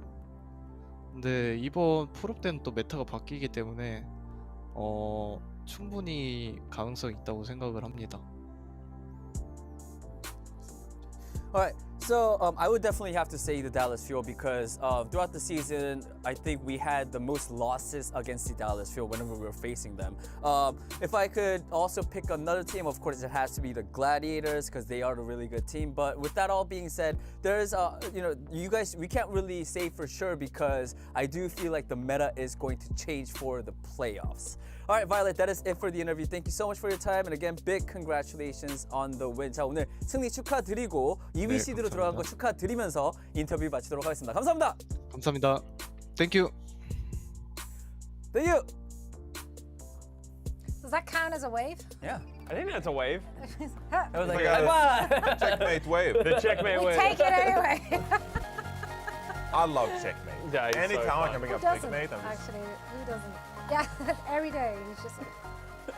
I hope they qualify for the playoffs so I can just, when you first see him, you just have to approach him like this. Don't say anything. Just don't say anything. Just approach him like this. Sometimes actions do speak louder than words, so I work afterwards. I do want to talk about this match because heading into it, Reinforce, you were worried / convinced that this could very well also go in London's favor. Why is that heading into it, and why did it end up being a close one? Well, on Spitfire, they're a bit of a unique team, especially in this meta. They did favor the Rhino competition for the majority of this match. And while we know that on Spitfire they can play many different compositions at this point, they can throw Hadi onto the Winston, for example, I don't really see them incorporating Zarya into their lineup as much as other teams as we grow closer to the playoffs. And it seems like Zarya is the staple for all of these different teams. So on Spitfire in that regard, they're a bit unique. They're a special opponent that you have to prepare accordingly for. And I didn't know if the Shock had planned accordingly. Now we heard from Violet, and that was actually a really fun insight. They came out with a far composition to try it out. Then instead they favored the BAP Send composition, trying to poke Hadi from afar, and trying to find an advantage on how to take down the Rhino composition. I think this is a very unique matchup. This was an opportunity for Shock to try out different compositions heading into the playoffs, because I'm just gonna remind people, last year, the Atlanta Reign made the grand finals by playing a Rhino composition that some teams were caught off guard by. So the Lana Spitfire, this is not calling them a one-trick pony. I'm not just saying they're just going to speak to the Rhino all the time. They can play different stuff. But they have this ace up their sleeve, and if you are the Shock, for example, who underperformed arguably last year in the playoffs, you need to be ready for anything, and this was an opportunity for Shock to get ready in that. Funny that you called it an ace up their sleeve when really they're wearing it outside their sleeve. Yeah, they're wearing an ace costume. Like, hey! It's face up, like you know it's there. It really is. And you're still drawing. Well, the interesting thing, and we've seen this throughout the history of the Overwatch League as well, is that, you know, kind of like the Chengdu Hunters, when you play this unique style, these teams that are trying to play against you, it's very difficult to understand or practice for that. You know, the San Francisco Shock, they tried to say, we tried to play the Pharah, but they couldn't effectively practice Pharah against a good Reinhardt team because no one plays it better than the London Spitfire. So that is, as you said, the ace costume that they're wearing, because that gives them the ability to switch over to the rush at any point, and people need to prepare that against the London Spitfire moving forward into the playoffs, because it works against the best teams in the world. The Shock did heavily struggle until they came towards this double flex support Zen Baptiste, and even then they barely got over the line. I also feel like, because I mean, I talked briefly before the interview, Violet did also agree that, like, because they couldn't practice against it, and also it's been so long that since they've last seen Ryan Rush competition, that was extra difficult throughout the whole match to try to get the win against them. So I mean, San Francisco Shock, they did get the win, but they like barely managed to like solve that equation. But if it was any other team, I think they would have. I don't know, if could they have solved that Ryan Rush competition? Well, New York Excelsior, like a theoretically weaker team than the San Francisco Shock, actually probably did a better job of dealing with the rush than the San Francisco Shock, and that goes to show like how it's just different playstyles and different teams are going to deal with it in different ways, for better or for worse. Absolutely, and also like obviously we don't have insight who is scrimming with who, so some might be more exposed to certain compositions than other teams are. For now, we're gonna hit up London, be like, no, we need a Ryan scrim block. Just give us one Ryan scrim block. Come on. Hey, whatever gets you through the playoffs into the finals, I'll be that person begging on the phone. I don't care. I don't have any honor or pride. That's why you're an Atlanta Reign fan, right? That's exactly right. It's funny because it's true. Now, we do have another match coming up, but once again, a reminder, this locked the San Francisco Shock into that overall second seed. So big congratulations to the team and to the org, and let's see what they can do with all that extra. What did they get extra? They get something. Picks? Seeding, yeah. They get to choose earlier. Yeah. All that extra choice. The power of choice. That's a great power to have. And yeah, congrats on that. Now, we do have a next match to preview. New York Excelsior and the Boston Uprising will face off against each other. All our votes went in favor of Boston Uprising. New York has not been looking too hot recently. They haven't. Yeah. They haven't. All right, Yaki. This is Yaki, come on, man. We see this every time. This is a fun challenge still for the Boston Uprising, because they're going to play in the play-ins, right? True. They're going to be competing with some real good teams. Toronto Defiant, Florida Mayhem, Washington Justice. Like, these are formidable rosters, right? So if you're the Boston Uprising, you need to be able to take down the New York Excelsior. And this is almost like a test, just like, can you match Flora and Yaki? We got the V brothers, Valentine and Victoria, of course. Nice. Will they be able to match the DPS of the New York Excelsior? Because it is very much I know we just saw some like Reinhardt and some funny stuff.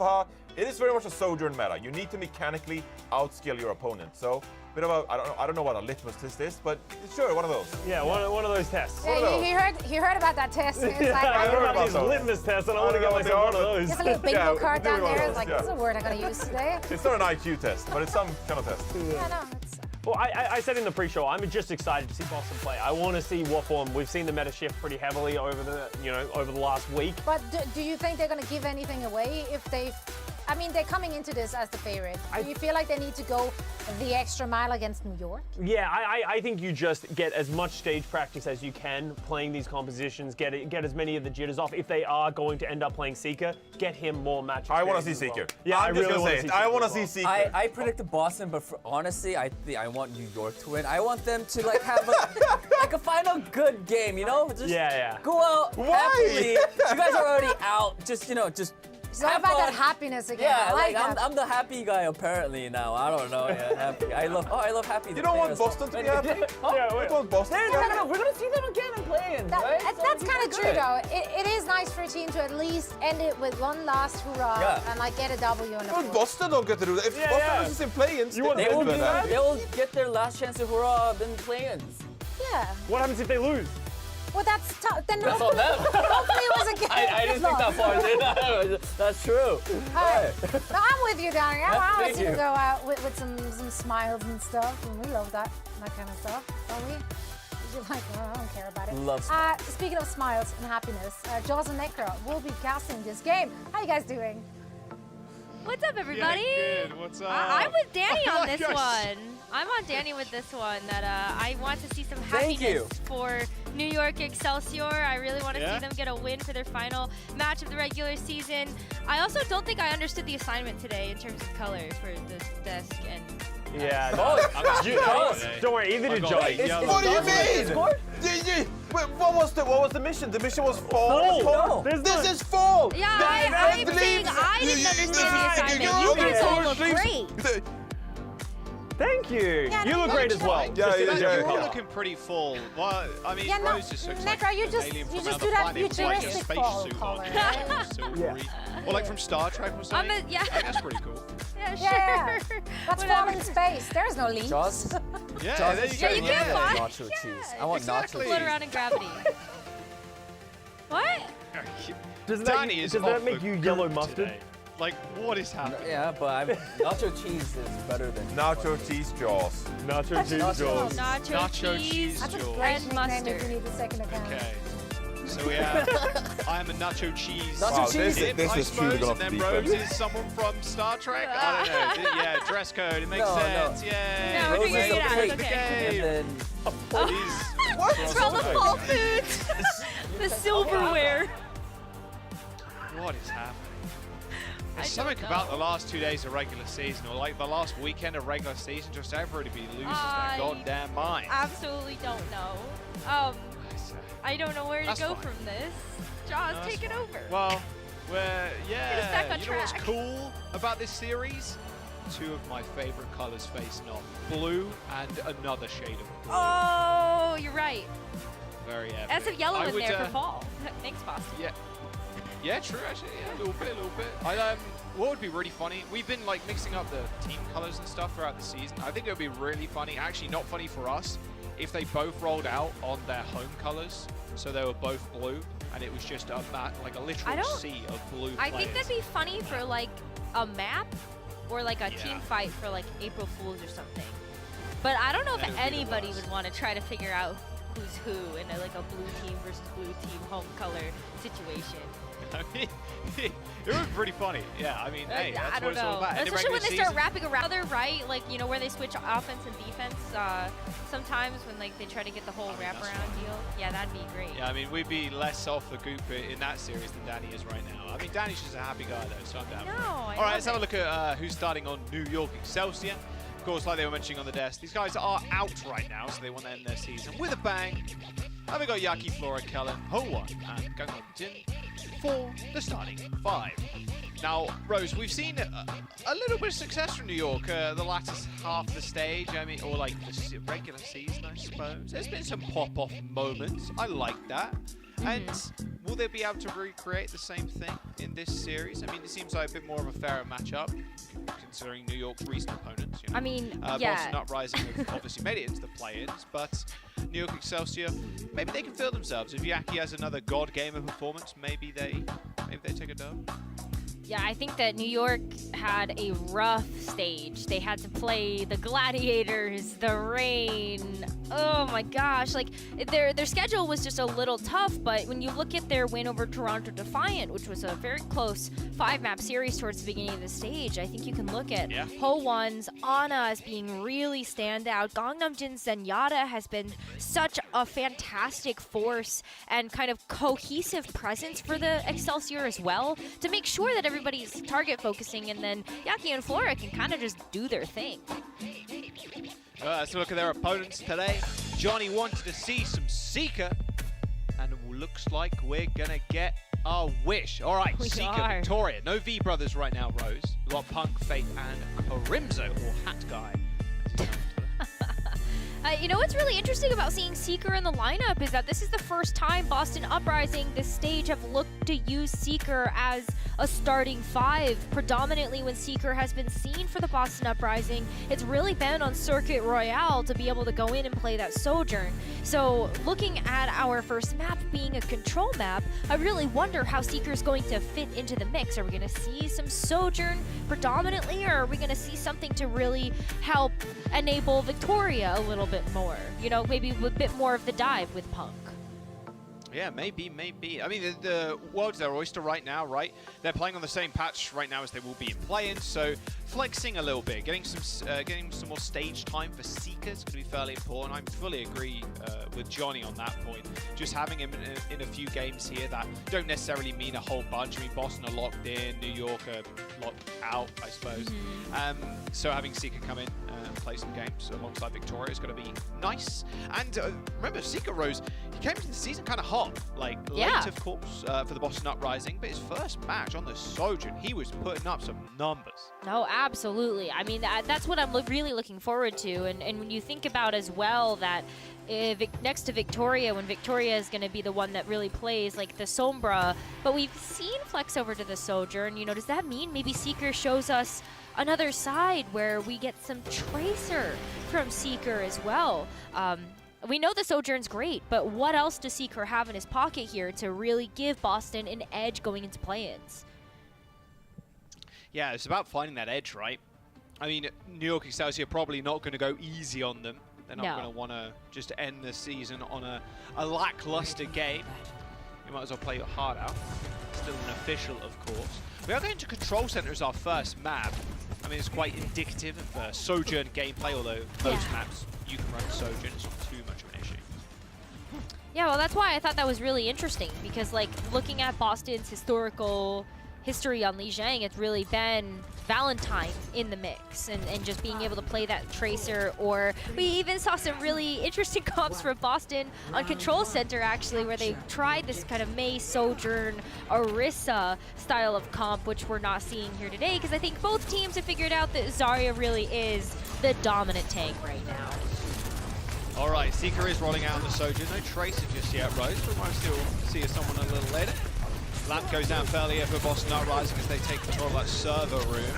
Excelsior taking a whole heap of damage. Pretty easy for New York and Boston Uprising, just kind of spam through the choke. And Victoria, one of the V brothers, picks up a nice double kill on the backline of the New York Excelsior as the Boston Uprising only lose a single DPS in that fight and managed to gain the point. Yeah, look at that. Even Flora is going to go ahead and reset even after taking out Victoria, just to be able to get back as a team of 5. You're still looking at Kellen walking away with a ton of damage, though. Just barely outpacing Punk right now towards that Graviton Surge. But you can tell that, you know, Kellen has always been one of those types of players that's a little bit more reactive, and so Zarya fits his playstyle really well to be able to use those bubbles, and then once he's high charge, move in. Ooh. Nice shot on Flora. Takes out the Sojourn. Fast push for the Boston Uprising. No chance for Kellen there. He'll separate from the rest of his team. Boston Uprising is pretty good. I always like holding the choke here. Although with these comps with no shield, it can be a little bit deadly sometimes, especially if Flora's kind of spamming through and then lines up a railgun shot. can be quite tough. Yeah. Yaki taking a slightly different approach, just poking away, but that's about it. I mean, ults are approaching for the Boston Uprising with that window to play. We'll see how Yaki wants to go in, straight to the back line. The window goes down for Crimso. Same thing for Ho1 in that choke point. Blade pulled, the Graviton Surge used, and it should be an easy cleanup now for the Boston Uprising. We've already annihilated Ho1. And the rest of Excelsior will join him in spawn. Well, that's what I worry about with the aggressive nature of Boston Uprising push, not only to hold close, but also how reactive Kellen plays.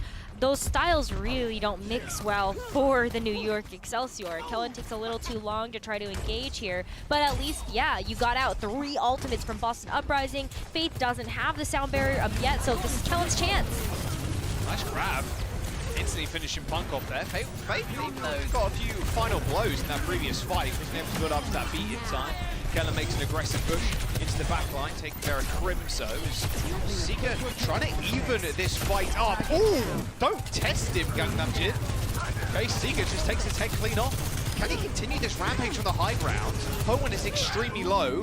He's managed to get away from the oncoming Boston Uprising members, and they do manage to find a flip. But Boston Uprising still with 99%. Seeker thought he could take that one in his stride, wasn't able to pull it out though. But what's really impressive for New York is that they really only used that Graviton Surge from Kellen to start things off. That enabled the elimination onto Punk, and then without that front line, it was really easy for New York to get the follow-up to get that point cap. That really leaves Boston with not much. I mean, Seeker used that overclock as well in that last fight, so it's up to Faith. Sound Barrier were just, I guess, getting a pick. Yeah, I mean, okay, New York have lost one. They decide to go pretty ham with that beat. When the beat comes out, the Boston Uprising, Yaki trying to make it painful, but runs himself into a lamp. Doesn't hit himself in the head, though. He ends up backing up and surviving, and New York are going to have to. Boston Uprising, all the meanwhile, have managed to flip that point. A window from Ho1. Little to no avail as Flora was shooting through it with that railgun, but the Boston Uprising just speed on past, shattering the window, and round number 1. Take it to 100-30 there. Control center. Score. Wow, yeah, I mean, when Boston get momentum, they take it and they run with it. And so that was a really fast round for them, 0 to 100, 0 to 99, I guess, and then, you know, getting the point flip back. But we're going to continue to see this Zarya look, especially on these control maps. You know, for Punk, we've seen the Zarya and the D.Va, but when you have Seeker in the mix, I feel like it's really about trying to make sure that the Zarya can go in and chunk down these lower health targets, or set up Seeker to really, you know, click some heads with those charged up railgun shots. Either way, I think Boston having Seeker in the lineup does force their hand a little bit to play this Zarya composition, but it looks really, really good for them so far. All right, same compositions for both New York and Boston. How do they handle this mid-fight? Once again, Excelsior are quick to rotate, but maybe a little bit too quick as Ganajin ends up falling over, and Kellen was joining the rest of his team in that little courtyard area. All right, Yaki at least takes down Seeker. That's one major damage source down. Victoria's in a little bit of trouble. Oh, can he get the kill? He does. Nice little ghost dash there from Victoria too. Escaping back to the rest of his team as the Boston Uprising, they'll cap first once again. Okay, you can see maybe a little flank happening here as Victoria tries to go out into the open space, pushing New York Excelsior all the way back. Like, they were there right at the entrance of point and wanted to try to aggress, especially when Boston Uprising were still waiting for one member to come back. But when Punk pushes up this far, especially with Victoria, there's nowhere for New York to go. All right, trade 1-for-1 Crimso for Flora. As Victoria trying to stop this flank from the New York Excelsior. Unable to do so as Punk also ends up going down. Excelsior playing this game at a fairly high pace. But the Boston Uprising, they're still making these fights fairly long. So it's not the worst. She still gets some free cap time there, but Excelsior do manage to get that flip. Now the ultimate's coming online. How do the Excelsior deal with this window coming out from Crimso? A bit of a dangerous map to get windowed off. Yeah, well, I mean, maybe New York can kind of dish it right back to him. Just kind of push forward beyond the window. Yaki's going to try to wrap around it. He is, but the rest of Excelsior are backing up, so it's a 4 on point and then Yaki on the flank. Yaki does have a Blade at 10%. He's the winner from Ho1, quite far forward, but it doesn't matter because Punk was already on the retreat. A lot of low health members on the side of Excelsior, but it's all good.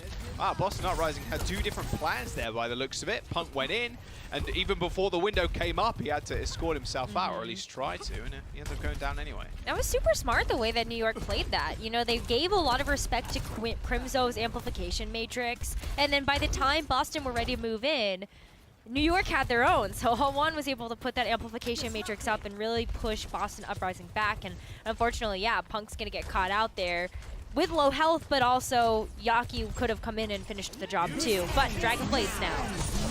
Played in a beat, Victoria dashed in, dashed out straight away, and Seeker's head also dashed across the pavement. The Boston Uprising have got a couple of ults in their back pocket and are going to unleash one of them. A beat and a grab, and in fact 2 grabs for Flora. He had a charge shot ready for Punk there as he was caught in the Graviton surge coming out from Kellen, and Yaki even pulled the blade. So Rose, everybody hit Q, and New York came up on top. There you go, that's what happened in that fight.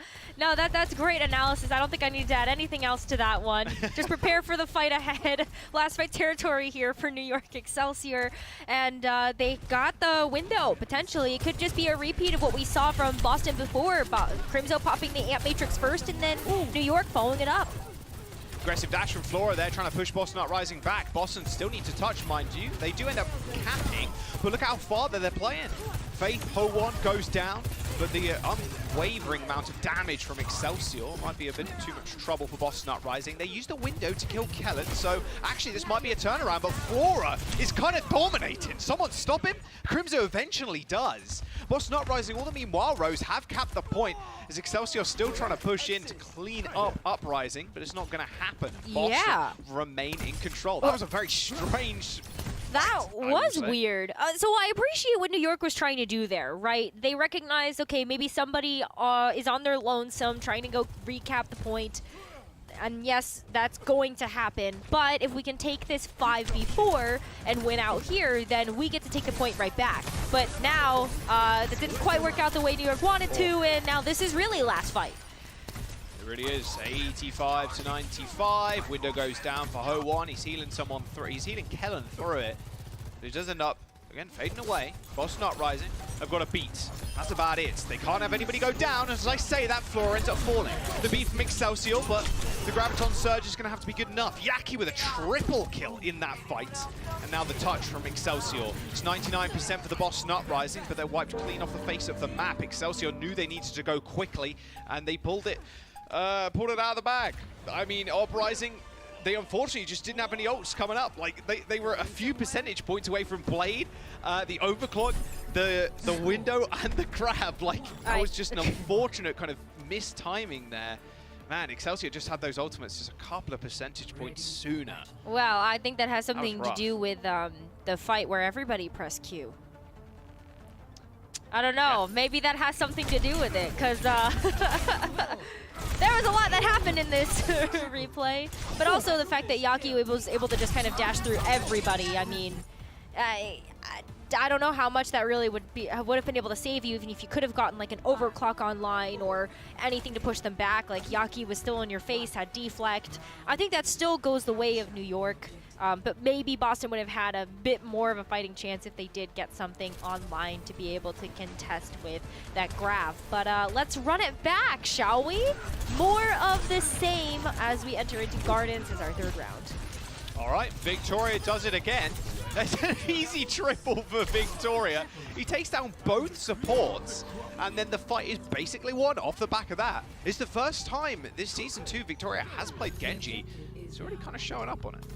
Yeah, he's doing a fantastic job. I feel like most of the time when we've ever seen Victoria flex over off of like the Sombra this stage, we've seen a little bit of Widowmaker, so that would have been on Circuit Royale to play next to Seeker's Sojourn, or we've just seen like Tracer, even bits and pieces of Tracer. But I love this Genji look that we're seeing so far, and it's really doing Boston a lot of favors, especially to just take control of the point first and hopefully hold on to it as Victoria gets closer to that Dragon Blade. Yeah, notoriously hard point to actually capture though, with the amount of cover on the point itself and all the pillars you can hide around. Excelsior almost managed to get the cap there, but Boston Uprising do step their little tootsies on the point just before it does flip. Lamp already used by Crimzo, but now he's got the window online, maybe supplementing the damage for Seeker. There you go. But, like I said, a lot of cover here on this point, so this window might not do a crazy amount.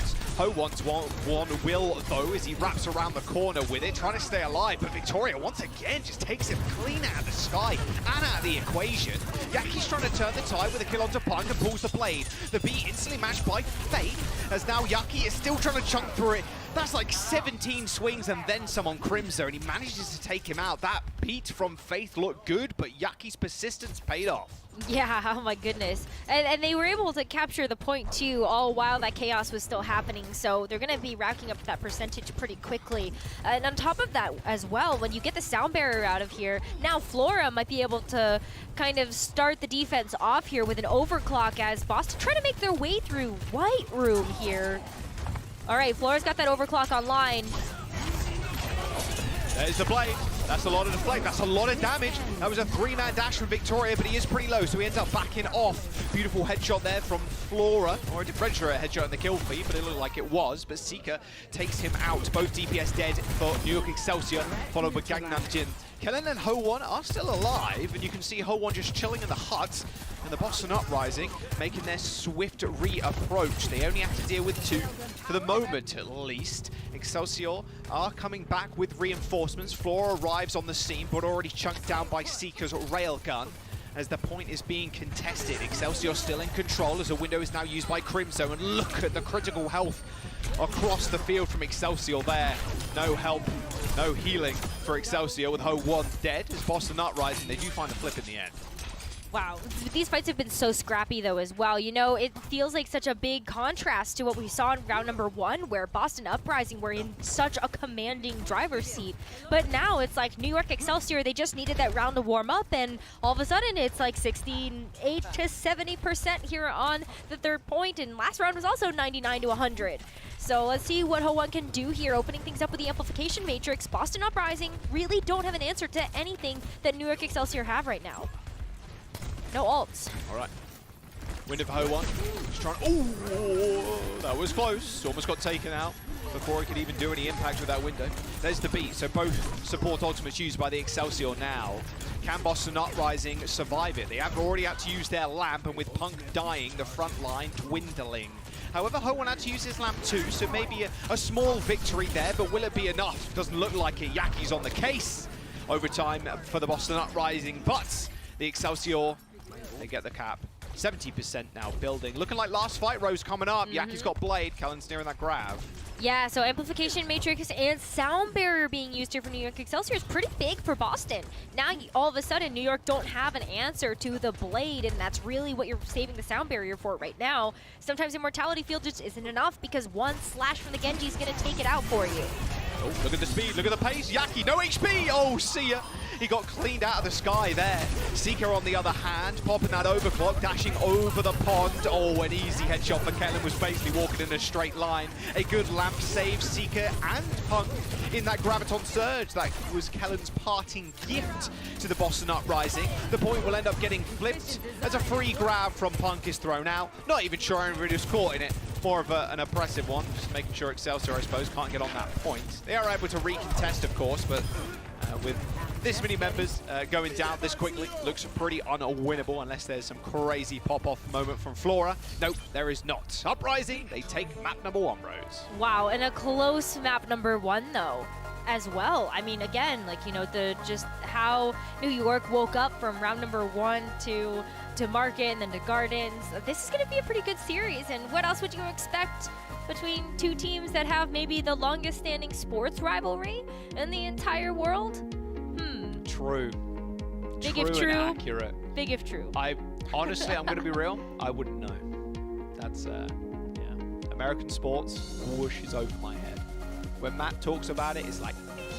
I said that one just for Matt. That was all for Matt. Good. Yeah, that's good. You got to throw Matt a bone every now and then. Every once in a while. All right, map number 1, Boston Uprisings, New York Excelsior. Pretty close. It was a really scrappy affair. We'll see if that carries on in map number 2. We're going to Eichenwalde as the next map after this.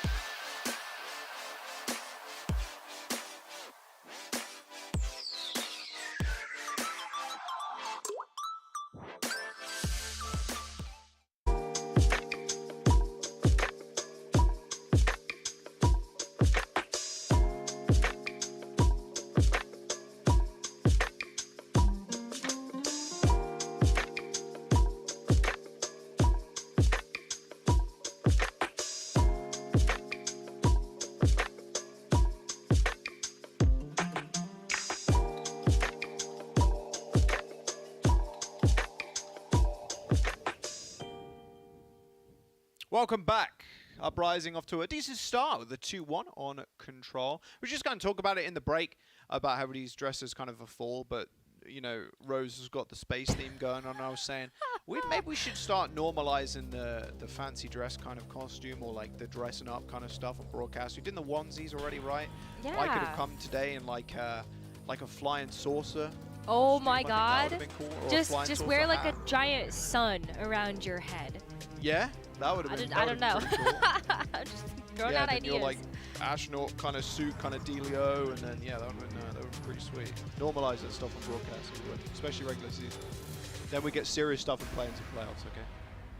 All right. Speaking about serious things, Boston Uprising very serious about keeping Seeker in.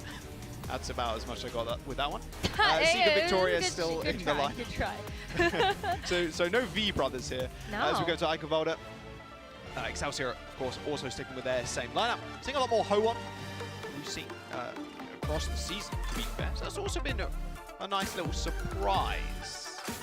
It has been. It's been a really nice surprise. I remember you and I actually casted the first game that Ho-On really came into for this stage. And so I remember you and I being very impressed by how Ho-On was managing the Ana cooldowns to sleep very important ulting targets or get these massive bio grenades that really help to enable New York Excelsior's push. But as we've seen these teams evolve their view of the meta and how they want to try to play with the heroes that are available now in the current patch, it's been a lot more Baptiste, and so that's been really fun to see Ho-On kind of grow into that character as well. Yeah, Bap is super strong right now. So strong. Super good. Who knew Mortality Field was still amazing? Normally, could be me. A window looks bigger too. I don't know if it's just me, but the window looks way bigger than it used to. Maybe because there's less people on the map to stand behind it. Oh, so that's it what I bigger. bet that's what it is. Yeah, there's like more dead space now because it's 5v5. Yeah, exactly. So you're like, whoa, it's huge. Yeah. But really, it's the same size. But it looks massive. It does. It does. Oh my God. That was brave, Victoria. Still took Shooting the shot a reflecting anyway. Genji. Yeah, I know. He's like, I know you're reflecting, but maybe I catch you. At the Maybe very you end. get scared. Yeah, I mean, honestly, I've done that way too many times. I'm like, okay, when's his reflect ending? Now, and then I die. I'm like, oh. Or it's just an intimidation tactic, you know? You just gotta like be like, yeah, I would totally do it. Don't you try me, I will. Very fast to engage here from the Boston Uprising. Seeker taking a lot of damage. Seeker trying to approach. Excelsior just kind of giving away a lot of space. Like, Kellen's alone. Oh, yeah, okay. He gets punished for it, too. Seeker's headshot accuracy on this Sojourn has been incredible thus far. Point is being captured by Boston Uprising. Excelsior just kind of bleeding out. Gaki dies, Kellen's dead. Like, this is a pretty free cap for Boston. Yeah, it's gonna be a super, super fast take. I mean, having 5.5 minutes to try to assail the castle probably feels pretty good right about now. Paraiso as well, just really pumping out the healing and the damage. Gonna have that amplification matrix online for when they start rounding that first corner. And when you are contesting with that high ground, that's a pretty great way to just kind of play on cart. Use that window to push back New York and then, yeah, start getting some more payload progress. Victoria's up there too. Oh, man! All right, see ya. I didn't even know where Gangnam Jim was. I just saw Victoria jump up and I was like, oh, wait, Lucio's dead. I don't know. His poor lifeless body is just on that little bit of rubble there. Just blending in. I'm so sad. R.I.P. R.I.P. It's all right though. He's Lucio. He's back. Yeah, He's I know. quick. As he died. All good. All right. Winning for Ho1. I hear a blade in the background. Yeah. Oh, Ho1. Lamb. Dead. Oh, he does get grabbed. He's lost it. He has it. There's the blade. There's the beat. A lot of ults thrown in there for the Boston Uprising. Very nice play from Victoria. Ho1, I saw Ho1, he was trying to use that window on the staircase, Rose, and I heard the blade behind him, and you're like, well, I guess I die now. What was really interesting about that is that, like, I would have never expected Boston to take a fight there. You know, when you think about trying to meet the defending team on high ground, it's usually on that bridge, right? But you played Tiny Overwatch, I don't know. Played Tiny Overwatch. Oh, blade and beat. Okay, Yaki doesn't really have to deflect, although the cooldown is down anyway. He is trying to get a recess off the Batiste. Doesn't really find the kill, but Punk does end up dying. Did get a reset off Punk, and maybe he didn't even hit him like he did, but apparently not.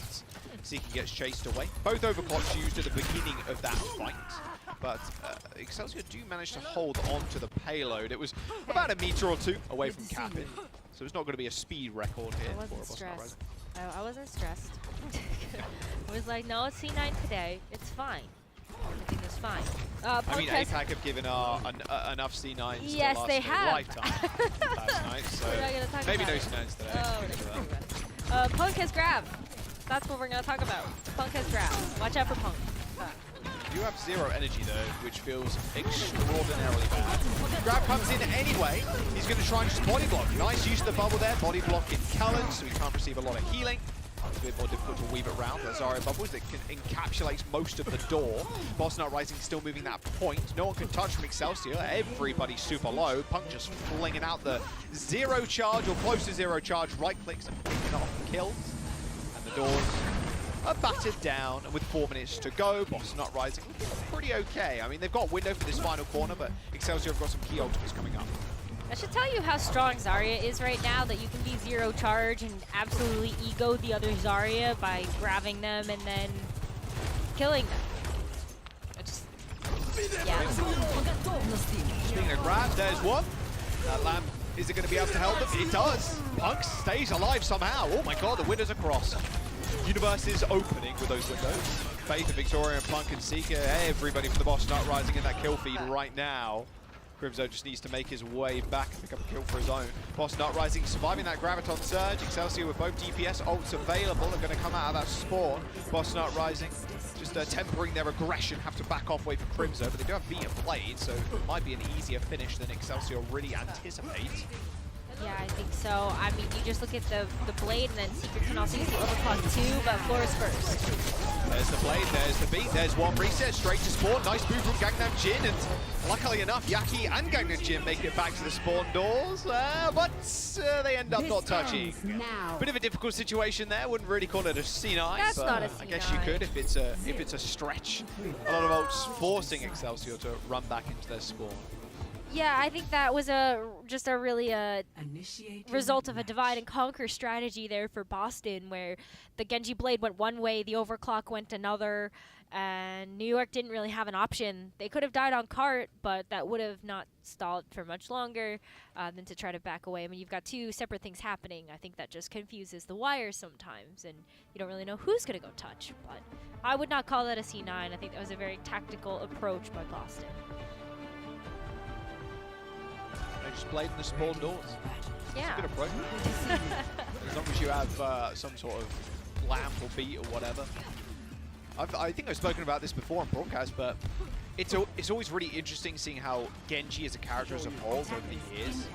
Coming in from Overwatch 1 to Overwatch 2, obviously, but the change in how people play, how much better people have got like individually. You go back to like when Overwatch first came out and there were tournaments running just like a, kind of like an open circuit kind of thing. Yeah. Man, Genji Blade nowadays has negative impact almost some of the time.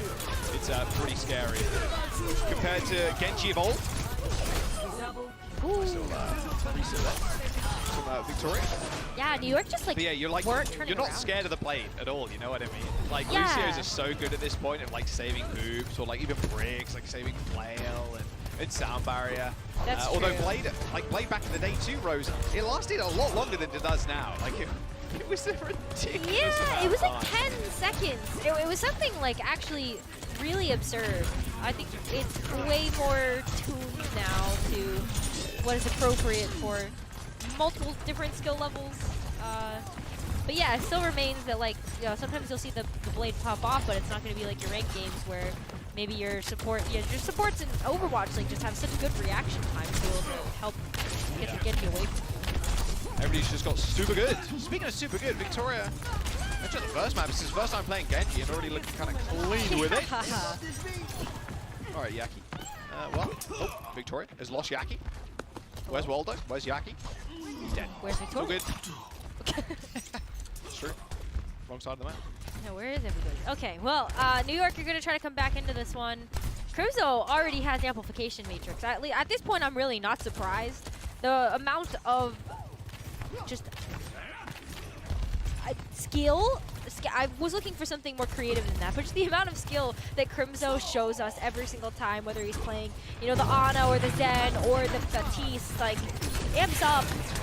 It's time to make a window and send Nick York, I think, back to spawn. Oh, and the grab too? Good grab.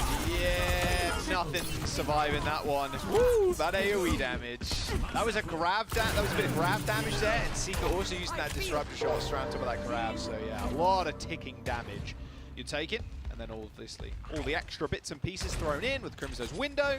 Yeah, Boston Horizon looking and feeling pretty good. 2 minutes to go for Excelsior, unable to crack even just a single attack on the point. Yeah, I was so focused on Crimzo's amp matrix that I just kind of forgot to realize that Punk had a grab, because you don't expect that. You don't expect your Zarya to keep up with your Baptiste in terms of ult charge. Not at all. Window being used for a little bit of space there. Victoria dashes up with that blade. Notices the beat comes down, but still slashing away. Forces the land, forces the beat. Very few defensive tools there for Excelsior. Can't turns one around. Faith does fall, but so does Yaki. It's a fairly scrappy fight as things go. Excelsior getting their ult time a little bit later. They do manage to kind of bait Punk in a way, take him out. They will be able to claim this first point, but they do expend a whole bunch to do it. Yaki saved the blade, so maybe that's at least somewhat useful, taking control of the castle. Yeah, that'll really help to at least capture the high ground. And when you're looking at everybody else not having anything yet to be able to contest that, then yeah, go for it. Now you're really looking at maybe the boop from Faith to try to push Yaki away, and that the immortality field from Crimzo will buy you enough time if you're Boston. But they're taking this really split approach here. Boston has a few members up by the castle doors and a couple of people on the high ground as well. So I like that. You get that long range damage, and you got to kind of get through the main arsenal first of Punk's cannon there. Yeah, I mean, he's got grab too, right? Yaki is just basically, taking yeah, a beating on the right-hand side. Faith finds a boop onto Gangnam Jin. Like make that too. Yeah, it's been a bit of a rough game for Yaki so far. He's only got 3 elims, 0 final blows, and 8 deaths. Like, wow. Yeah, his impact, not exactly what we're looking for out of young Yaki. Yeah, that's a little rough. It's a little rough, but maybe with this Dragon Blade, we're finding an opportunity to use it. Will be good to help pad some of those stats, but Punk's gonna use the grab first. A little B-hop, you'll love to see it. The lamp comes down for Ho1, but Crimzo's window, oh, it's actually taken care of. Yaki actually, all right, Yaki. Couple of final blows now, yeah, all right. I like to see it. But the Boston Uprising, they were able to back off with Punk staying alive, at least for the time being. If he can get out with energy, that'll be good for Boston, but it does like Callan is chasing him down with the help of Gangnam Jin. Although Punk does get saved by a lamp from Crimzo, who ends up taking down Kellen. Oh, what? Okay, Kellen just overextends with Gangnam Jin, trying to take care of Punk, but ends up biting him in the butt. Yeah. Wow, I mean, this is just kind of clinical here from Boston. Despite how much Yaki was able to do with that Dragon Blade, it just really wasn't enough to convert over to progress here for New York. It did allow them some time to get some poke, so now Kellen has his grab. Flora is going to have an overclock sometime soon, especially if you put the Disruptor shot right on top, but Victoria actually just gets blasted. Deleted. Big grab though, huge grab in fact. From coming out from Kellen.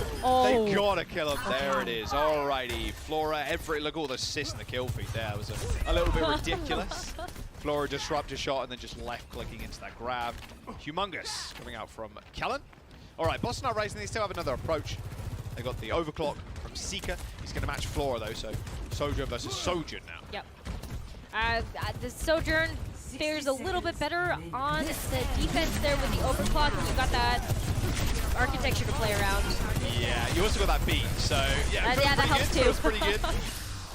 Yeah, you ain't dying there. Seeker can just jump in, no problems. The amount of Sojourns I've seen just pop overclock, shift in without any protection, then get insta-killed by... Yeah, well, they try and become tank, and then they instantly die because they forget they're not immortal when they're using overclock. Well, you do feel it. That's one of the funniest things, or funniest things about Sojourn's kit. You feel immortal when you pop the overclock, but remember, you are very mortal, 200 HP. Oh yes, you are still very worth keeping in mind. 20 seconds to go though, Rose. Grabs on Turge from Punk, and that window from high ground. Oh. That's it. That's it. Oh dear. I mean, the rate at Punk and Crimson have been stacking these ultimates is, I mean, you can do that's ridiculous. Actually negative. Is anyone going to touch? I mean, Ganonjin's just going to get booped. There's no way, right? Nope. Goodbye, Excelsior. Map number 2 goes to the Boston Uprising. There you go. Victoria jumps off the map, and Seeker just on Tracer in spawn. Feels pretty good. Yeah, that was a pretty rough game for Excelsior there. I mean, Boston Uprising had 40 kills at the end of it. Excelsior only with 19, so Diff really felt from the Boston Uprising. A few nice little plays from Flora and Kellen, big grabs and a couple of nice overclocks, but that's really about it.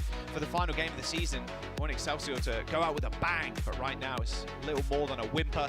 We're going to jump to a quick break. We'll see if we can be at map number 5. Possible, but Boston Uprising want to make it improbable. We'll see in a bit.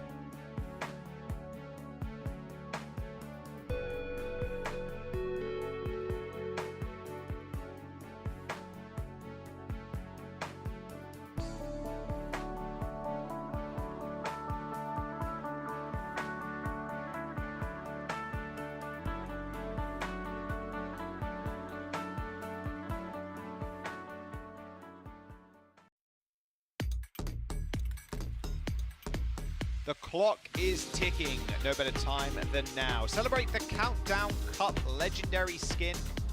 Clockworks on sale now for just 300 League tokens in the new Owl shop in Overwatch 2. Yes, it's a good skin. Gives you, it feels like, for me at least, it gave me damage buff. My Zen looking pretty clean recently, I will say. The right clicks looking good. But yeah, pick up the skin. It's pretty sick one. And I think there's still that bundle available. Not sure. I haven't checked the weekly shop yet. So, but yeah, there's a bundle for some of the older Owl skins as well. If you missed that, but the Clockwork Zenyatta one is a must grab if you're a Zen player. And Zen's pretty good in ranked still, so Zen is very good in ranked. Worth picking up, unless you're, you know, on certain maps. I will say. Sometimes I force play Lucio against my will. True. Understandable. Have a nice day, Jazz. Jazz? What did I call Jazz? Because I went for Jaws, and I was like, Jazz. I actually don't know if I want to call him by his first name or his tag. You're Jazz now. Jazz. Excellent. My new Smurf name. Or I can just change one of my other accounts to Jazz now. There you go. Yeah, I just christened you with a new name. There you go. Perfect. Circuit Royale is the map. Boston Uprising 2-0 up into the series. Oh, I was thinking of the piano here. No, there you go. I was thinking about there you go. Yeah, that's definitely how you came up with that one. Yeah, we'll go with that. We'll go with that. My brain is funny. Like I said, end of the reg season, so all good. Regular season very much coming to an end. And Boston, New York Excelsior, come on, man. Show us a bit of life here. Boston Uprising kind of running away with this one right now. I mean, Victoria's been looking good on his first on Genji. Seeker too, they're giving him some playtime, which is always good, especially going into play-ins. If they even make playoffs, different meta, maybe Seeker's better on that kind of meta. They always want people to be warmed up, so good to see him taking the limelight for a little bit. Yeah, absolutely. And this is Circuit Royale, which is one of the maps we predominantly saw Seeker on when Boston flexed him into the roster. Might start out on the Widowmaker to see if he can get a quick pick, but at the end of the day, I think Sojourn really looks like his bread and butter right now. I don't know how much we're going to see him actually swap off of that, given how proficient it was and successful on Li Zhang and Eichenwalde for the first 2 maps of the series. And this could close it out here for Boston, so New York have to pick it up here. Oh, that got reflected. Lucky Yaki's aim was ever so slightly off their Seeker. All good. Okay, switch back to Sojourn there, Rose. So no Widowmakers on either side. Just both teams happy to run with kind of what they've been running. Gangnam Jin's on the Zen instead of the Lucio, and he's dead. So there you go. That might be tough. I'm going to say the Zenyatta might be a little tough to run here. I think without the mobility, you just don't have a whole lot of your kit either to help you with against a Genji like Victoria's. So yeah, smart swap there from Gangnam Jin. You don't have the Sigma either, so that can make it a little rough for you not having that shield or someone help heal for you. But now Gangnam Jin is back and can help to kind of micro move the team around. Yeah, I think you hit the nail on the head there with the 0 shield, a bit harder for the Zen. Or against the better Seeker. All right, luckily Gangnam Jin getting back to the rest of his team there, which is just kind of forward. Nice kill on Punk. Okay, remove that energy. Can they get any more staggers? Doesn't look like it. Everybody made it back to spawn in time. Oh, saying that. Nice. He got the dash. All Gucci. No, sorry, it's already at the almost at the grab. 30% away and 20% away, respectively, for Paraiso and Excelsior. Yeah, I mean, Zarya's been able to charge up their grabs pretty fast. Like, you're still going to be a little shocked if, you know, Kellen or Punk can keep up with the amplification matrix charge, but we're looking at that right now. Literally, Kellen is going to have grab. Whenever Boston move in, Kellen will have grab. That's absolutely ridiculous. Kind of throw it down and then pop the window. Okay, grab. Oh, grab in the doorway. Can anybody actually get to Punk or like is in LOS of him? Yeah, okay, the lamp actually just saves his life completely. Yaki does end up killing Victoria, however, who tried to make a play in the back line. And now the Boston Uprising, who have used their, only used their window, going to be able to get a free grab on Surge here. Ganajin 40% away or thereabouts away from his sound barrier. I mean, the Graviton Surge was good there from New York to use in the doorway, but that actually allowed Ho1 to, or Crimzo, excuse me, to pop the Immortality field by the wall so that New York couldn't access it. Good Baptiste will do that. Well, the Graviton Surge still going to be invested deep without Seeker being alive. Yaki trying to hide behind those signposts. Victoria still managing to send those shurikens, careening at Kellen's head. Blade pull. There's the bubble on Victoria. He's so low. Oh, Uprising. They ended up using the sound barrier there from Faith, but they're still taken down by Flora's overclock. That was a fairly decent blade, but didn't end up working out. The Boston Uprising, they're still losing members. Punk and Crimzo end up falling, and with 60 seconds to go, they aren't even able to get that first checkpoint. Or Excelsior kind of standing strong on circuit. Yeah, I mean, I'm super impressed right now. This has been a little bit difficult for Boston to be able to get through. Kellen, in order to come back, is on the Doomfist right now. I'm not sure how I feel about that one, given how Doomfist's success rate's pretty low this stage, but there's no Sombra on Boston's side, so maybe Kellen is still going to be able to get some Little short hop there, using the shift to get a nice little double punch, but that was about it. Window very far forward for the Excelsior, forcing Seeker all the way back. And Victoria's dead. The Boston Uprising hanging on to their last limbs. And Seeker just taking the ego duel there against Flora, or I should say the other way around. Flora taking the ego duel against Seeker, which just almost run into the spawn. There are kills going the way of the Uprising as Yaki falls, but someone still needs to touch that point. It's unlikely that Boston can be able to get there. No, Victoria with the deflect, no dash. Excelsior holding that payload, what, like a meter or two before that first point? What a turnaround for New York. That was a huge clutch to deny Boston that first checkpoint, and now that line is in the sand. It's been drawn. New York know exactly how far that payload needs to go in order to keep them in the series. And New York have been a fighting team this stage, Jack. Even just over the course of the season, we've seen New York improve and improve and improve. And I think Kellen really needs to be given a lot of credit for how much work and effort he's been putting in. Whether it was the Zarya, just getting those grabs online super fast, and outpacing Punk this time around, that was pretty critical. Or playing the Doomfist to be able to have that clutch factor to get back and seal the deal on that first point hold. I've been really impressed with how Kellen has been performing this stage, and he's been putting in a lot of work and effort. They have been scrappy. Yeah. I think that's the team's motto. I mean, just in the Countdown Cup alone, they've gone 3-2 against Toronto Defiant. They won that series. Yeah. They played the Gladiators and went to map number 5. Yes, they Glads did. ended up winning that 3-2. They took a map off of Washington. They did go down 3-0 both to Atlanta Reign and London, but still taking all these game 5s, like that's kind of what you expect from Excelsior. Yeah, exactly. I mean, to be fair, even in mid-season madness, it was like 3-2 here, 3-2 there, 3. You know what I mean? Like they're one of the scrappier teams in the league. Yeah, I mean, like their losses have been closer as we have progressed through the season, and their wins have also looked good when they have gotten them. So let's see what New York can do. They know where that payload has to go, and it's just barely before that first checkpoint. First pick is going to open up everything here for New York to just kind of push forward. Well, it's actually Boston get that first pick. On to Seeker. I'm sure there's much they can do about it. I love the approach that Boston are taking too, holding this far forward, because they know if they hold here, you probably get 2.5 fights rather than just 2 if they hold on that little bridge.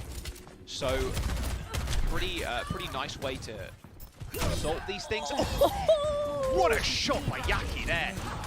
He took the entire bush out, plus Seeker's head. Flora doesn't end up going down, but remember how close these spawns are. That land being used, Punk is just being getting hard focused. An early window from Crimzo as he's teaming up the rest of his team. Yaki left on an island for Victoria to scoop up. They might be able to regroup as 5 here. That Boston Uprising. Punk's near in the grab, like a right click. Randy right now just flinging them to the back line. However, that window from Ho1 super far back near their spawn doors will open these things. Will open this one up. 2 big ultimates online for Boston Uprising. 3 if you count that sound barrier coming up soon. Beat and the blade. 2.5 minutes. I mean, that's a lot of time to burn off that bank. And now they get their 2 fights, right? Yes, they do. Yeah, Boston will be able to come back here, and it was Seeker that was the last to die on payload to be able to help contest some of that progress. And with that mobility, Soldier's going to come back right away so that you can get this really nice hold here around this boutique corner. You might be able to put the lamp in the window. Ooh, okay, they did manage to get the lamp and followed up perfectly there by the beat. Still a lot of low health members on the side of the uprising, but Victoria's pulled that blade and Yaki has put to an end. Excelsior still content with kind of holding this corner though, as Flora uses that overclock. Punk goes super low. Someone please save him. He can't save himself for too long. Double bubble already used. He takes a headshot body shot from Flora's overclock. And now Flora on a beautiful little angle. Not really much room to play with if you're the uprising, as that payload is moving towards that white box of victory. Can a Boston uprising touch in time? They got that half fight. They've already used their 2. Here comes Punk back on the Doom, but Crimzo's already dead. Kellen made a beeline to the back line, as now Punk is focused down. Just a blade from Yaki will do it. He even says hello to Victoria in the end. Excelsior keeping it as scrappy as ever. We're going to a map number 4. Yeah, whoa, that is so scrappy, but it worked out, and now New York get a chance to show us why they've been able to have so many 4-5 map series this season.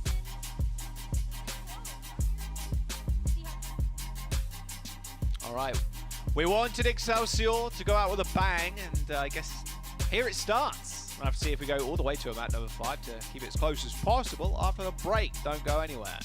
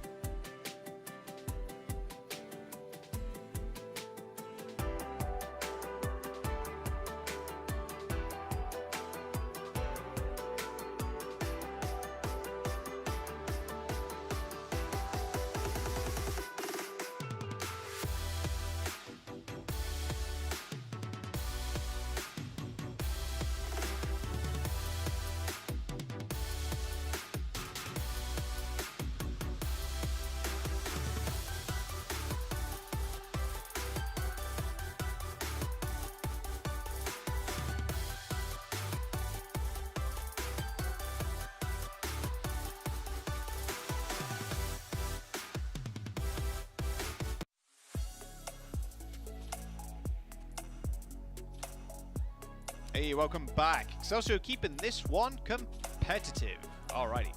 That was a hell of a first hold on Circuit. We are going on to New Queen Street for our push map. See if they can do the same like they did Toronto Defiant Gladiators, taking that all the way to map number 5. It's kind of crazy thinking about it, Rose, that Gladiators map 5. Not something we'd ever thought we'd see, that it being that close against the Glads, but shows their true potential. This is why I've been a New York believer for a long time. Yep. But it's a bit unfortunately their season is already kind of done and dusted, this being their last game of 2022. Yeah, this is going to be their last regular season match, and for Boston, they're already solidified as the 10th seed going into play-ins. Their win here or loss here will not change that. So I think that's why a lot of us are like, hey, maybe New York can finish the season strong with a win. That would be really exciting for them, just given how they have improved over the entirety of the season. New York at the very beginning were winless. And really were struggling to try to find their footing into how they wanted to play, who they wanted to field, and they finally seemed to get their act together and have really woken up, especially adding in some new coaches and really figuring out what people's star roles are. It's been really, really fun to watch. Yeah, it has.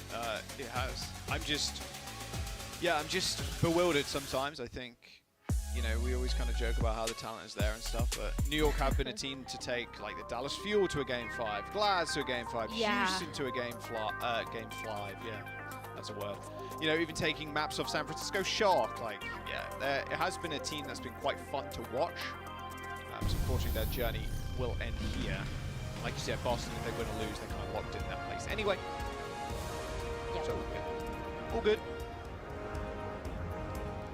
Good. Maybe we do see a map 5 here, but New York have to win this one. Otherwise, Boston will take the map and the series. I mean, New Queen Street is just kind of an interesting map when you look at just the data for both of these teams because of how many map 4s and 5s you've seen from New York. I've actually seen them play New Queen Street exactly once, but this is one of their wins over the Gladiators, which is really fun. So maybe that bodes well for them against the Boston Uprising, who have played this map also once this stage, and it was a win over the Washington Justice. They even played it once. Nice.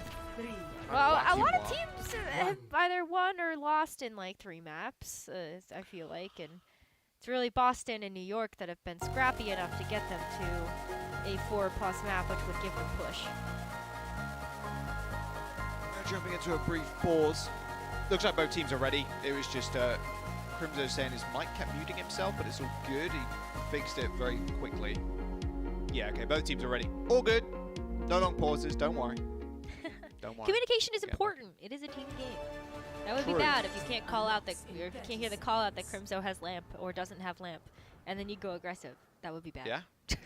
Although with the ping, I guess you can't really use the ping system to mark it out, like they don't have a cooldown. Yeah. Maybe you can get creative. If I don't join voice, I won't feel nearly as bad. The ping system exists now.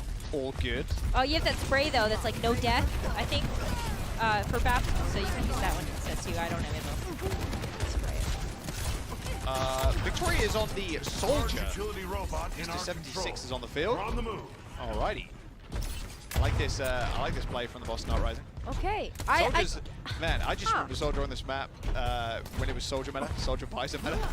Just like sprinting to the back line with the speed boost, the damage players used to have. Nutty. I wasn't super expecting to see the Soldier 76 here. I kind of missed it because we went to the pause, but the Soldier is an interesting choice just given that you do have the ability to place down that heal station. Helps with a bit of a flank if you want to take that, the mobility as well. You do have some really nice angles to play with here on New Queen Street. I mean, I think Sparker Soldier 76 on the London Spitfire was a great example of the mobility and how you can use that to find some nice off angles, but Victoria's just kind of pushed the pressure here. He is. Luckily, he's got those legs to run away, though. All good. All good. Even Gandalf Juniaki can't chase those. Well, Punk does end up going down. No ults were expended. Speaking of expending ults, Crimzo's going to use that window to going to be able to get any damage done. Looks like Ho1's are in a little bit of pressure. Same with Flora. That window doing a significant amount of work, but they are still down in tank. So Excelsior might want to march on this one. There's the visor from Victoria. It's got no nano, but it's still doing work. Beat from Excelsior a little bit too late to save one of their DPS. And in fact, they bring a ton into this fight. Even that Graviton Surge being utilized, using 3 ults to try and take control of that bot. I mean, when you want to try to play with momentum, that's one way to grab it. It's just by throwing every ultimate you have available and hoping that it all works out. I mean, it was good timing as well from Kellen. Victoria didn't have the heal station cooldown available. It was like 1 second away from being able to be popped down, even though that might not have been enough because of how much damage Kellen took from the bubble that was used to mitigate that tack visor there from Victoria. So just like that, New York's going to take the lead here, and they're going to try to take this checkpoint as well, but maybe not if Seeker has anything to say about that with the overclock. Yeah, this corner kind of notorious for that overclock. Just jump around it as quick as lightning. He's trying to get an angle or some kind of summit. But the issue is there is obviously the bus in the way. There's a ton of like little bits of cover.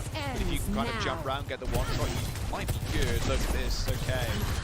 So Flora's not really well, he's close to his overclock, hasn't pulled it yet. Seeker's going to run out before he manages to pick up a kill. Excelsior playing this one rather patiently as the robot is basically reset. I mean, he's back on the middle pavilion. Punk's in a little bit of trouble, someone saved him. He actually has to get lamped. The Graviton Surge does end up coming out as the window and beat are thrown in by the Uprising, capitalizing on top of that grab. Excelsior now running for the hills. Very little members remain. Yeah, oh, don't test that one, Faith. Yeah, he's got dash. Yeah. Like the dash melee, easy kill. Dash, melee, deflect, that's just a big... That just results in a big problem. I wouldn't want to deal with that either. You die, you feed. You die, you feed in that situation. Yes. Get Punk back and you're all good. I mean, he's still got the lead too, so it feels pretty good, but that checkpoint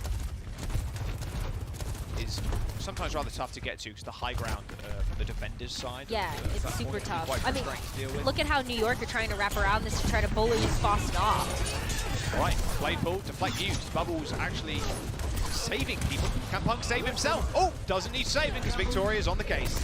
All good. Buys it. Well, okay, so but goodbye, Victoria. Jump round the corner. Got one tap by Ho1, who's standing behind that window. All right, we'll take that. I will point out, Rose, one very funny observation that I've made playing ranked. Rather degen ranked player myself. All right, after this fight, there's the grab. Faith is dead. That was a good pick off by Seeker. Ho1 ended up going down. Yeah, that Graviton Surge from Kellen. They know they have to win this fight in this situation because the meterage is fairly close and they are grouping as 5 now. They but also yeah, don't. Observation But they don't want made. to like give up the point either. That was all I wanted to say. Yeah, no. I mean, ideally there you do win the fight. You lose your speed Ho1 back and then you get a better position. You don't want to really obviously let the checkpoint go, but you can't let Boston Uprising regroup as 5 and then have 5-on-5 fight there on the corner. Now, what do Boston Uprising really do? Well, they lose their Lucio. Flora is on a nice little off angle, but does get checked by Seeker. Good bit of approach here, good aggression by Excelsior. They push the rest of Boston Uprising either down the main street or up those stairs to the left-hand side, and they are going to be able to get a checkpoint off this. No one's going to be able to come in and touch, and you don't even have the resources to invest in order to sustain either. You know, if you had the sound barrier, maybe you go in, use that a little selfishly, and try to stall for as long as possible to be able to follow that up with the damage that you have from Crimzo's Amp Matrix and the Overclock, but at least you can use them now to try to push back. This ends Overclock the window.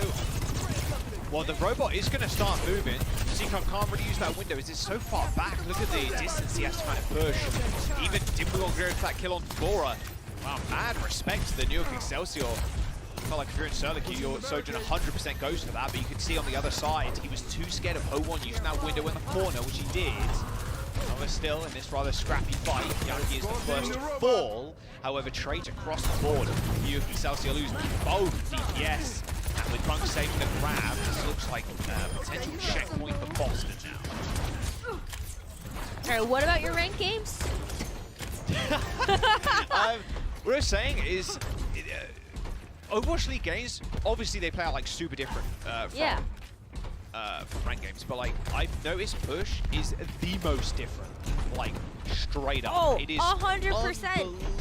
I think it's because players don't know how to play it just yet. Obviously, the rank has not been out for like too long, so it kind of makes sense. But unbelievable difference between ranked and Overwatch League. More than normal. Graviton Surge used, same with that beat. This fight is going to be rather healthy, but not for long. Checkpoint has been unlocked by the Boston Uprising as Flora makes Victoria pay for his sins using a visor without a nano, as the Excelsior now have that high ground kind of utilized, but the Boston Uprising still more willing to play up. Ho1's just kind of chilling in the front line, not even with his Zarya. A little bit of a feed there, and what is this? Okay, Excelsior, they're going in. I mean, checkpoint guarded by the Boston Uprising. Oh, they and lost the lead. Jin wants to be able to win this fight, reset, get a clean one, and then run the bot back. Boston Uprising have just half a meter in the lead right now. With 2 minutes to go, that could be the big difference. It really could be. That's unfortunate timing there. You wanted to have the sound barrier to be able to stop Boston from grabbing the lead, and you just narrowly missed it. Grab at the corner is pretty good. No beat for Fate, but that blast from Crimzo was godlike. However, he does end up going down. Forward spawns for Excelsior now as the robot makes it back to that checkpoint. Once again, an unbelievably scrappy fight. Nice deflect by Yaki.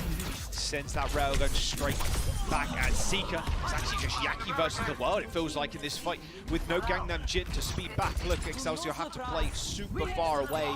Kellen regains half of his HP with those shields, and they do manage to take that lead. A minute 30 seconds to go as Excelsior wanting to take this to a map number 5.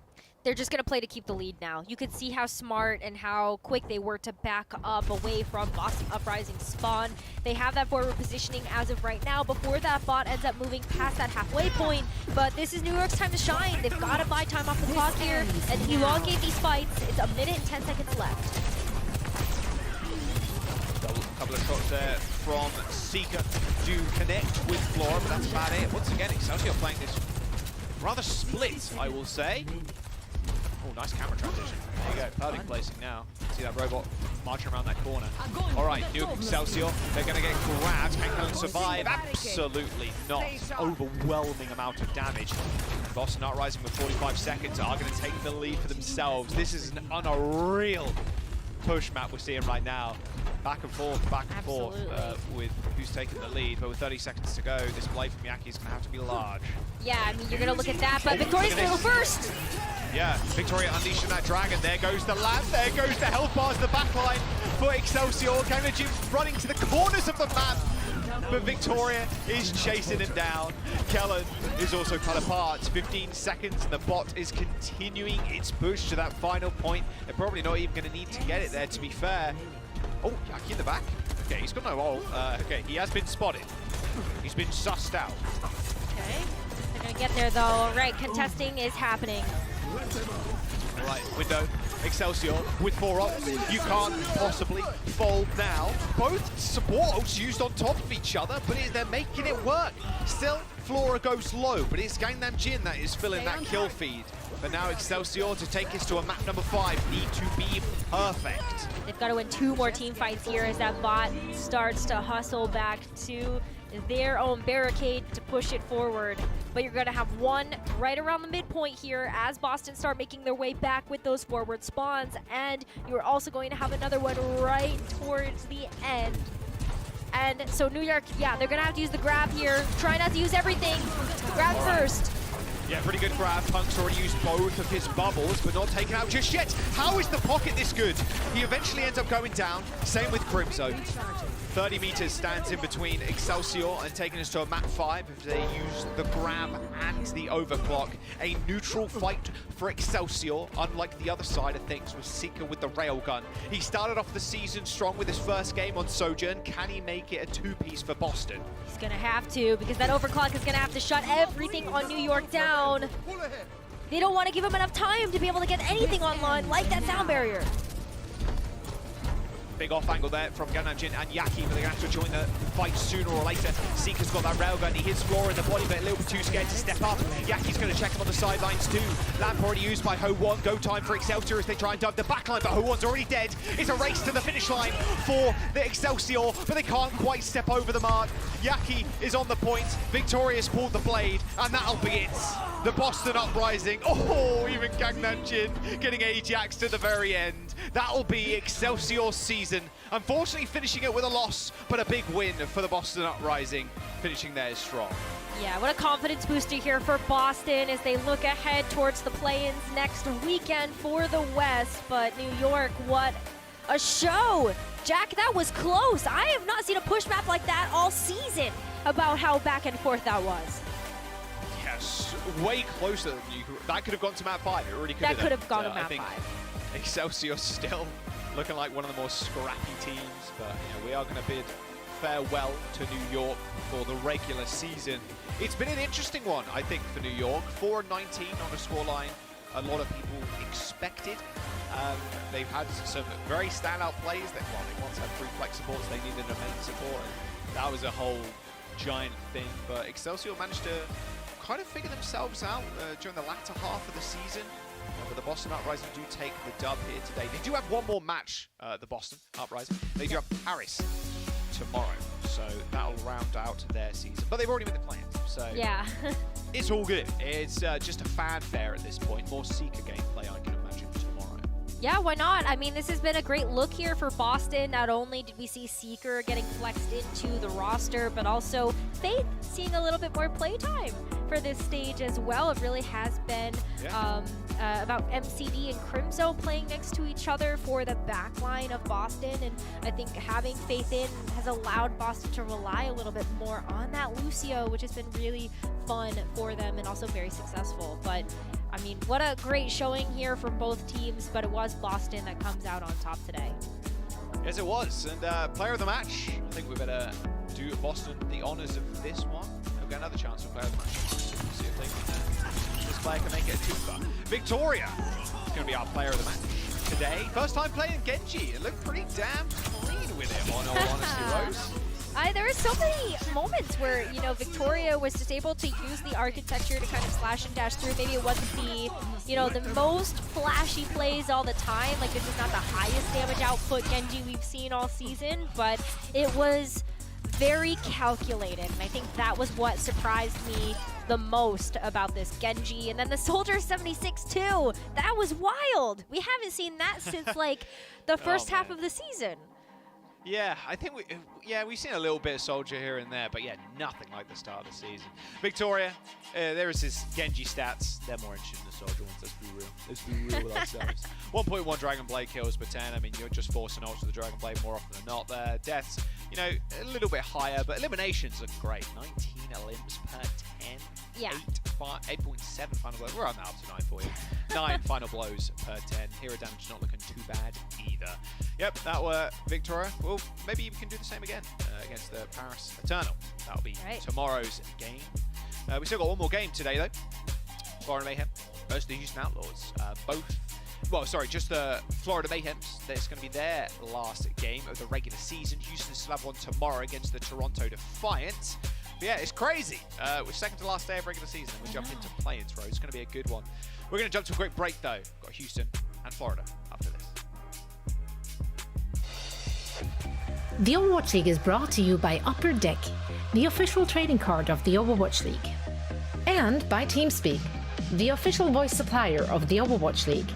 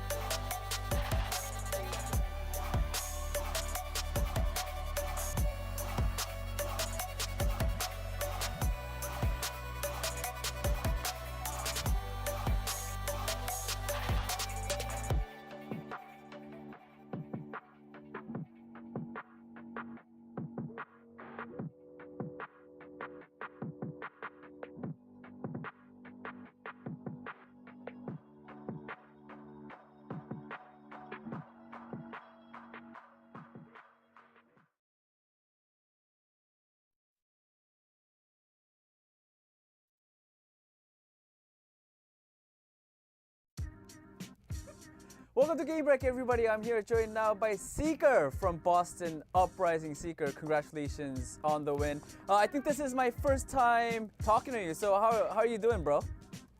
I'm doing good. Good win, you know. You're doing good. Yeah. Why are you guys? Sorry, my coworker here are laughing at me for no reason, and now I can't focus. I'm just gonna jump right in. I mean, you know. You've joined the league, I guess. I think it was towards the later end of the season, but I mean, as soon as you came in and you were popping off. So like, how's your time on Boston Uprising have been? Well, I kind of came in before I was like too old to play, so I was just sitting back for a bit, and then of course we had like our Korean roster to go through. But my time's been pretty nice. It's nice like being in like a team house full like all my teammates and learning everything. It's pretty cool to see everybody in person.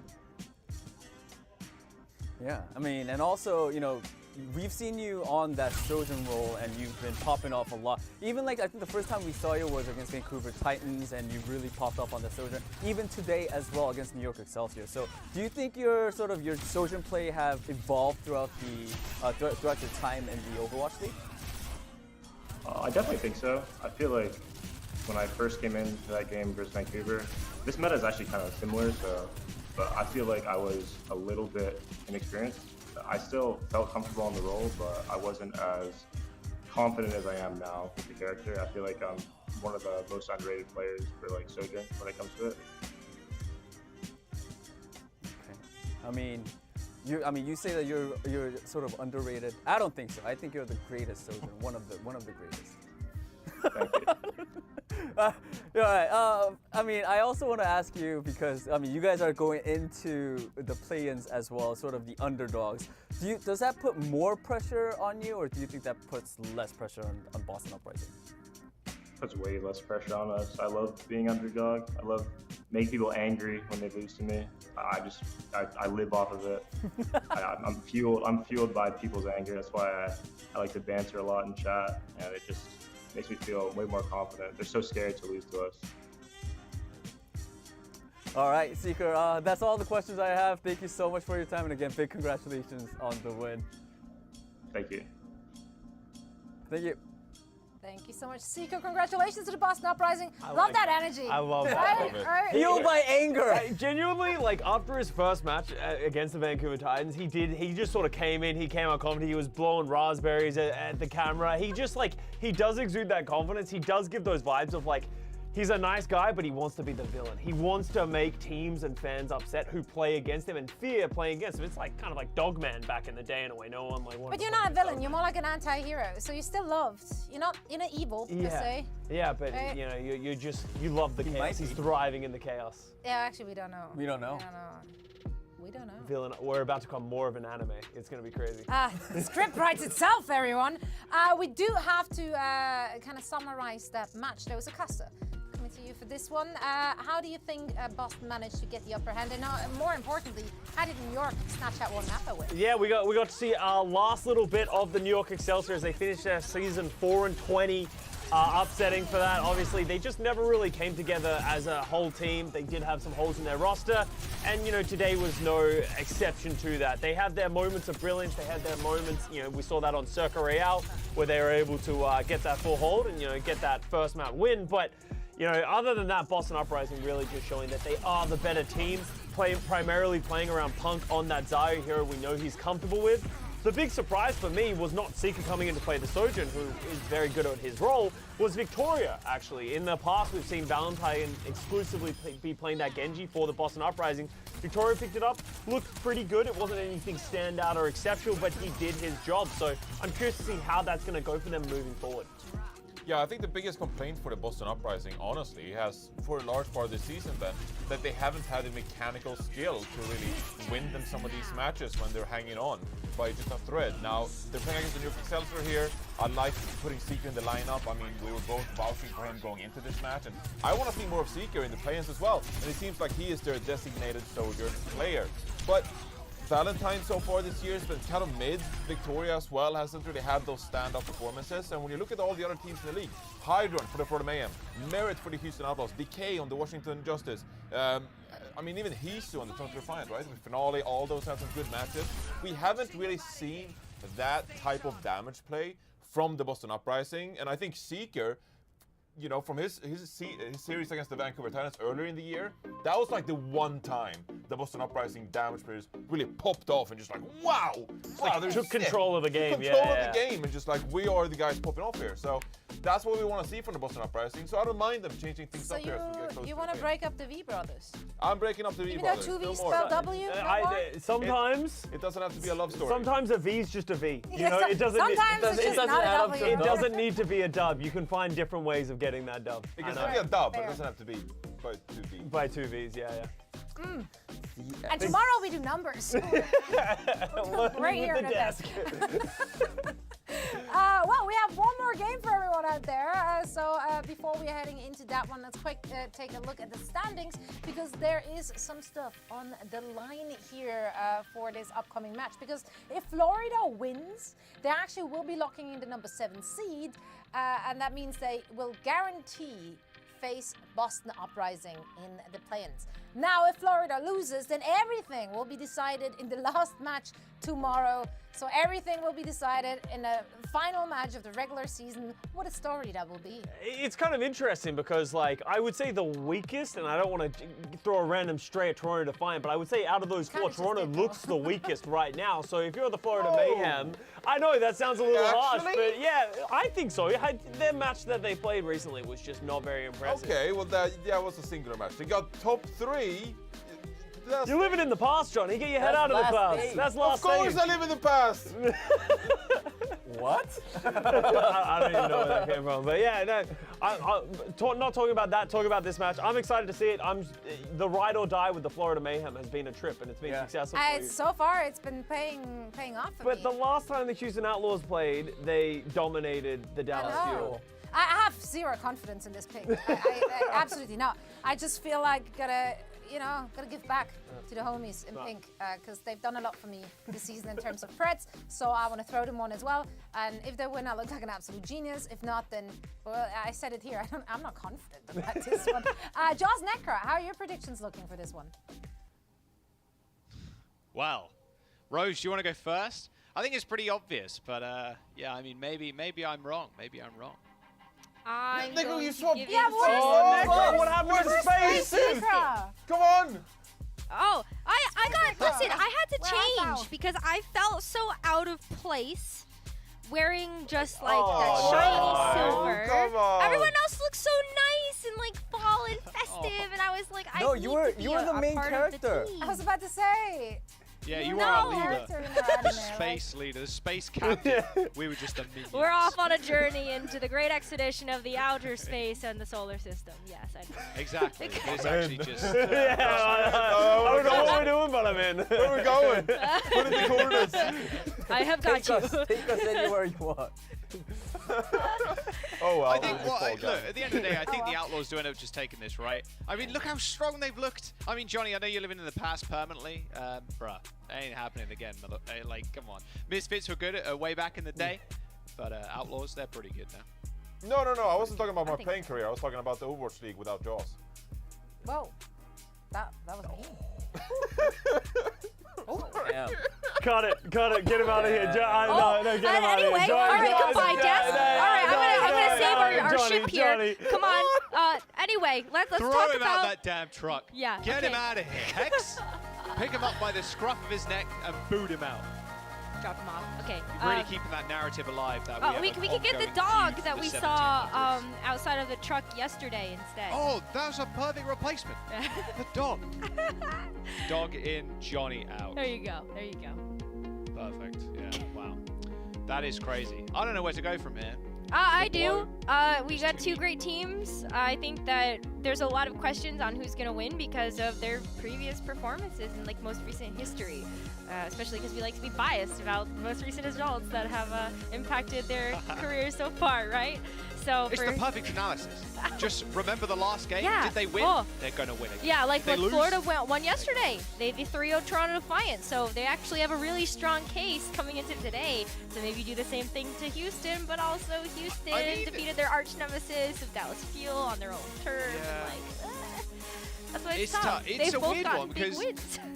yeah, to be fair, like Florida Mayhem kind of pounded. Like that's true. Pounded. Hydron just went crazy, and the Toronto Defiant just kind of fell over. Like, I don't think people really expected it to be that one-sided. I was like, okay, because we were casting that one. I was like, all right, it's going to be a bit of a banger here. It might be a 5-mapper, but then Hydron just kind of logs in the game and just locks Sojourn and then just hits right-click, and then the entirety of Toronto Defiant died. So, yeah, it was a very strange series, but not so strange if you're a Florida Mayhem fan. I know Swing Chip's been begging on the timeline to cheer for the team, and maybe that was what it was. Maybe Swing Chip really bring that energy. Yeah. But against the Houston Outlaws, might be a little bit different affair. Like you mentioned, though, to be fair, the Outlaws, they beat Dallas Fuel in front of their home crowd on a LAN. Like, that is also pretty damn impressive. It is impressive. I mean, I think they're still going to be a tough opponent. Both of these teams are coming in trying to pack a punch. Houston have already secured their top spot in the playoffs, top 6. And Florida right now, we're trying to fight to get that 7th seed. I'm sure they'd love to play against Boston and just kind of maybe have a bit of an upper hand when it comes to how these seeds have really played out for the season. And when you see Animo on the roster, you're definitely looking at Florida Mayhem trying to run it down like they did against Toronto. Animo played in for the roster all 3 maps, and I think that's what a lot of teams are looking at. I mean, we just saw Faith do the same thing for Boston, to be able to play that Lucio and have that speed available, and Florida loved to take full advantage of that, especially with someone at the helm. But Houston, they've been looking quite clean and quite interesting, haven't they, Jack? Yeah, I mean, look, at the end of the day, you win against the Dallas Fuel, the home stage, but then I think the Houston Outlaws have had a bit of a rocky season. They've lost to teams they probably shouldn't have lost to. They've also gone to Game 5s against teams they probably shouldn't have done, but they've picked up creative. Dante or Doomte has been looking crazy good on the tank. Literally any tank, to be fair, at this point. Dude's never playing DPS again because he's the best tank on the team right now for the Houston Outlaws. Pelican and Merit, also in the DPS line, have looked stellar, but there has been those weak points throughout the season. I suppose right now it's not the worst thing in the world because the play-ins are just around the corner, well, slash playoffs, I suppose. And a win here isn't going to win here for the Outlaws isn't really going to rock the boat all too much. Ideally, Mayhem win here, and if they do actually play Boston Uprising in the play-ins next week, so that'll be kind of nice for them. Obviously, you always kind of want to win, right? So Outlaws can upset them and make their opponent a little bit different. There's a few like dependencies here and there between today's matches, or today's match versus the Outlaws and tomorrow's match with Toronto Defiant, but that's maths for a later time. Yeah, well, they'll do math tomorrow on the desk. Get up and get here early for the Watch Point pre-show where they hit you with the hard-hitting calculus of the Overwatch League. I need a whole class in that, I feel like. Sometimes I don't understand the logic. You're not the only one, to be fair. Like, there's so much maths that goes in between, like, what teams are playing that's why and, like, they pay the point other calculations and where they sit on the table. Exactly, there are smart people than us out there that have spreadsheets, graphs, and charts, and everything else that can that do help us along with that. So yeah, it's all good. Well, here's a fun one. There's a commonality of Boston Uprising with all of this, right? Houston Outlaws actually lost to Boston Uprising at the beginning of the stage, 3-1, and then we just saw Florida maybe getting a chance to play against Boston if they take a win here. I think someone plays Boston again tomorrow because they also have a match happening. Oh, yeah, Boston play again versus Paris to close out their season. Yeah, there's a lot of Boston Uprising coming up in here. Let that sink in. All right, bit of a different look here from the Outlaws. Got Dante on the Orisa. With the Orisa with speed boost, to be fair, a very quick hero. especially with that javelin, the spin, as you can see here from Dante. Speed boost and spin. Oh, okay, checkmate goes down, Random. That's not good. I like both comps, to be fair. Just holding the point kind of comps. No, and I love this because Dante is one of those players you really have to keep an eye on for how much versatility he's added to the Houston Outlaws this stage. He really was predominantly a Doomfist one-trick for the team, and they made their compositions and their game plans around that particular hero choice. But this stage, he's played Zarya, he's played D.Va. Hunter likes to say that he's like the best Zarya and D.Va in the league. Like, you know, no recency bias at all whatsoever there. He might be the best Orisa too, I don't know, let's find out. Alrighty. Hydron taking the 1v1. Oh, Hydron's been hot with it recently. Continues that trend right now. Windows opened up. A wall isn't going to survive too long against the damage amplification, unfortunately. So that green wall there from Pelican. Too much. There's the flip for the Mayhem. They're going to be in a good position here. They're going to have Blizzard a little bit quicker than Pelican. So a speed boost with a Blizzard might just end it all. Yeah, I mean, this is really big here. I love looking at the Reinhardt versus Orisa matchup because I think that when you look ahead towards playoffs, you might see a little bit more of that depending on how the patch looks. We have a few teams that do have a propensity to play that Reinhardt, but someone is not one of those players I would have expected to have that, but you know, you can just kind of run down the Orisa. Oh, Blizzard thrown out. It's going to separate the rest of the Outlaws here away from the points. Not a good position for anybody really to be in for that. Yeah, having the Blizzard online that quick, a little bit devastating. Okay, Dante going with the Terror Surge. Okay, I mean, maybe he's going to switch at this point. Let's have a look. Is he going to switch? Maybe Switches? to go over Any to like a switches? Zarya. Okay. Yep. Oh, there you go. Called it perfect. Oh, I love it. I love it when that happens. I was going to say D.Va doesn't really work here because your defense matrix is really to try to deal with the tank. It kind of feels like, and also, you know, it'd be great for like Hydron and Checkmate, but someone's Reinhardt, you need to be able to do something against it. Having the bubble to at least soak up some of that hammer damage feels quite good. Hammer down for someone. Does kill Lashro, but that Blizzard helping Pelican in creative stay alive. Mary's kind of on a nice little off angle here, but he does end up missing that railgun shot. Checkmate takes him out after popping himself into a little freezer. And with 75% with a window, the Houston Outlaws, again, changing their comp up. They're going for the Genji instead. Wow. And Florida Mayhem playing up. Or kind of like, they're kind of split right now. Someone's up on the high ground here, and the rest of the gang are just on this low ground.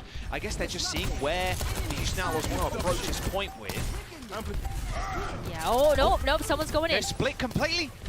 Lashro and someone else is off into the sidelines. Lashro gets that beat down just in time. Pelican did receive the overshield, but might not matter. A headshot from Merit does end Checkmate's life. Oh, what a perfect charge from someone. Takes Dante off of the map, removes him from the game. And Outlaws, they do manage to find that flip, but Mayhem firmly in control of this fight. Yeah, they're going to get the flip back, and I don't know who from Houston's going to be able to come touch because someone's already jetted off somewhere else. And that's going to be it. Overtime timer goes away. Wow, Florida. Reinhardt comp. How fun. Score. You take that, you take that. I mean, on that map, it's kind of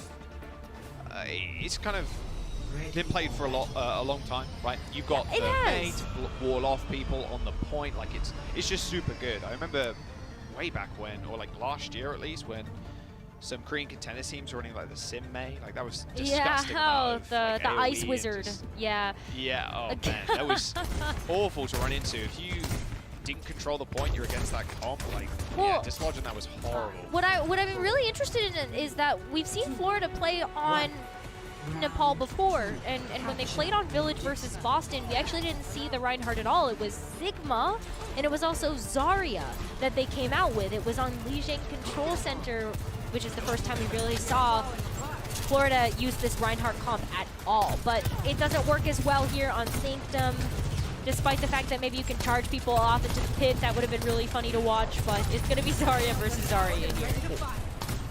Hydron starting off the series super well. He's 10-0 right now. Determined not to die. Ooh, made that 11-0 with a snipe onto Lashro. Florida Mayhem looking clean with it right now. They're going to be able to get that point. And with Dante running the Zarya, it's obviously now you're not just kind of chopping and changing your tanks. Yeah. And on the offense, you've got to be running into Hydron, just throwing those disruptor shots out. Someone just kind of right-clicking you to death. They actually decide killing Hydron's the best course of action. Both Sojourns traded for. That's Hydron's first death so far of the series. Can Houston Outlaws, they do have a little bit of space. Can they actually push out any more? Checkmate goes pretty low. And Dante's just kind of struggling to go into this high ground, but with it spotting out a lone someone who just took that mega pack, and RuPaul now desperately trying to get towards him, throws out the lamp in time, and someone actually survives that too. The Houston Outlaws just unable to capitalize on the isolated someone. I think someone stole the health pack over there. I stole it a couple of times. It must have been a couple of times, and also just the sustainability of having Onimo there as well was definitely helpful. It's just so wild to me that he was able to survive that long. Yeah, the pocket for these tanks in this stage has been incredible. You know, Punk never dying in their first match of the stage, and someone here too just outlasting. Railgun available. Doesn't want to test Checkmate's mental there with the Reflect. A Graviton Surge in a window. Checkmate hits triple Shuriken on Dante's dome. Houston Outlaws, even with Merit sitting at 100 Railgun energy there behind a window, they weren't able to win that. Graviton Surge used by someone, just picked Dante out, and the Houston Outlaws have got a whole wave of ultimates coming in, but the Florida Mayhem have just been taking this assault from the Outlaws in their stride. Yeah, I mean, just withstanding this too, I wouldn't be surprised. Okay, I was gonna say, I wouldn't be surprised if someone survived that.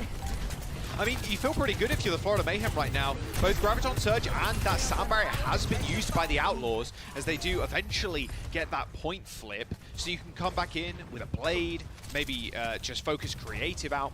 Checkmate gets a little bit less protection, of course. I mean, Armor, I guess, can kind of dive with him. He gets bubbles, but you have to focus down that lamp to take care of that Baptiste. You do, yeah, so that's gonna be like Hydron's job or something to make sure that that gets taken care of. But RuPaul also is gonna have the amplification matrix, and so if you're looking for Hydron to be able to do extra damage, then set that up on the corner there as Checkmate looks for an opportunity to use this blade. Hydron takes care of Pelican. Both the Genji and the Zarya trading. Where was Hydron going? Why was he just in the background? Nah, probably trying to go flip the point, or at least try to push Houston to go try to contest with him, right? I think at this point you're going to struggle to get through the door because this is exactly what Houston Outlaws had trouble with. And so the wraparound here from Checkmate is pretty important when you think about how you need to just get Houston Outlaws away. Play from Pelican. He does get bubble. He is pretty low. Takes down RuPaul regardless. Even Checkmate can't finish off the Genji. He's deflecting, I think. That's why the damage didn't end up going through. Or he was healed. I'm sure. One or the other. Regardless, 65% for the Outlaws and building. Wow, the Florida Mayhem now trying to make a dent in the defense of the Outlaws. It's not proving that successful. Yeah, Rose, once again, Hydron trying to go for these cheeky flanks, not working out. No, and even Checkmate wrapping around outside to try to go back by the health pack and then sneak in with the blade. Ah, Animo's gonna go with him this time, it looks like. Yeah, Animo's gonna oh, now they know. Okay, well, they can't waste any more time here. Last chance. That lamp couldn't even deploy quick enough to save someone there. Last chance indeed. There's the lamp. Jesus, look at those moon shoes. He's flying to a different stratosphere. Creative survives the onslaught of Checkmate with that blade. 99% for the Outlaws. No one to touch for the Mayhem. Very different affair than it was on Village. 100 to 99. And we go to round number 3. Score. That was a very different state of affairs. I mean, Sanctum is one of those maps where the defending team has a lot of an advantage. You can hold up really close, and when you're playing without a shield, it's a little bit harder for you to be able to kind of squeeze past that main choke point so that you can access the backline. You know, Creative and RuPaul get to play so far back that Baptiste is almost always safe. And so you have Immortality Field at the ready, Amplification Matrix, you're constantly pumping out healing. And so it can be really, really tough. Houston Outlaws were able to actually get past and then, you know, capture the point back, but that wasn't before Florida Mayhem had walked away with what, like 99% of the point? So that's just kind of how Sanctum can go, but there's way more open territory here as we head over to Shrine for our third and final round. And we're actually going to see someone play another tank. It's the Winston now. Look how many looks we've seen from someone so far. Talk about versatility. Oh. Not quite versatile there. It's Pelican. I like RuPaul sitting on that, like, giga off angle. Just on the Ana. Does feel pretty nice not being under any sort of pressure. Although when you are scoped as Ana, you do move slower, so that feels bad if a Sojourn's kind of looking at you and your head's kind of ducked too. The hitbox for Ana is kind of funny. Kind of crunched up to a small ball when you are scoped in, so it might be a bit easier for Sojourn to hit that railgun shot. Pelican trying to get a little bit of revenge there by the looks of it. Creative does fall, so does RuPaul. So the main healers for both teams are already dead. The Florida Mayhem still up people, however. A good defense.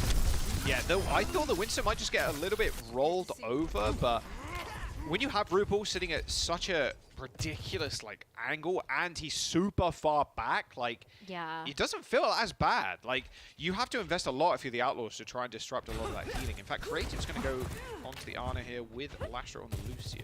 Yeah, I mean, why not? RuPaul is at such an advantage being able to play so far back, and especially with Hydron too. Good name. It's gonna be tough. Oh, I mean, I'm not sure when his jump was off cooldown there, but he stayed way too long in the front line when he was anti. Yeah, Dante's cleaning that kill up with ease. Can the Outlaws finish this fight quickly? Hydron has already taken Lastro with him, but he does end up going down. Animo's going to stall for a little bit of time on the Lucio, but that's about it. Okay, Outlaws doing the recapping. They got grab, they got the beat coming up, as well as that overclock, even the blade. So in reality, in a little bit of a fight here, they will have 4 ults. But Florida Mayhem also going to come in with theirs. RuPaul's Nano didn't really find its target either. 15% on that ult. Used it last fight. Didn't really get any value. No, maybe just being able to get something a little bit closer to being online.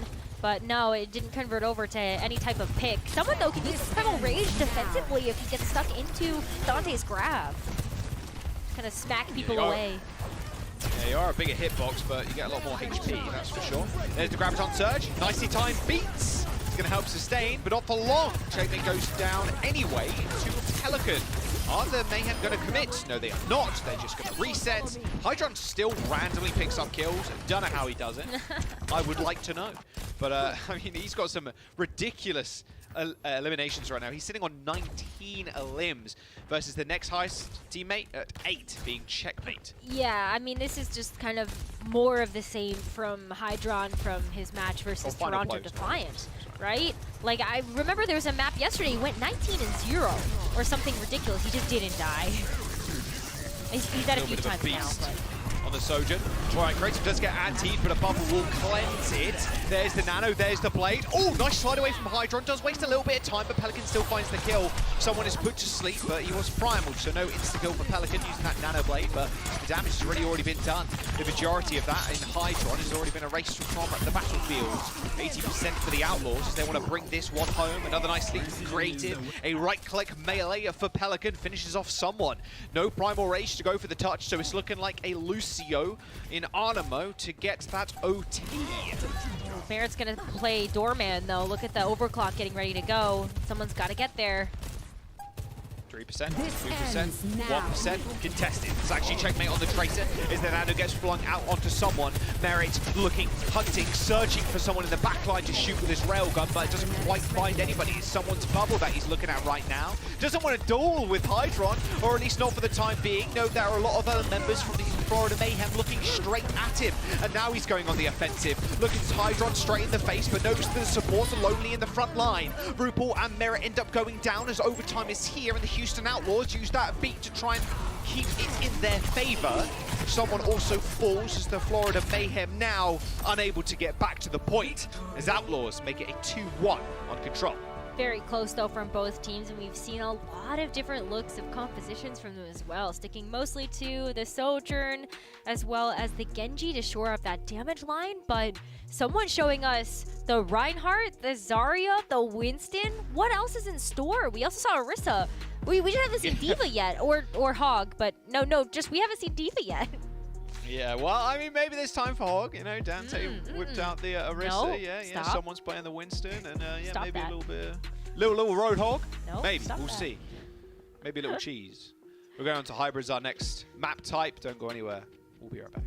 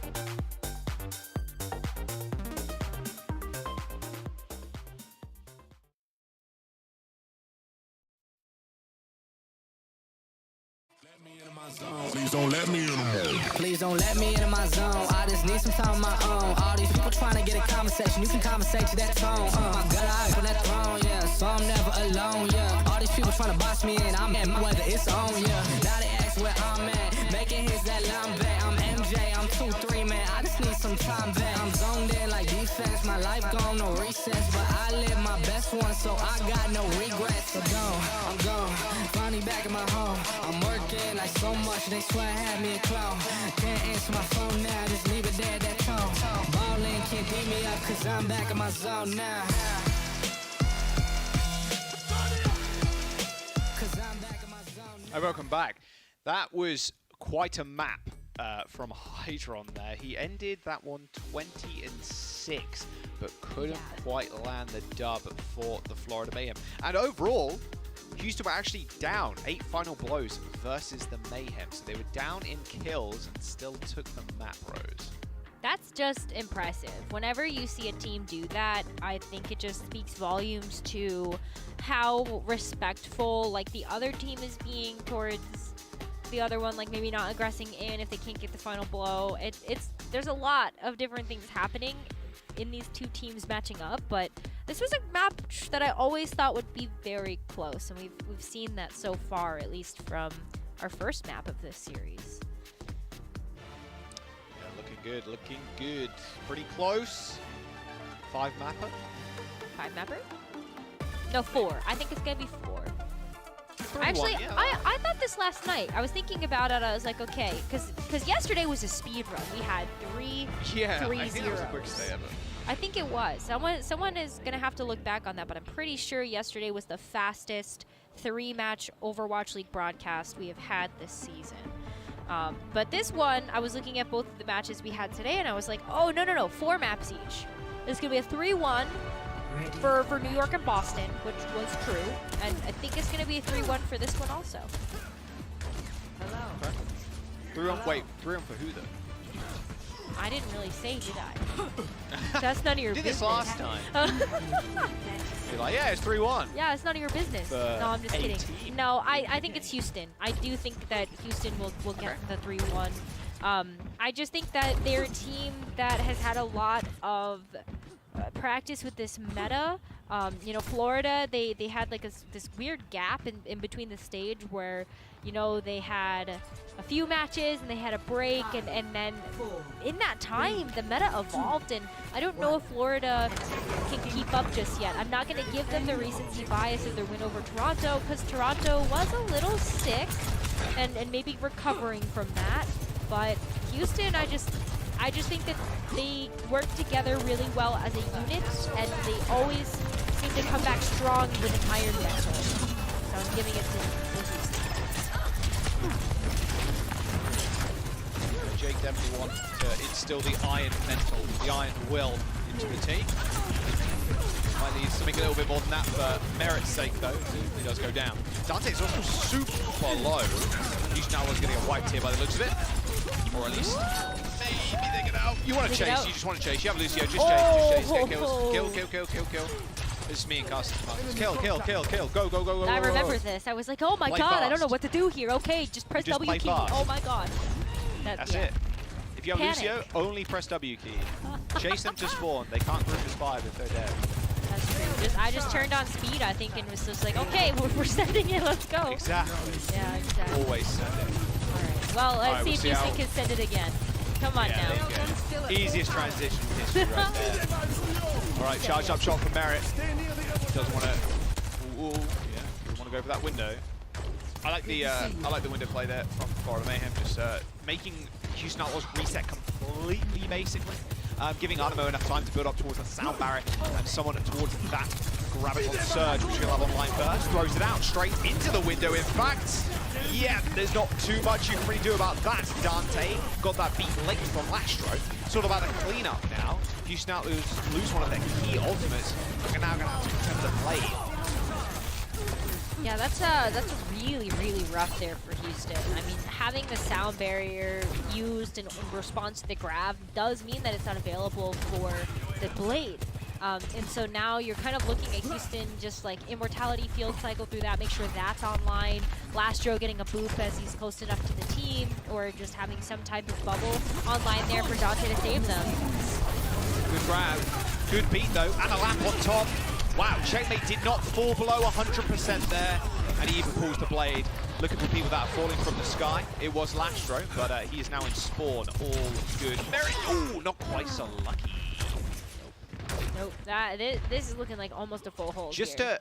to point this out, by the way, we are 2.5 minutes into the game. Outlaws haven't got a kill yet. Yeah. Yep. Yeah, I know. All right.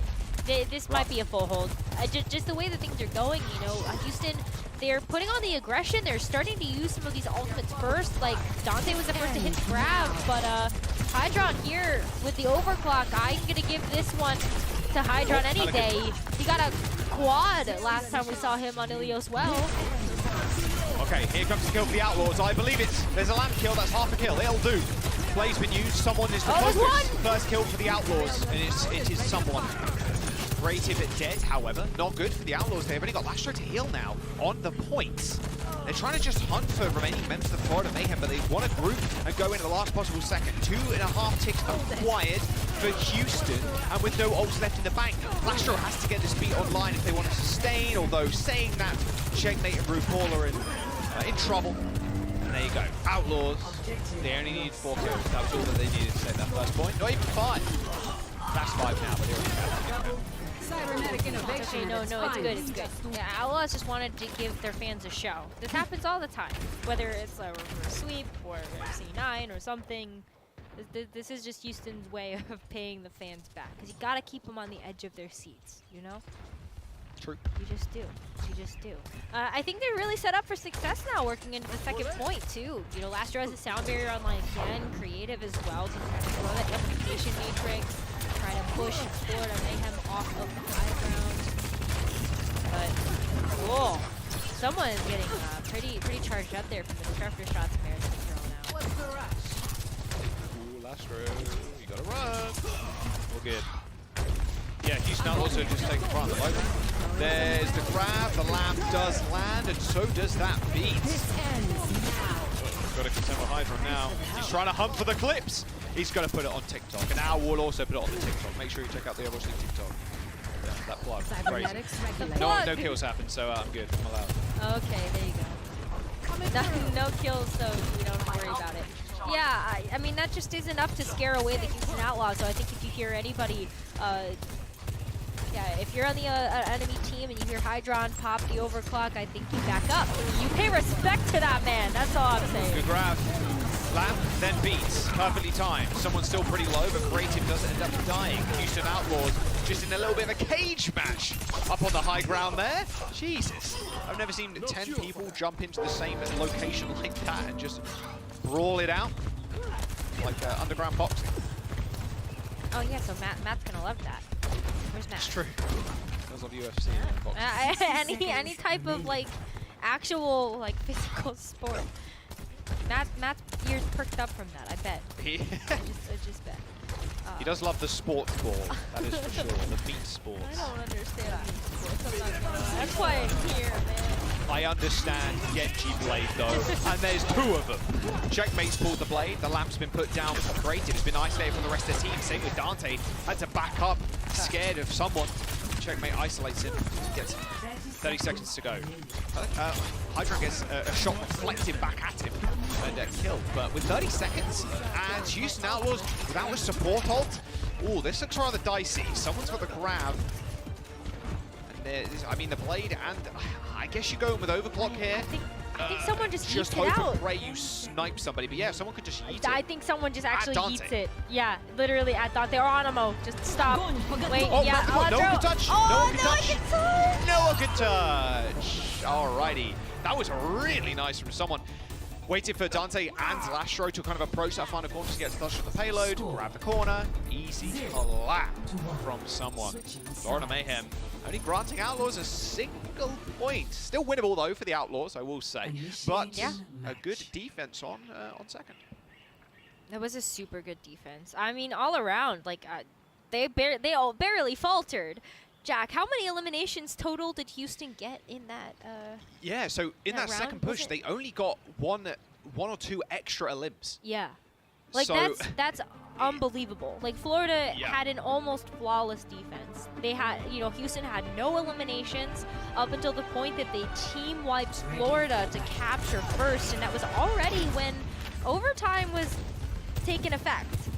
And then the same, they didn't have much time added to be able to make it that far. It's still winnable, but mad props there to Florida for just keeping that defense so strong. Super clean map so far.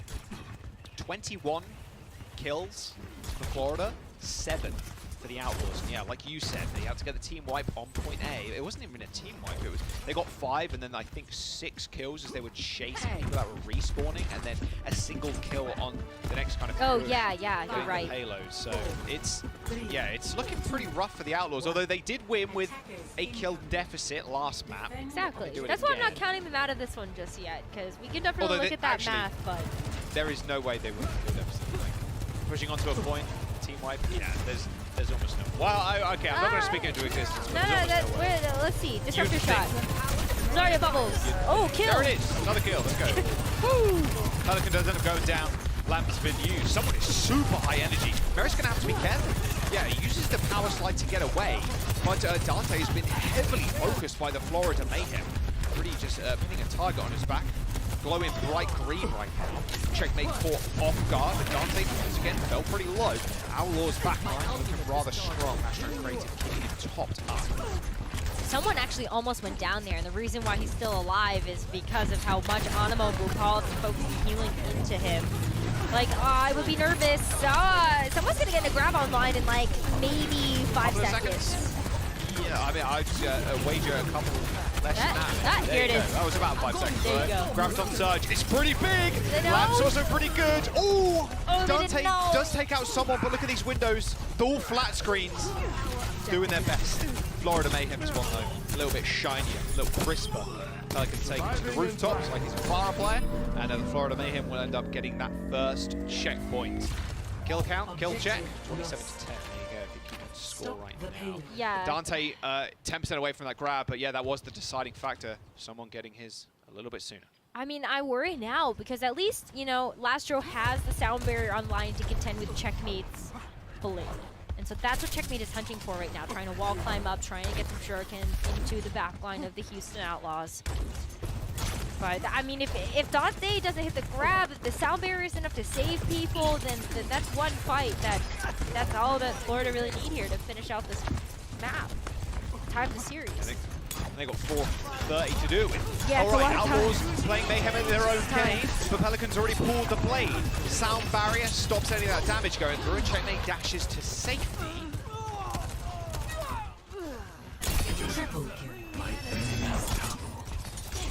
Okay, Houston evening up the score a little bit here with these villains. It was great, too, that they only really needed the sound barrier there. They used the Amp Matrix to try to defend off that first point, but the sound barrier came in super clutch. And now Houston have a lot more to work with. They've been able to withstand a lot of the onslaught of Florida Mayhem's ults. but they've got to be careful on this high ground here. Pelican's going to try to look for the blade. Oh man, Dante ascended from the heavens just then. Lamp and Beat to save someone's life. And here comes Hydron. You got to be careful. Everybody's lining up. Don't give him the collapse. Please don't give him the collapse. Merit is trying to duel with him, but Merit also falls pretty damn low. The Florida Mayhem, meanwhile, Rose, because they forced the Outlaws into this very tight corridor, up into the high ground, they're moving the payload for free onto this bridge. Luckily, Houston Outlaws can fire downward, and they still have the blade and the flat screen to deploy. Speaking of which, RuPaul's going to use his. It looks like Hydron and him just firing through it right now, but it again forces Outlaws into a position they don't really want to be. Checkmate's taken pretty low, and as the payload rounds this final corner, Outlaws have to touch. Blade pulled, Hydron someone dead, Pelican's blade doesn't get too much done, but it's okay. It's going to save them, at least for the time being. 2.5 meters to go. The Florida Mayhem, they've got a lot of time left in their bag, just under 3 minutes. Oh no, please, please. No, there's 3 people on the point. There's no way, yeah, Lastro's chilling. It's all good, it's all good. There's no way, no, there's no way. It's too far away. It's too far away. It's too far away. We've seen worse things, to be fair, but it is too far away. Why is Animo back there? I think Animo actually is going to try to... Oh, no. He's trying to he's probably going to try and boot Merit off the high ground at this point. I can imagine. Oh, no, pressure payload? No. Pressure payload. Outlaws are aware. They're looking. Okay, the grab. Everyone's the Graviton Surge on the stairs. Dante split off completely. The beat ends up coming out just in time, but because Lastro and Pelican tried to kill the Lucio on the payload, their attention was diverted. Now Pelican just gets laser beamed out of the sky, and Secret Agent Animo ends up coming up big for the Florida Mayhem there, distracting 2 members of the Outlaws and gaining Florida a map win. Yeah. Wow. Okay. I mean, we were looking at it because we were like, yeah, this has happened before. Sorry, Houston. It has happened to you before. But I guess not in that way. Not in that way at all. But they really did set up for someone's Graviton Surge pretty nicely there. Wow. Awesome stuff so far. Florida Mayhem, they do take that map away from the Outlaws. Outlaws look a little bit washed out at the very start of the map. Like, they struggled to get that first point, only getting the kills when they actually managed to cap low kills on their side. We'll see if they can shore this up as we go to another one. It's going to be Dorado on the other side of this break. We'll see if there's any substitutions as well.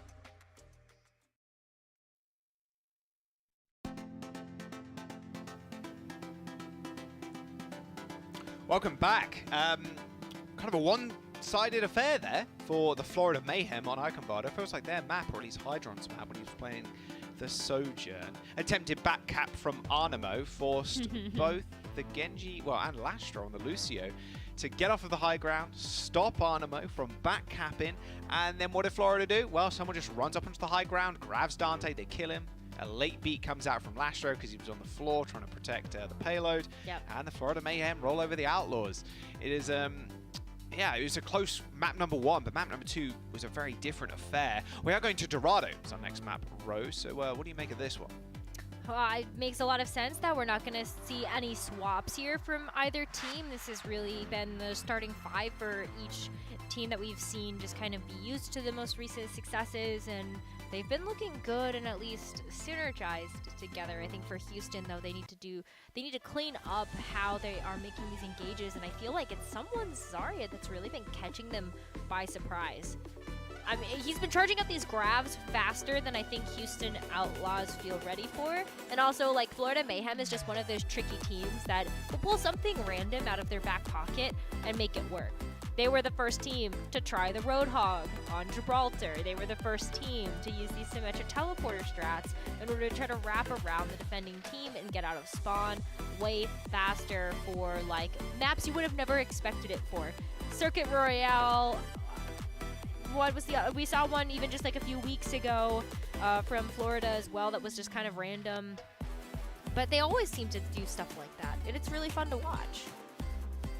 Super fun. I mean, honestly, any team takes my vote if... oh, we are in a brief pause, by the way. Not entirely sure what that's about, but it looks like we're unpausing, actually. I tell a lie. You didn't even see the pause, so it's fine. I can see it on my screen. You can't see it on the screen. It's all good. It's all good. We're going to Dorado. But yeah, any team takes my fancy when they play funny compositions. More Torbjorn, please. Torbjorn, very Maybe funny. I don't know how much Torbjorn we've actually seen from Florida. None. I'm pretty sure none. We've seen it from Proper, though. But Proper plays everything. And he played Bastion today, so who's really surprised there? True. All I'm saying is Torbjorn has a turret. And the turret shoots, and then you also shoot. But if you miss, the turret always hits, so it's all good. Yeah, So I don't actually think we've seen any Torb. No, I mean, At all. yeah, no. Oh, and when he shoots left click now, it doesn't look like a Cheeto anymore, it looks like spaghetti. Well, If you don't believe me, go into practice range right now and shoot Torb's gun. Looks like spaghetti. It looks it's a little more appropriate for his ult, because it looks like spaghetti sauce. True. Wait, was that intentional? Do you reckon that's intentional? I hope it's intentional. I don't know. You gotta give him like Poop skin? Where he's got like a Torb chef's hat? skin, yeah, with a chef's hat. Exactly. You just wait. Or like, they're going to steal that idea. No, and he we're hits not you gonna with be a able to claim spatula, royalties. like a wooden spatula instead of his hammer. That's actually a goated skin idea. Yeah, there you Hang go. on a Free second. idea, please take. Free and bring me back idea, next Team 4. There you go. Chef Torb skin coming at you. All right, let's have a look at the picks here for the Florida Mayhem. Running Tracer and Hydron on the Widow for defense. Outlaws going a little bit more like meta-worthy, I suppose, with the Sombra and the Tracer and Diva. Yeah, this is something that we've seen a few times here from Florida. I mean, the Widowmaker, especially on Dorado, has been super successful for a lot of teams. Washington Justice, when Happy was still on the team, made a legendary push against the Atlanta Reign using the Widowmaker, just not dying. And so if Hydron can keep getting these big picks, especially on the defense, you stop the aggression from the attacking team for so long. But Hydron has to be able to convert this to picks. He does indeed. So as contend with the Diva Matrix, which is last in eternity. And a Sombra. Widowmaker. And a Sombra too, yeah. You saw Merit a little bit earlier on trying to go for the hack and then the kill. But they do have Arnamo on the Brig. Maybe not. Maybe Arnamo can't heal all this damage. Nope, there's a team kill. Okay, Houston Outlaws. They all want the same thing that happened last map. Signing this strong with a team kill, and they're going to get point A. Yeah, I mean, the one thing about the Widowmaker is that if it's on the defense and you aren't getting the picks, you're not providing point presence either. So that contest is a little less likely to happen. But I wonder what happened Nice kill. there. Was that scoped in? NS, bro. Nice shot. Yeah, there you go. Okay, Pelican maybe not expecting that one. That might have actually been a scoped-in shot, and Pelican's head just got clean taken off there. But that's exactly what Hydron needs to do. Oh, replay! I love the feathers. Bonk. Ooh, my God. No. 45-degree shot there. Absolutely no Very panic either from Hydron. I think many people would have just like heard the Tracer blink and grappled away, but Hydron was like, nah, I got a charge-up shot. I'm confident. No fear. Exactly. That's what you need as Widowmaker. Just no fear. Perma-grapple shots. You don't need the grapple for safety if you're killing people. All right, self-destruct from Dante to get that remake. Nano's come out onto someone. Oh dear, the backline of the Houston Outlaws looking so good. I say that. A beautiful little dance around there from Creativity. Lands to sleep on the Nano someone. As a parting gift onto Lastro there. He does Nano in as soon as he got dove. So Creative not only sleeping the primal raging Winston, but also saving Lastro in the front line with the Nano boost. All right, Houston Outlaws coming alive. They're taking everything that Mayhem Edition out right now and just kind of shoving it back in their face. Yeah, I'm going to take this as evidence that nanoing your Zenyatta is always better than nanoing your Winston. No, I know, but for real, I think, no, for real, just always nano your Zenyatta in your rankings. Do it, please. I want the Deary me. That hurts. Again, you see the frustration in his face there. Once more, Hydron clicks on his little head.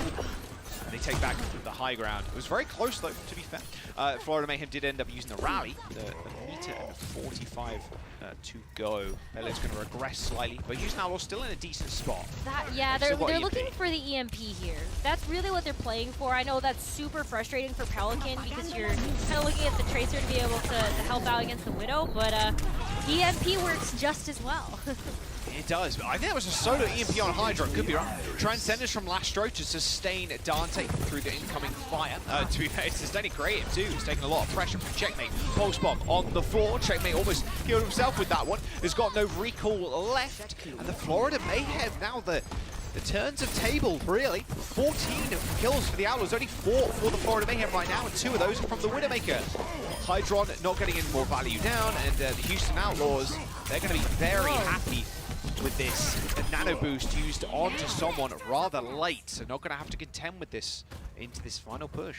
Well, I mean, you weren't able to survive long enough either. Like the cart got pushed into the second checkpoint before someone was able to make use of the nano. You do at least get the primal rage online, so that's going to feel really good, but a pretty significant composition swap here from Florida, where we're going to see Hydron go over to the Sojourn, Animo on the Lucio, and RuPaul now on the Baptiste to be able to have that sustainability and that immortality field. That's pretty big, so you have a way less static backline now, and that could help out Florida a lot. Oh, nano boost onto Mary. He's getting hard focused though by the rest of the Florida Mayhem. It was a nice wraparound from Florida. They used their speed boost to get onto the backline as Lasher and Creative turned to Cinder. Now it's just, merits. A little bit of an aggro. I wouldn't say that's aggro, I guess, on the offense, right? You end up just trying to get away. Doesn't work out. Florida Mayhem with a quick switch up of their composition once again. Looks like someone's going on to the Zarya. Yeah, so almost a full team swap when you consider that the only one that's the same has been Checkmate's Tracer, and everyone else has swapped either this team fight or the one before it. I say that. Hang on a second. That's just a full team swap there. Checkmate's on the Genji now. Okay, so that was a hard 180 here for Florida to go from, you know, that Winston-centric comp to a little bit more of this kind of run-and-gun strategy, but it is working. Kind of master die there. Just someone hitting a right click, I guess. I'm not entirely sure what happened, but he did die. That's what we do know. All right, Florida Mayhem with a comp swap, looking pretty good. Hydron having the high ground too, window available. Florida Mayhem should be able to sustain through most of what Outlaws have got going for them. Only the pulse bomb, really. And at that point too, I mean, RuPaul has the immortality field now being on the Baptiste, so I don't think you're worried too much about it. Dante even forced off of it. I mean, you look at the Zarya versus D.Va matchup, and Zarya usually has that one hands down, so Dante does have to switch it up here in order to try to make the most of this last 2 minutes they have and maybe get a grab online. Different approach here. They're going for the low ground instead, considering the cart's position. Seems like a pretty smart idea, but Checkmate can infinitely contest with the healers from the Florida Mayhem pretty slate. There's an aggressive window by RuPaul. Look at that, jumping straight on top of the Houston Outlaws' little heads. Just Mario stomping them. Houston Outlaws now with 1 minute and 20 seconds to go. They're going to get cleaned up. So Laxtra on the point. Almost with a decent time bank going on to third, but Florida Mayhem only using their window for this final fight, for that last fight. Will make it their final one with a beat, with a grab coming up, with an overclock and a blade versus window, I guess. I'm not sure if Dante can sustain through to get the grab. He needs 40% ult charge. Yeah, and I mean, at that point, too, someone's going to outpace Dante here to keep up this kind of pressure. Oh, look at the damage. Oh, the damage. Oh, nice lamp. Creative's though in a corner. Can he get the lamp kill? He does. It's all good. Checkmate blade, lamp 0. Oh, dearie me. Okay, Outlaws still get team wiped. 40 seconds to go, and a forward hold for the Florida Mayhem as they got the grab and the beat and the overclock. The ultimate economy right now for Florida has been looking at sublime. They definitely know that Florida are holding close, considering someone is a tank and he's a larger figure than a DPS. Yeah, look at that Hydron wrapping around too, actually putting the Disruptor shot behind him to see if anybody will be following in his footsteps. Looks like that's going to expire just in time for Pelican to try to make it through that way. But they have to watch out for someone's grab here. I mean, just grabbing this little corridor. Lastro needs his feet, but he's 8% away. It's only the lamp to save Dante now. A double grab, but a beat from the Florida Mayhem comes out in time for someone. And to be fair, came out for Lastro as well. But the kills very much in favor of the Florida Mayhem right now. Is checkmate Hydron, erase Creative and Merits. Hydron still on a killing spree. Lastro doesn't stand a single hope. Outlaws, team wiped. Their payload and their journey for their attack will end here. No third point completion. Only 75 meters and 2 checkpoints is Florida Mayhem's goal. Every single player in this lobby switched their hero at least once and then played for at least a minute on that hero. Should point that out. Yeah, I mean, you kind of love to see it, right? And this is what I think the most exciting thing. It means it's a healthy meta. Yeah, exactly. That's what I was going to say. Yeah, just having the ability to swap to a majority of the different heroes that you can play currently, and make it work. We won't count Proper's Bastion a little bit earlier on. A little bit of trolling, But having Zarya, Diva, Winston showing up, Orisa, Ryan, you know, if you're London. A lot of Genji and Sojourn, obviously, because they are very strong right now. But we're even seeing Ana, Zen, Lucio, Bath. Like, we haven't seen Mercy that much. We've seen a little bit of Moira. Not a crazy amount, but a little bit here and there. Yeah, definitely a healthy meta. And coming off back of a Jungle Queen meta, it was nice to have that. Comp for a little while, but variety is the spice of life. In Overwatch? Yeah, joke. Yeah. No, it is though, and I think Didn't last a year though, so it's all good. I mean, this is what we mean by a healthy meta, right? It's not every single meta that you're going to see. Nope, stop it. Let's go. Stop it. Let's go. Florida, come on now. You know it's for a quick hook, if that, and then he will change. He will change. Watch Someone this. will change. Okay, he's joking. Damn it. This is why I get. This is why I'm the analyst. Like yeah, that's true. That's why you're the color caster. Yeah, exactly. And I'm just play-by-play. Me want smoke gameplay. Me want hog. Gameplay. Me want hog. Exactly. Hog funny. Hog is funny. Well, if someone's switching to Winston, I'll take that any day of the week, especially when you've got an Ana paired with you. Oh, Dante's in a lot of trouble. Nice little boot there from Animo to push him back into the rest of the team. The speed and pace they're playing at right now is pretty damn nice. Not sure Dante really expected that. No way they expected Hog to stay on the field for too long, but Florida Mayhem with a very quick team kill. Or not team kill, close. RuPaul doing whatever everybody in their games needs. Someone to push the payload. Oh man, I can't remember who it was. I believe it was... Oh man, my brain is going to fail me here, or my memory is going to fail me here, but there was a clip of someone AFKing on payload because they were pushing it as Zen, I believe, and almost getting DC time. Oh yeah! That's what it feels like sometimes. Still feels that way for a support. All right, Lastro tried to go for the touch, but it didn't end up working out. Speedrun for the Florida Mayhem on that point A.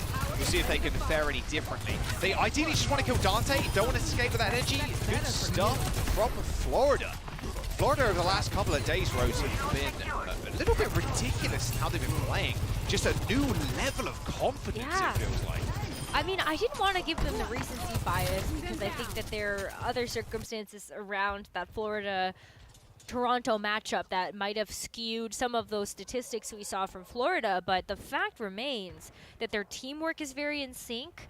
And I thought that Florida had some pain points earlier on this season with someone maybe playing a bit too aggressive and the DPS maybe not able to shore that up and get the follow-up necessary when someone jumps in. But everybody's on the same page right now. Animo is there to really back up someone, so if cooldowns aren't available, then someone can get out. And you also have just all this healing, this damage. Yeah, Nano Blades, oh, both supports. History turned into soup. All right, Houston Outlaws get team wiped yet again as the Florida Mayhem continue their push with 4 minutes and checkpoint 2 in their sights. They carry this pace on. Could be in with a meaty time bank going into the final point. They will get, Houston Outlaws will get another touch. They got 4 ults coming up. As long as they don't die There's to Hydra. one. That is the big question. All right, Dante a little low. He does need healing though, but he is dead. Lastro didn't get that beat online in time, and the Florida Mayhem, if only Outlaws capped, we might actually see a speed record from the Florida Mayhem right now. Look at how they are playing. Right up to the spawn doors. Well, Houston haven't won a fight at all this push. Their defense has been non-existent. They haven't even used ults yet. They're sitting on 4. They're gonna have 5 when Dante gets his grab online, and you're really hoping that they can throw these and stop this momentum that Florida are playing with. They generated so much just after that first team wipe and constantly getting picks before Houston can set up for the defense. RuPaul's gonna make a quick swap over to the Batiste, and so now you have that immortality field to really help you with these more close quarters fights, and then someone on the Zarya as well. The Florida are playing to a game plan right now. They know as soon as they entered into point C, they had to change something up, and this is that change. Look at this wrap around 2 rows. Oh, RuPaul gets sniped. Okay, fight's over, lads. Just back up, or maybe survive. Although, because you're on the wrong side of the map, someone needs to escort RuPaul. So you need to go in as 4. There you go. They're going to charge in as 4. They're going to try and isolate someone. Looks like Creative actually forced the sound barrier, which is rather large. Hydron does fall. Same with Checkmate, but getting the sound barrier out with 4 minutes to go on the time bank. Just still pretty happy about that if you're the Florida Mayhem right now. They're not particularly near the grab or the blade, to be fair, and they don't have the nano to pair with the blade, but not having to worry about the sound barrier. Still nice. Yeah, I mean, those ultimates are also going to come online faster than Lastro's going to be able to get that sound barrier back. So at this point, yeah, Florida wants to try to take as many eco pushes as possible, get that blade, get that graviton surge, and try to outlast some of these ultimates from Houston. They have to get them out of Houston's hands. But forcing them might be a little tough. But there's one. Grab, Lamb dead, B comes in for the Florida Mayhem. Okay, so they are committing. It is go time right now for Merit. Can he find the kills? He's already got a 1 on Checkmate, but he's under a lot of pressure from Hydron. Looks like, oh, good shot on Animo. Wow, tried it. Yeah, no way someone survives this one, but if he can get out with energy, although with no Lucio, a bit harder than it normally would be. Merit with a nice triple or quadra kill, I think that was actually, for the Outlaws. They do force the sound barrier from Mayhem. So right now is a little bit of flow chart Overwatch. What forces what goes here and there. But we're Shadow Blade at available for Outlaws. Yeah, I mean, we're at the rotation now that Florida wants, which is that they have 4 ults and Houston do not. So no sound barrier available from Lastro. That did not get a chance to outpace the Blade and the Graviton Surge generation. So Florida can come into this one, throw everything, and they should be able to get this. But Nanoblade, Pelican! okay. All good. Nanoblade is going to result in another team wipe. Okay. Here's the flowchart. And the Florida Mayhem, they don't have beat, but that's okay. They also now have 4 ults. So the tables have truly turned. Outlaws are playing this incredibly smart, though. They're playing up to the spawn doors, trying to force Mayhem to use ultimates and fight them super close. The payload can't regress any further, but they get another fight if they do fight this close and maybe get kills here. Dante, unfortunately, 0 energy, poking away at the Florida Mayhem who just lie beneath them. As now, actually, they're deciding to back away as the Florida Mayhem do ascend in the staircase. You can see now Dante going in. A Graviton Surge and a window used to kill Dante. Checkmate kills 2 people, make that 3. A quintuple kill for the Florida Mayhem and a team kill. But the Outlaws get to reset. They do get to reset, but they're walking into a Dragon Blade and Hydron with the overclock. This is not going to feel super good, but at least Houston, if they can use the sound barrier to get through that, then the ball is back in their court and they'll have ult economy once again. All right, don't lay your DPS ults challenge. They layered their DPS ults. A beat comes out from the Houston Outlaws, but actually this damage might be enough. The lamp's also been removed. The overhealth, no more to be seen. Lastro is super low, trying to get back to the rest of his team as he was trying to boot checkmate away from his team. Merit with an unbelievable double kill on Hydron and Animo might have just saved this push. There's a minute to go for the Florida Mayhem on what was a gargantuan time bank of 5 minutes going into third has been whittled down. This is incredible. I mean, Houston could actually win this map here, but it all comes down to Dante hitting this Graviton Surge. By the time the Florida Mayhem walks back into this one, it is final fight territory, and that payload is only meters away from being sunk in by Florida and letting them go up one map in this series. It's here, it's now, and Dante's gotta hit this grab before Animo gets his sound barrier online. He's 6% away. Animo needs it. 3%. Dante's got the grab. He's hunting for the front line. Animo's now got the beats. How do the Houston Outlaws play this? Dante jumps down to the low ground as the Florida Mayhem try and make their move onto the point. The beat comes out just in time to save through Paul. Also, the lamp can't be killed either because it's round the corner. The Florida Mayhem are just going to push in. Houston Outlaws gets wiped. And the 5-minute time bank was maybe all that they needed. A near overtime push there for the Florida Mayhem. They get the payload into that white box of victory in the end. The Outlaws go down on what was an unbelievable defense. They can definitely be proud of that one, but prouder could be the Florida Mayhem after that final push. They end up taking a second map in the series as we go to a fourth. That was absolutely close. That was so close there. I think Houston just had a really almost insurmountable defense there, but whew. Yeah, okay. Maybe Florida Mayhem take the 3-1 that I predicted. I don't know. Let's find out. Maybe, yeah, maybe. Wow, that was a Goliath time back, like literal speed run territory for the Florida Mayhem on their attack. I cannot believe Houston Outlaws held on for as long as they did. They couldn't quite turn it around in the end. It was just the overwhelming ults from the Florida Mayhem. A lot of flowcharts happening there. Florida had the PhD and maths at the very end and able to win that one. We're going to jump to a quick break. We've got map number 4 after this one. Don't go anywhere.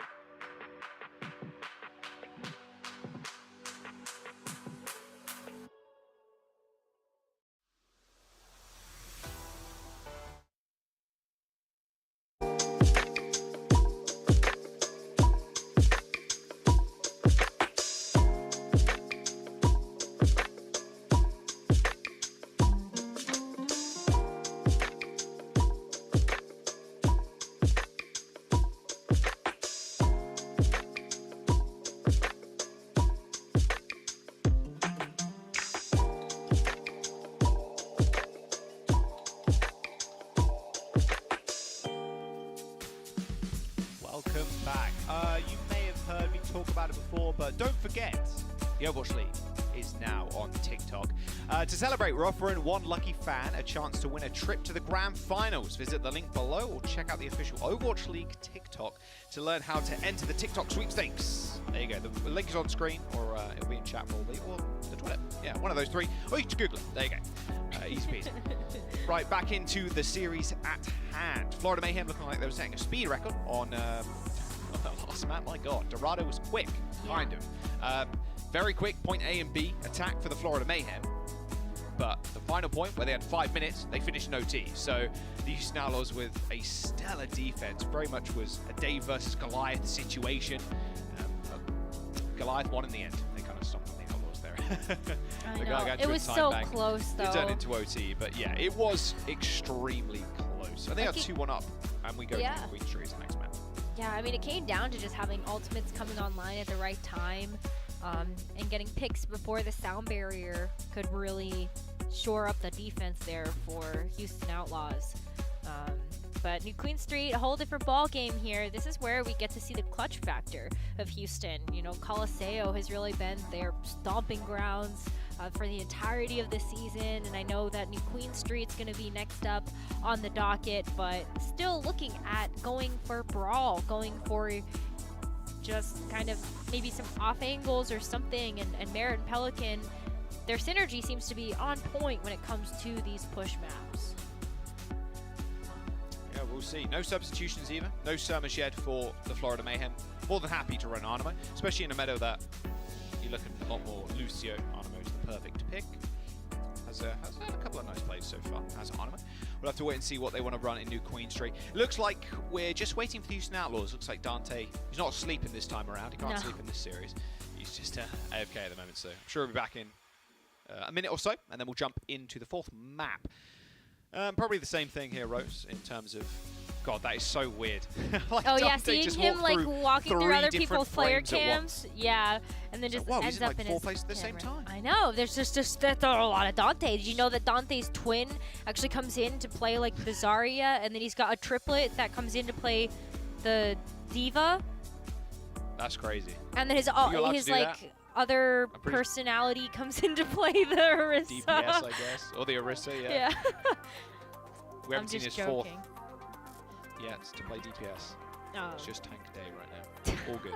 All right, we're going to map New Queen Street. It was like, what was that? What was that? Oh, I think it was on... Yeah, I was thinking about something like that happened recently. But I think it was on Platchat where Scott's cat walked through the frame. And then Connor's cat also walked through his frame. But it looked like the cat walked through 2 different PCs at once. Like from the cameras, it looks pretty weird. Are they? Do they look the same too? I can't remember. Not really. Okay. Scott's one is black and white. But it still looks like it kind of went through like a wormhole or something. Yeah, it looked like that with Dante a second ago. Where that's funny.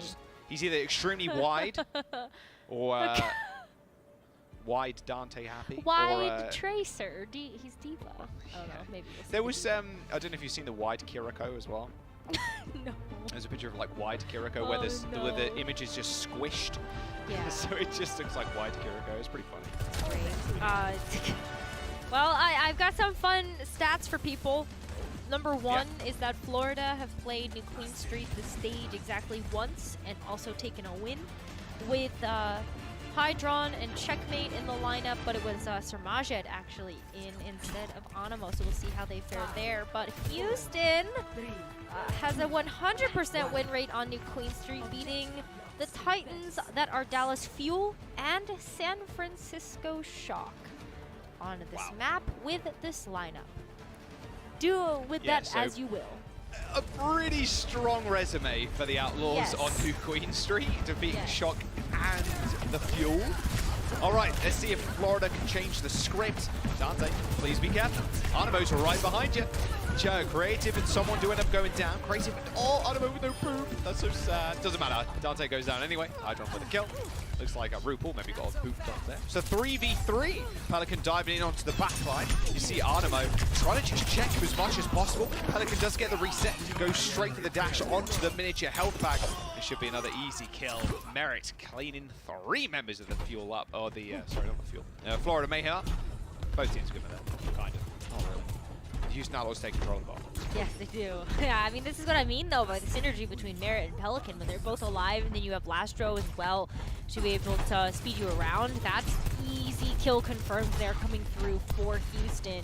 Now they get a chance to play a little bit more aggressively, but where's Hydron? Oh, no. Creative almost actually just got dropped there. Yep, almost got dropped. He's got that shift, though. All good. Pelican. Oh! Yep, trying to check Hydron, but he just checks him right back. He bumps his chest, sends him back to spawn. The Houston Outlaws still with a nice little lead. Can Dante survive? He is pretty high energy, but support's unable to kind of keep him up long enough. Merit's also doing a sizable amount of damage, but it's actually Arnamo that is finding these final bloods. Maybe a triple kill with Lucio? No, not to be, but still, support combat for the Florida Mayhem as both supports now have their ults online. They even checkmate with that blade. Yeah, there's going to be a lot of ultimates coming out here for this next push. At this point, Florida are going to try to take the lead away from Houston, but to stop that, Houston should be able to come back with a couple of ultimates. It's kind of weird to say that, given that the bot hasn't actually moved all that far, but look at where Dante is already. They can just drop down before Florida take the lead. Wait for it. Pause. There we go. Blade, bubble. Oh my god, where'd he go? God. The disruptor shot turned into a black hole. Well, Lastro also ends up falling for the Houston Outlaws, but not before he can use that beat. Florida Mayhem are going to do the same thing, but we'll call that an opening from checkmate, forcing cooldowns. Why not? We'll be kind to him. Houston Outlaws still saving 3 ults of their own. They don't end up using their own blade. And with the pacing right now that Florida Mayhem is setting, if they do take this fight fairly aggressively, Rose, they could get the checkpoint off this push. Yeah, they could. I mean, Dante's going to try to maybe hold them off with the grab, but someone's got one locked and loaded as well. So you've seen how that works. There, they're stopped. Grab, there's the lamp, it has disappeared. Hydron just unwilling to press the Q key, but he doesn't need to. Lastro and Dante caught in that grab, instantly taken care of. Remember those beats we used the last fight, so the Houston Outlaws are going to lose the checkpoint to Florida Mayhem. We're going to continue their attempt in speed. That's going to be a push forward there. The bot's going to take a short break, but it's already back and moving. And Hydron, too, can now get set up. Got to survive the grab first. Yep, there's the grab. That's going to save it, but not for long. Arnamo takes a face full of laser as it's all immortality feels to the kill feeds at the moment. Dante still, I suppose. And now Hydron's trying to fend them off with that overclock. Oh, Pelican's 1 HP. He dashes down to the low ground. How is he still alive? Eventually is taken care of by someone as RuPaul gets back and locks down with the window. Houston Outlaws, again, lose a preceding fight, and now they're in a dangerous position, Rose. 85 meters and building, and they're getting pushed to the spawn doors. Lastro cannot go down right now. Oh, I don't know. I think there's just nothing you can really do about this one. Yeah, Pelican is going to be able to take out someone, but checkmate fires right back, and everybody on Florida is going to just start pushing up to the spawn. At this point, they have such a lead here, and we still have over half of the time bank left to go. Wow, it's been barely 4 minutes. 10 meters off, 113 meters off of this first push. Oh, they're preparing Okay, to look. I like what I'm seeing, checkmate. Okay, grabs online for someone, and no sound barrier for Lastro. Checkmate is he's invisible. He's unknown. Pulls the blade from the back. Creative's the first target. Lamp's gone down, but so is Creative. A nice dash to the sky. An anime blade for Checkmate as he takes down Creative, and Dante also falls to RuPaul. A map completion in the sights of the Florida Mayhem. They don't want to play this series any longer, Rose. They want this finished right now. Yeah, I think they're going to. I mean, someone can just walk up to the door here, grab them as they walk out of spawn. They grab Lastro. Oh my god. Yeah, like even if you have the sound barrier, that's it. Grab is good. Touch. Lastro goes into the grab. The bot is still pushing, but Pelican manages to get to the bot in time as the beat comes out. It hits 5 for the Outlaws, so they're going to be able to sustain through. However, kills are still coming through from Florida, but overwhelming presence in the spawn door plus the beat is going to secure them the fight. But 123 meters off of a push and a lens sum for the Florida Mayhem. You've got to be feeling good about that one. 100 meters, the difference right now, and our Outlaws had to use their sound barrier in that fight. They did. They had to use the amplification matrix too to be able to just try to contest with Florida. So they don't have a whole lot left in the bank right now, but they will be dueling overclocks here. Yeah. Oh, Dante the focus once again. he's just not had a game right now. Dante has just been the hard focus of the Florida Mayhem. They just shoved him in the coffin, dug a 6 feet hole, and he's just chilling. I don't blame Florida Mayhem for focusing down Dante, though. You know, Dante has always been a very cohesive force for Houston, and if you take that out, then you know, where does the follow-up come from? It really comes down to clutch factor, and that's something Houston have, but it's way harder to do when you have the 5v5 and Florida are playing how they are, you know? Really nice window there from Florida Mayhem. I really like that. Someone goes pretty low, the lamp! Oh, the lamp! I think that went a little bit short from RuPaul there. I'm pretty sure he was supposed to aim that at someone, but it didn't end up hitting. Houston Outlaws are still committing ults to this fight. Even better sign for the Florida Mayhem. Graviton Surge, forced out. They come back, they're going to have that sound barrier and that blade. Still though, it's worth keeping in mind too, the robot, even though it is quicker in this mode, when it's just kind of don't walking back to the point, you do still take a fair amount of time. So even if Florida Mayhem wipe Outlaws in this neutral fight, in this midpoint, Outlaws are going to be able to regroup as 5. So you have to win 2 fights if you're Florida to get the full completion. But of course, you're super happy with getting 123 meters with 3 minutes to go. Yeah, I mean, you shut out their forward spawns too now with the bot coming back and trying to push the barricade. Oh, look at this offense! Wow! They're just going to sound barrier into them. Lastro's going to have to counter beat, avoiding any casualties. The bot is still moving with the Outlaws right now, trying to stop Checkmate from doing them dirty, but he's still going! A double kill for Checkmate as he pulls the blade. Both supports dead for the Houston Outlaws. They may have won against the Shock and the Dallas Fuel, but this brand new hyped up Mayhem, are they going to be able to topple them? Looking quite unlikely with only 2 minutes left in the time bank. It is looking very unlikely. At this point, at least Pelican's Dragon Blade should be able to stick, but you have to be able to get the backup, and maybe that means a bubble from Dante there. Maybe it means a speed boost coming in from Lastro, but yeah, we're coming down to the wire, Jaws. It's less than 2 minutes remaining, and someone has another grav. So I don't want to go up against Hydron or someone when they have their ultimates online, and they both have them. Outlaws trying to do the same thing. They're just trying to navigate onto this little bridge here to avoid the fire from Hydron. The blade comes out from Pelican, but he just gets grabbed right in the face. As long as someone stays alive, the Florida Mayhem are going to be good. He's getting pumped full of heals, and Dante, once again, the clear target for the Florida Mayhem. He survived the grab initially, but wasn't able to survive any more after Hydron used that overclock. Someone was on the payload for a brief moment there, but it will get moving again. 1 minute and 16 seconds to go. Mayhem do not want a map number 5. Oh wait, no. All good, all good. Yeah, we're good. Someone remember to go get the bot. But yeah, no. Florida want to shut this down here. They don't have a whole lot to be able to contest with the ultimates that Houston Outlaws have. So they're gonna have to back up a little bit here. Shots are gonna land. Graviton Surge comes out and hits someone. Animo is dead. Got dipped there by Lastro by the looks of things. Maybe the Houston Outlaws win this fight, but with 40 seconds to go and 2 key ultimates offline, being the grab and the overclock, it's gonna be a mountain to climb. It is, because right now, Houston, they just started emptying some things out of the tank, and Florida Mayhem are at the gas tank filling up. They've got that blade coming online, the Graviton Surge. They have a lot of interesting tools to use, and really all that Houston have right now is this amplification matrix from Creative, and that's going to be enough to be able to top up some of these other ultimates Houston Outlaws need to come online in order to stand a chance. Neutral fight here for the Florida Mayhem as they're building up towards a sound barrier and a blade. A lot of reflect damage. That was pretty nice from Checkmate there. As grants him a few extra ult points. Or someone he'll Checkmate. He's so low. Oh, Hydron ends up going down. Nice window use from Creative. Okay, RuPaul and Hydron are dead. Outlaws are going to be able to get the checkpoint, but we are in OT.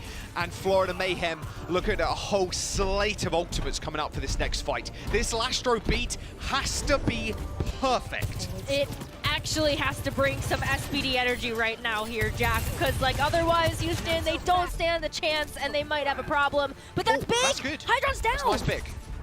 Nice pick. Okay, free space, free real estate right now for the Houston Outlaws. they going to come from? Florida's going to try to wrap around. Graviton Surge hits Pelican and Dante. The lamp comes out. The beat later. Perfectly timed from the Outlaws, but now they have to contend with the blade. Someone's getting focused down, but Checkmate's place is just too good. He's slicing them apart. Dante and Lastro down. Overtime ticking through, and the Florida Mayhem. They're going to end their season, their regular season strong. They take the series 3-1 over the Houston Outlaws, as Outlaws are handed their first loss on New Queen Street. Yeah, after the pedigree that they acquired on that map, someone had to dethrone them, right? But what a fantastic win here for Florida. And with that win too, Jaws, Florida, they shore up the 7th seed for play-ins, and they will face Boston Uprising next week. So a lot of their season came to a pretty exciting finish here for their final regular season match. Man, what? I don't know. There's something about Florida. There's something about Florida. Something, somewhere? Someone, maybe. Look, they've looked really good over the last couple of days. That 3-0 against the Toronto Defiant was just a stomp. Like some of these maps, even, to be fair, like Dorado, for example, it was pretty damn close at the very end, but they kept in like record time. There were some points where Outlaws didn't even get single kills on Eichenwalder, right? Yeah. Florida Mayhem look ridiculously good right now, and we're entering the play-in stage. Tomorrow is the last day of the regular season. If you're a Florida fan right now, you must be screaming, because they are looking unstoppable. They look really good. I think Zoe's going to be pretty happy with this win here for Florida Mayhem as well. Oh, yes, Zoe. Absolutely. Yeah, that is true. Woo! Yeah, I mean, hey, they really earned this win today. Houston Outlaws are no slouch of a team, and they made the right strategic decisions that they needed to in order to make sure that they were able to get the W today. But it was all, I think, something, somewhere, someone. Someone. The player of our match is going to be someone, the tank for Florida Mayhem, because a lot of the strategic decisions were off of the back of some very important plays that someone had to initiate. Yeah, this is really been, I think, the meta for the Florida Mayhem, at least over the last couple of weeks. Like, my God, they look good. Someone's Graviton Surges, just it's general Zarya play, it's bubble usage. Looking great. If they keep this up, honestly, they can see themselves in playoffs. Absolutely. The streak they've kind of been on, it felt like the Florida Mayhem halfway through the season had a little bit of a lackluster performance. It was like hard to tell where you'd really place them in the overall rankings, because it was like, oh, a couple of wins here, a couple of wins there, but like they've really shored up their game plan and their game and their gameplay as a whole over the last 2 series against Toronto, against the Houston Outlaws. To be fair, though, on the other side of things, Houston Outlaws sometimes also have rocky games where they are going to map 5s against teams we don't expect them to. They are losing to teams we don't expect them to. There is still a lot of strong potential on the Houston Outlaws. It's whether they can kind of recover from this coming into the playoffs. The Florida Mayhem, though, going into play-ins, a lot of teams are going to be pretty fearful. I think the Boston Uprising, looking at how Florida have played, they're probably pretty scared. Like, I mean, it's going to be tough. Economy is also splendid. Yeah, like it's going to be really tough. I think there were very few teams that were prepared to see this type of power level coming in from Florida Mayhem, and that's Toronto Defiant and Houston Outlaws that have had to face against this new amped up version of Florida. And so, yeah, I think teams should be a little nervous having to go into play-ins against a team that is as prepared as this. But, you know, so much credit to the team for how they've evolved over the season, and they look ready to go going into post. And this was actually our last cast of the regular season 2. We'll be jumping, me and Rose will be jumping into playing into playoffs a little bit later next week. It's going to be a good time. Regular season's over already. It's a little bit ridiculous. One more day, though. That's tomorrow, of course. We're going to jump to a quick break. We've got an interview with Animo after this. Don't go anywhere.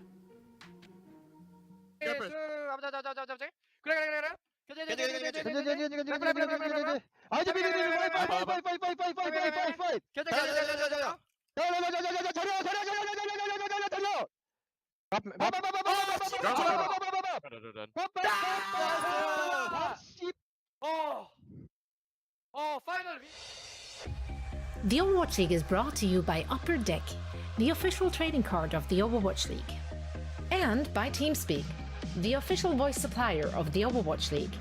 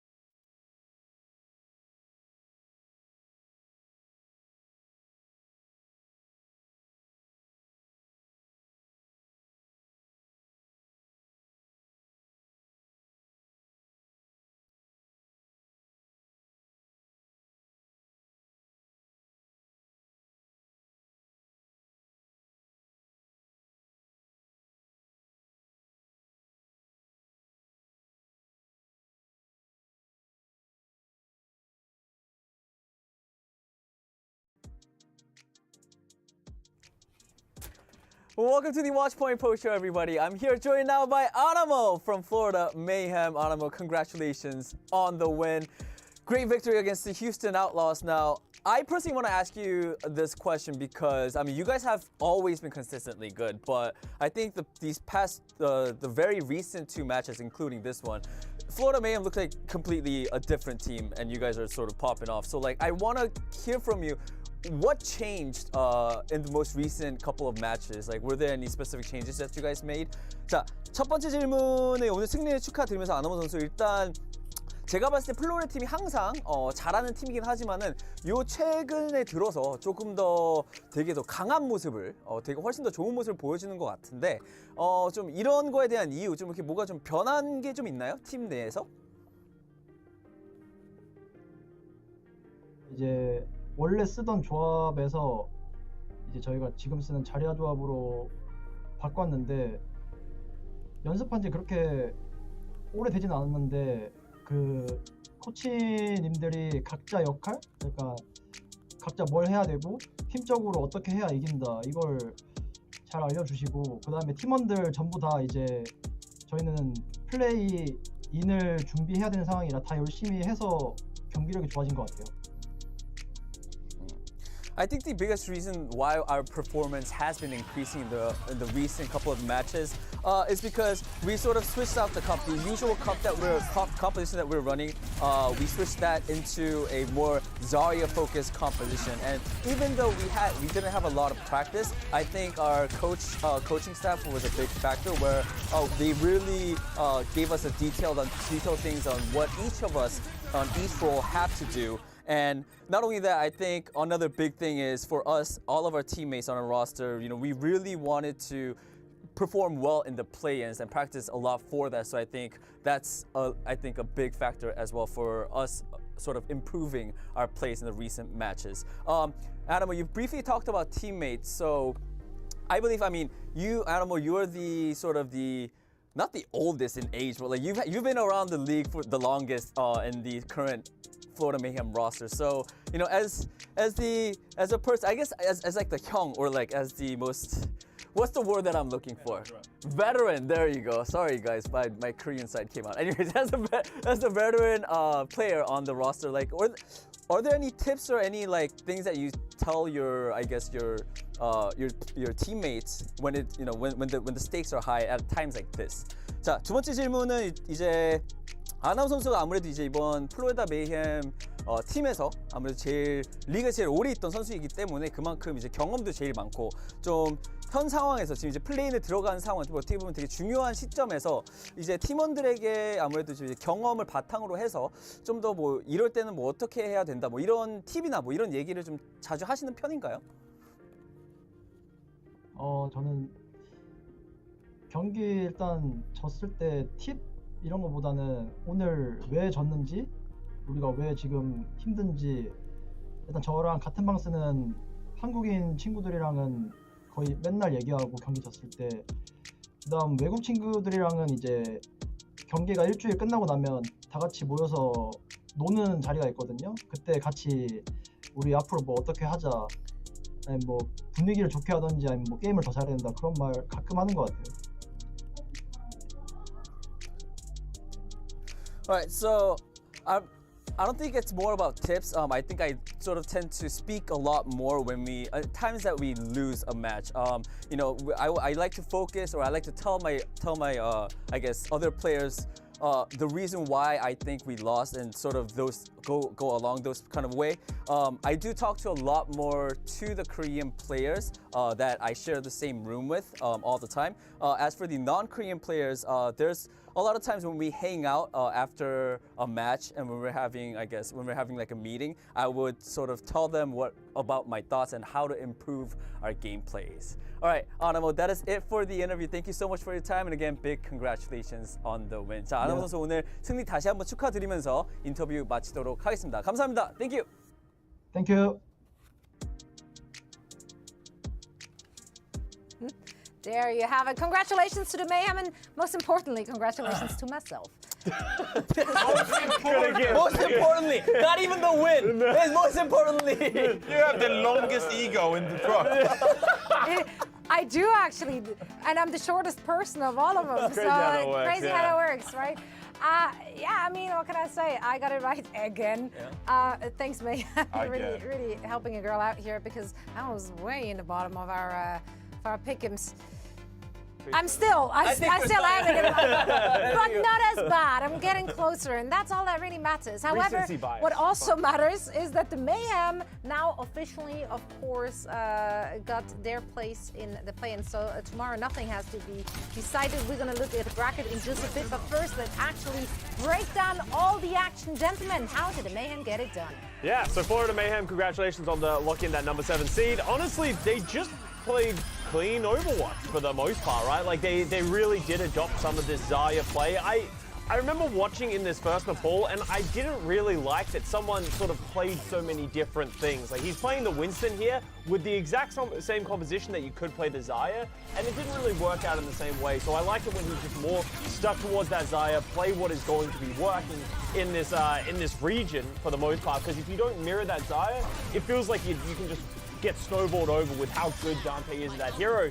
But actually in line with that, the Houston Outlaws just not, I don't know how to rate this team. You just pick a lane. Pick a lane, Houston Outlaws. Are you good or are you bad? Because I just put you number 1 in my power rankings after a great match against the Dallas Fuel, setting the tempo, playing your game, and we saw none of that in today's match. Now let us sit for a bit. Yeah. Now let us sit for a bit. Indeed. I mean, look, you can bring up sandbagging and like playoffs and they're locked in and like all you want. I don't care. I want to celebrate the Florida Mayhem. They're 12-12. They ended their regular season 12-12. That's a real respectable record, especially considering how people were rating them going into this year. Some of the talents on this team. Anamo, for example. I don't want to say a redemption story because like he's never like been down there in open division or anything. But like Anamo, he's been on some of the best teams in Overwatch League history. On the New York Excelsior in 2018, New York Excelsior during the GOATS meta when like they were a top 3 team in the league. Last year on Seoul Dynasty, he arguably had a down year. We were memeing sometimes on Anamo. He wasn't playing up to par. Now he's on the Florida Mayhem and he's helping this team level up and like play really respectable Overwatch. He's that veteran presence that you brought up, Danny, and he's helping these younger players out and like helping out this franchise. So I'm happy for Animo. He's a story player who's had a long career in the league, and he's still like helping franchises like the Florida Mayhem to get incredible wins, like against the Houston Outlaws, who were rated as number 1 going into this week. Are you worried for the Houston Outlaws now heading into the plains after the Every day. Every day. That's not even a joke. Like, okay, it's actually funny because I wanted to bring this up. I want to give Florida the props and just sort of finish that before I go bully the Houston Outlaws for a bit. The Florida Mayhem have made it out of the first round of every single tournament we've been in as well. It's not just that they're 12-12. They've also made every single playoffs, and they have at least won one match in that, which is, as you said, much higher expectations than we had for them. They should be a scary team to play in the plains. They always seem to, when they get to that moment when everything matters, they hit that next gear. So that is what I'm looking for in the Florida Mayhem for the play-ins and then inherently, hopefully, the playoffs.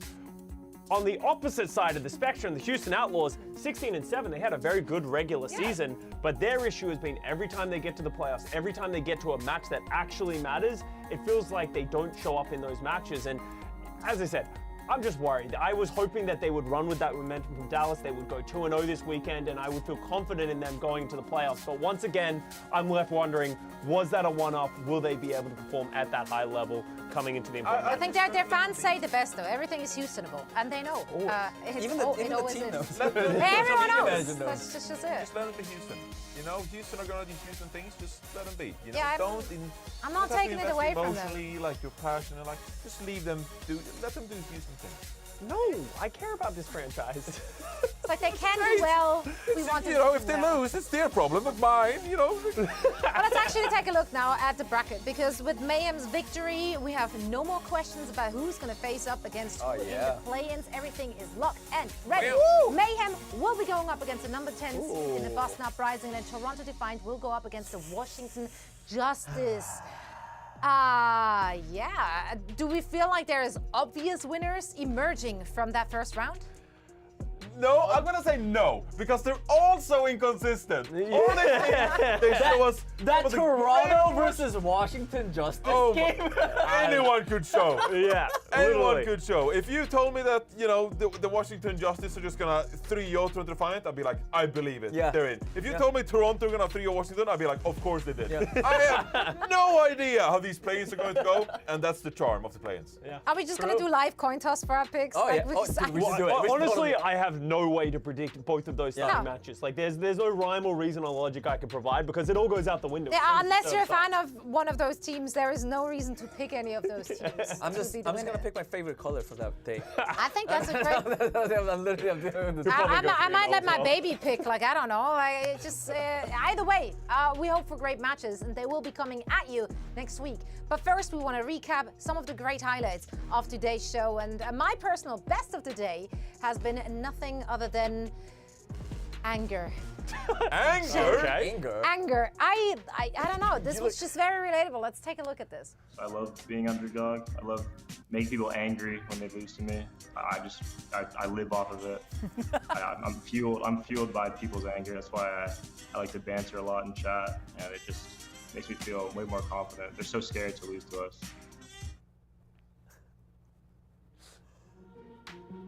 I love how you're so happy about someone talking about anger and like. Because fuel. it's good. There is a lot of negative emotions all around you every single day. If you can harvest that and channel that into something good for you, if you can go full Genki Dama on this and just take all of that negativity and just throw it back at your opponents, like, that's the way to go. I feel you, Seeker. Is that now. is that from like, do you relate to him, like, you know, Yes, feeling that anger? that's what I do. Danny, you've played Overwatch with Sully. You know this is how it is. There's a lot of hatred through the screen. I just feel it whenever I play with her. So. Yeah. Yeah, I get intimidated. Yeah, me too. Oh yeah, I'm just looking at the floor all the time. Yes, Sully. Yeah. Yes, ma'am. Anyway, Danny. My best of the day? Yeah, your best of the day. That wasn't it, apparently. That wasn't my touch. Okay, just Don't worry. stop. Okay. All right, my best of the day. It's a clean and simple best of the day. Finn sniping backbone out of spawn. As a Zenyatta. And this was beautifully done. Oh. Instant. Look at his face. He's in disbelief. The back was like, what just happened? Come on, you anticipate that though, come Yeah. Yeah, but it's you know what?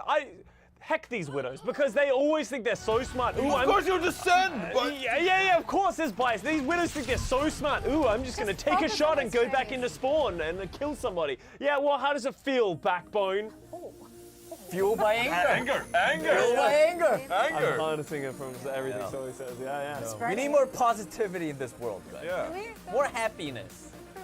Yeah, I'm turning the anger into happiness. Yeah. 'Cause I get the W because of the anger. Sure, then Anyway. direct all the anger to her. Don't actually, please don't. Can we not? No, don't do that. Yeah. All right, let's move on to my best of the day. And this was just one of my best of the days, which it was just neat. And you know, we have Striker coming back into this league, and he is a Tracer specialist. He's one of the best to ever do it. Look at the timing, the perfection on this pulse bomb. So obviously there's a window in which the May's gonna come out of the block. He drops it so perfectly that the May comes out of the block at the perfect time as the pulse bomb is exploding so quickly that Landon's lamp could not save him from this protection. Look at this. Slow it down, out of block bomb. That's hard to hit. That's like pixel perfect. Is that intentional or just a lucky? No, this is 100% intentional. Striker knows. That lamp hit the ice block. Yeah, and it hit the ice block. That's what feels bad for Landon. That's what you get, mate. You get what you deserve, mate. And your stupid yes, walls, hatred. Keep it up. blocking off tanks. That's right. The ice demon. You get what you deserve, mate. That's right. Back to spawn. Stupid heroes. Ruining tank lives. I feel uncomfortable here. Oh, I'm kind of into it. Jonathan, what made you happy today? Bastion. Really? Bastion. Look at his face. Look at his face. Bastion. Bastion just makes everyone happy. There is no one who hates seeing Bastion in Europe. Okay, possibly dislike seeing Bastion in Europe. This is It's just a tweet. It's happy. It's like beep boop beep boop. And Ganja Main is like beep boop beep boop boop boop. It's the most amazing hero. Yeah. I'm just ashamed we didn't get to see the ult. I don't think we have the rights to the voice lines here. You gotta be careful. What? I love the decoys. Yeah. If you need some Bastion voice lines, Step Team, I'm in. Just like beep beep beep. That sounded just like him, actually. My favorite thing is seeing Hardy walk into that room and he's like, I'm not prepared for this. And then he just gets wheels mowed down with the turret. They had no choice. He literally had to go in. I've been there. I know what it feels like. Your shield is running out and you're like, if I back, I die. So I'll go for it. And die. It's the only way. I mean, yeah, but you go out in style. Yeah, Speaking of style, play-ins are coming up very soon. So let's take a quick look at the schedule so you know when to, take a day off. Yeah. Pencil it in. Make no other plans. Just sit down. And Don't watch take the a day off games the with Overwatch us. League. Actually, those are tomorrow's games. Play-ins next week. I'm going way ahead of myself. But you want to get your days off early. No. Your workplaces are But there. these are our last final matches for the regular season. That's true. Also something to celebrate. I'm gonna wear a celebratory outfit today, tomorrow. Maybe a party hat? I don't know. I don't know. We'll have Do to we have work out. budget for that? Can we put a little hat? Hex, Maybe we need some party confetti? hats. I don't know. Okay, we need confetti. Maybe some cake. Party poppers? Party poppers? Love that. That's a good shout. Can we get sparklers? Do you think they would allow us to have sparklers in No, absolutely not. But No, I will no. request it regardless because it's not really a party otherwise. Yeah, but yeah, so we do have some more games to play out tomorrow. Now, due to Mayhem's win, of course, there is no seeding at stake anymore. But still, some great Play for Overwatch. the love of our hearts. Yeah. Exactly, and we love that. Final 2 matches of the regular season. Yeah. Time just flew by. Dude, I really feel did. like it was yesterday that we all walked into this truck. And Which for was the at first week time- like 4 because Yeah, 'cause apparently 2 someone people like- didn't show up early on in the season. Well, one of us went and had a baby, in the middle of the season, I'm which sorry. really slowed it all down. So I guess we all inconvenienced each other. The only constant was Danny. Thank you for holding I wasn't down here the- for tournaments. I don't know. That's actually true. You think that- Talk about Hawaii and stuff. I've been here the entire time. Yeah, no, I don't get to actually, go to you're right. Hawaii. I don't get to go to Toronto. I've just been in Irvine. Sucks to be you. yeah. You were out at the very beginning. Yeah. Never forget. Oh, I'm sorry I got COVID. That was my fun bad. for you. Oh well, and on that high note, we're going to end the show saying goodbye for tonight, but we will be back with I hate you guys. more games tomorrow, 2 more to go, and then we're done with the regular season, so definitely make sure to celebrate that epic moment with us tomorrow. Thank you so much for watching, and see you then. Bye.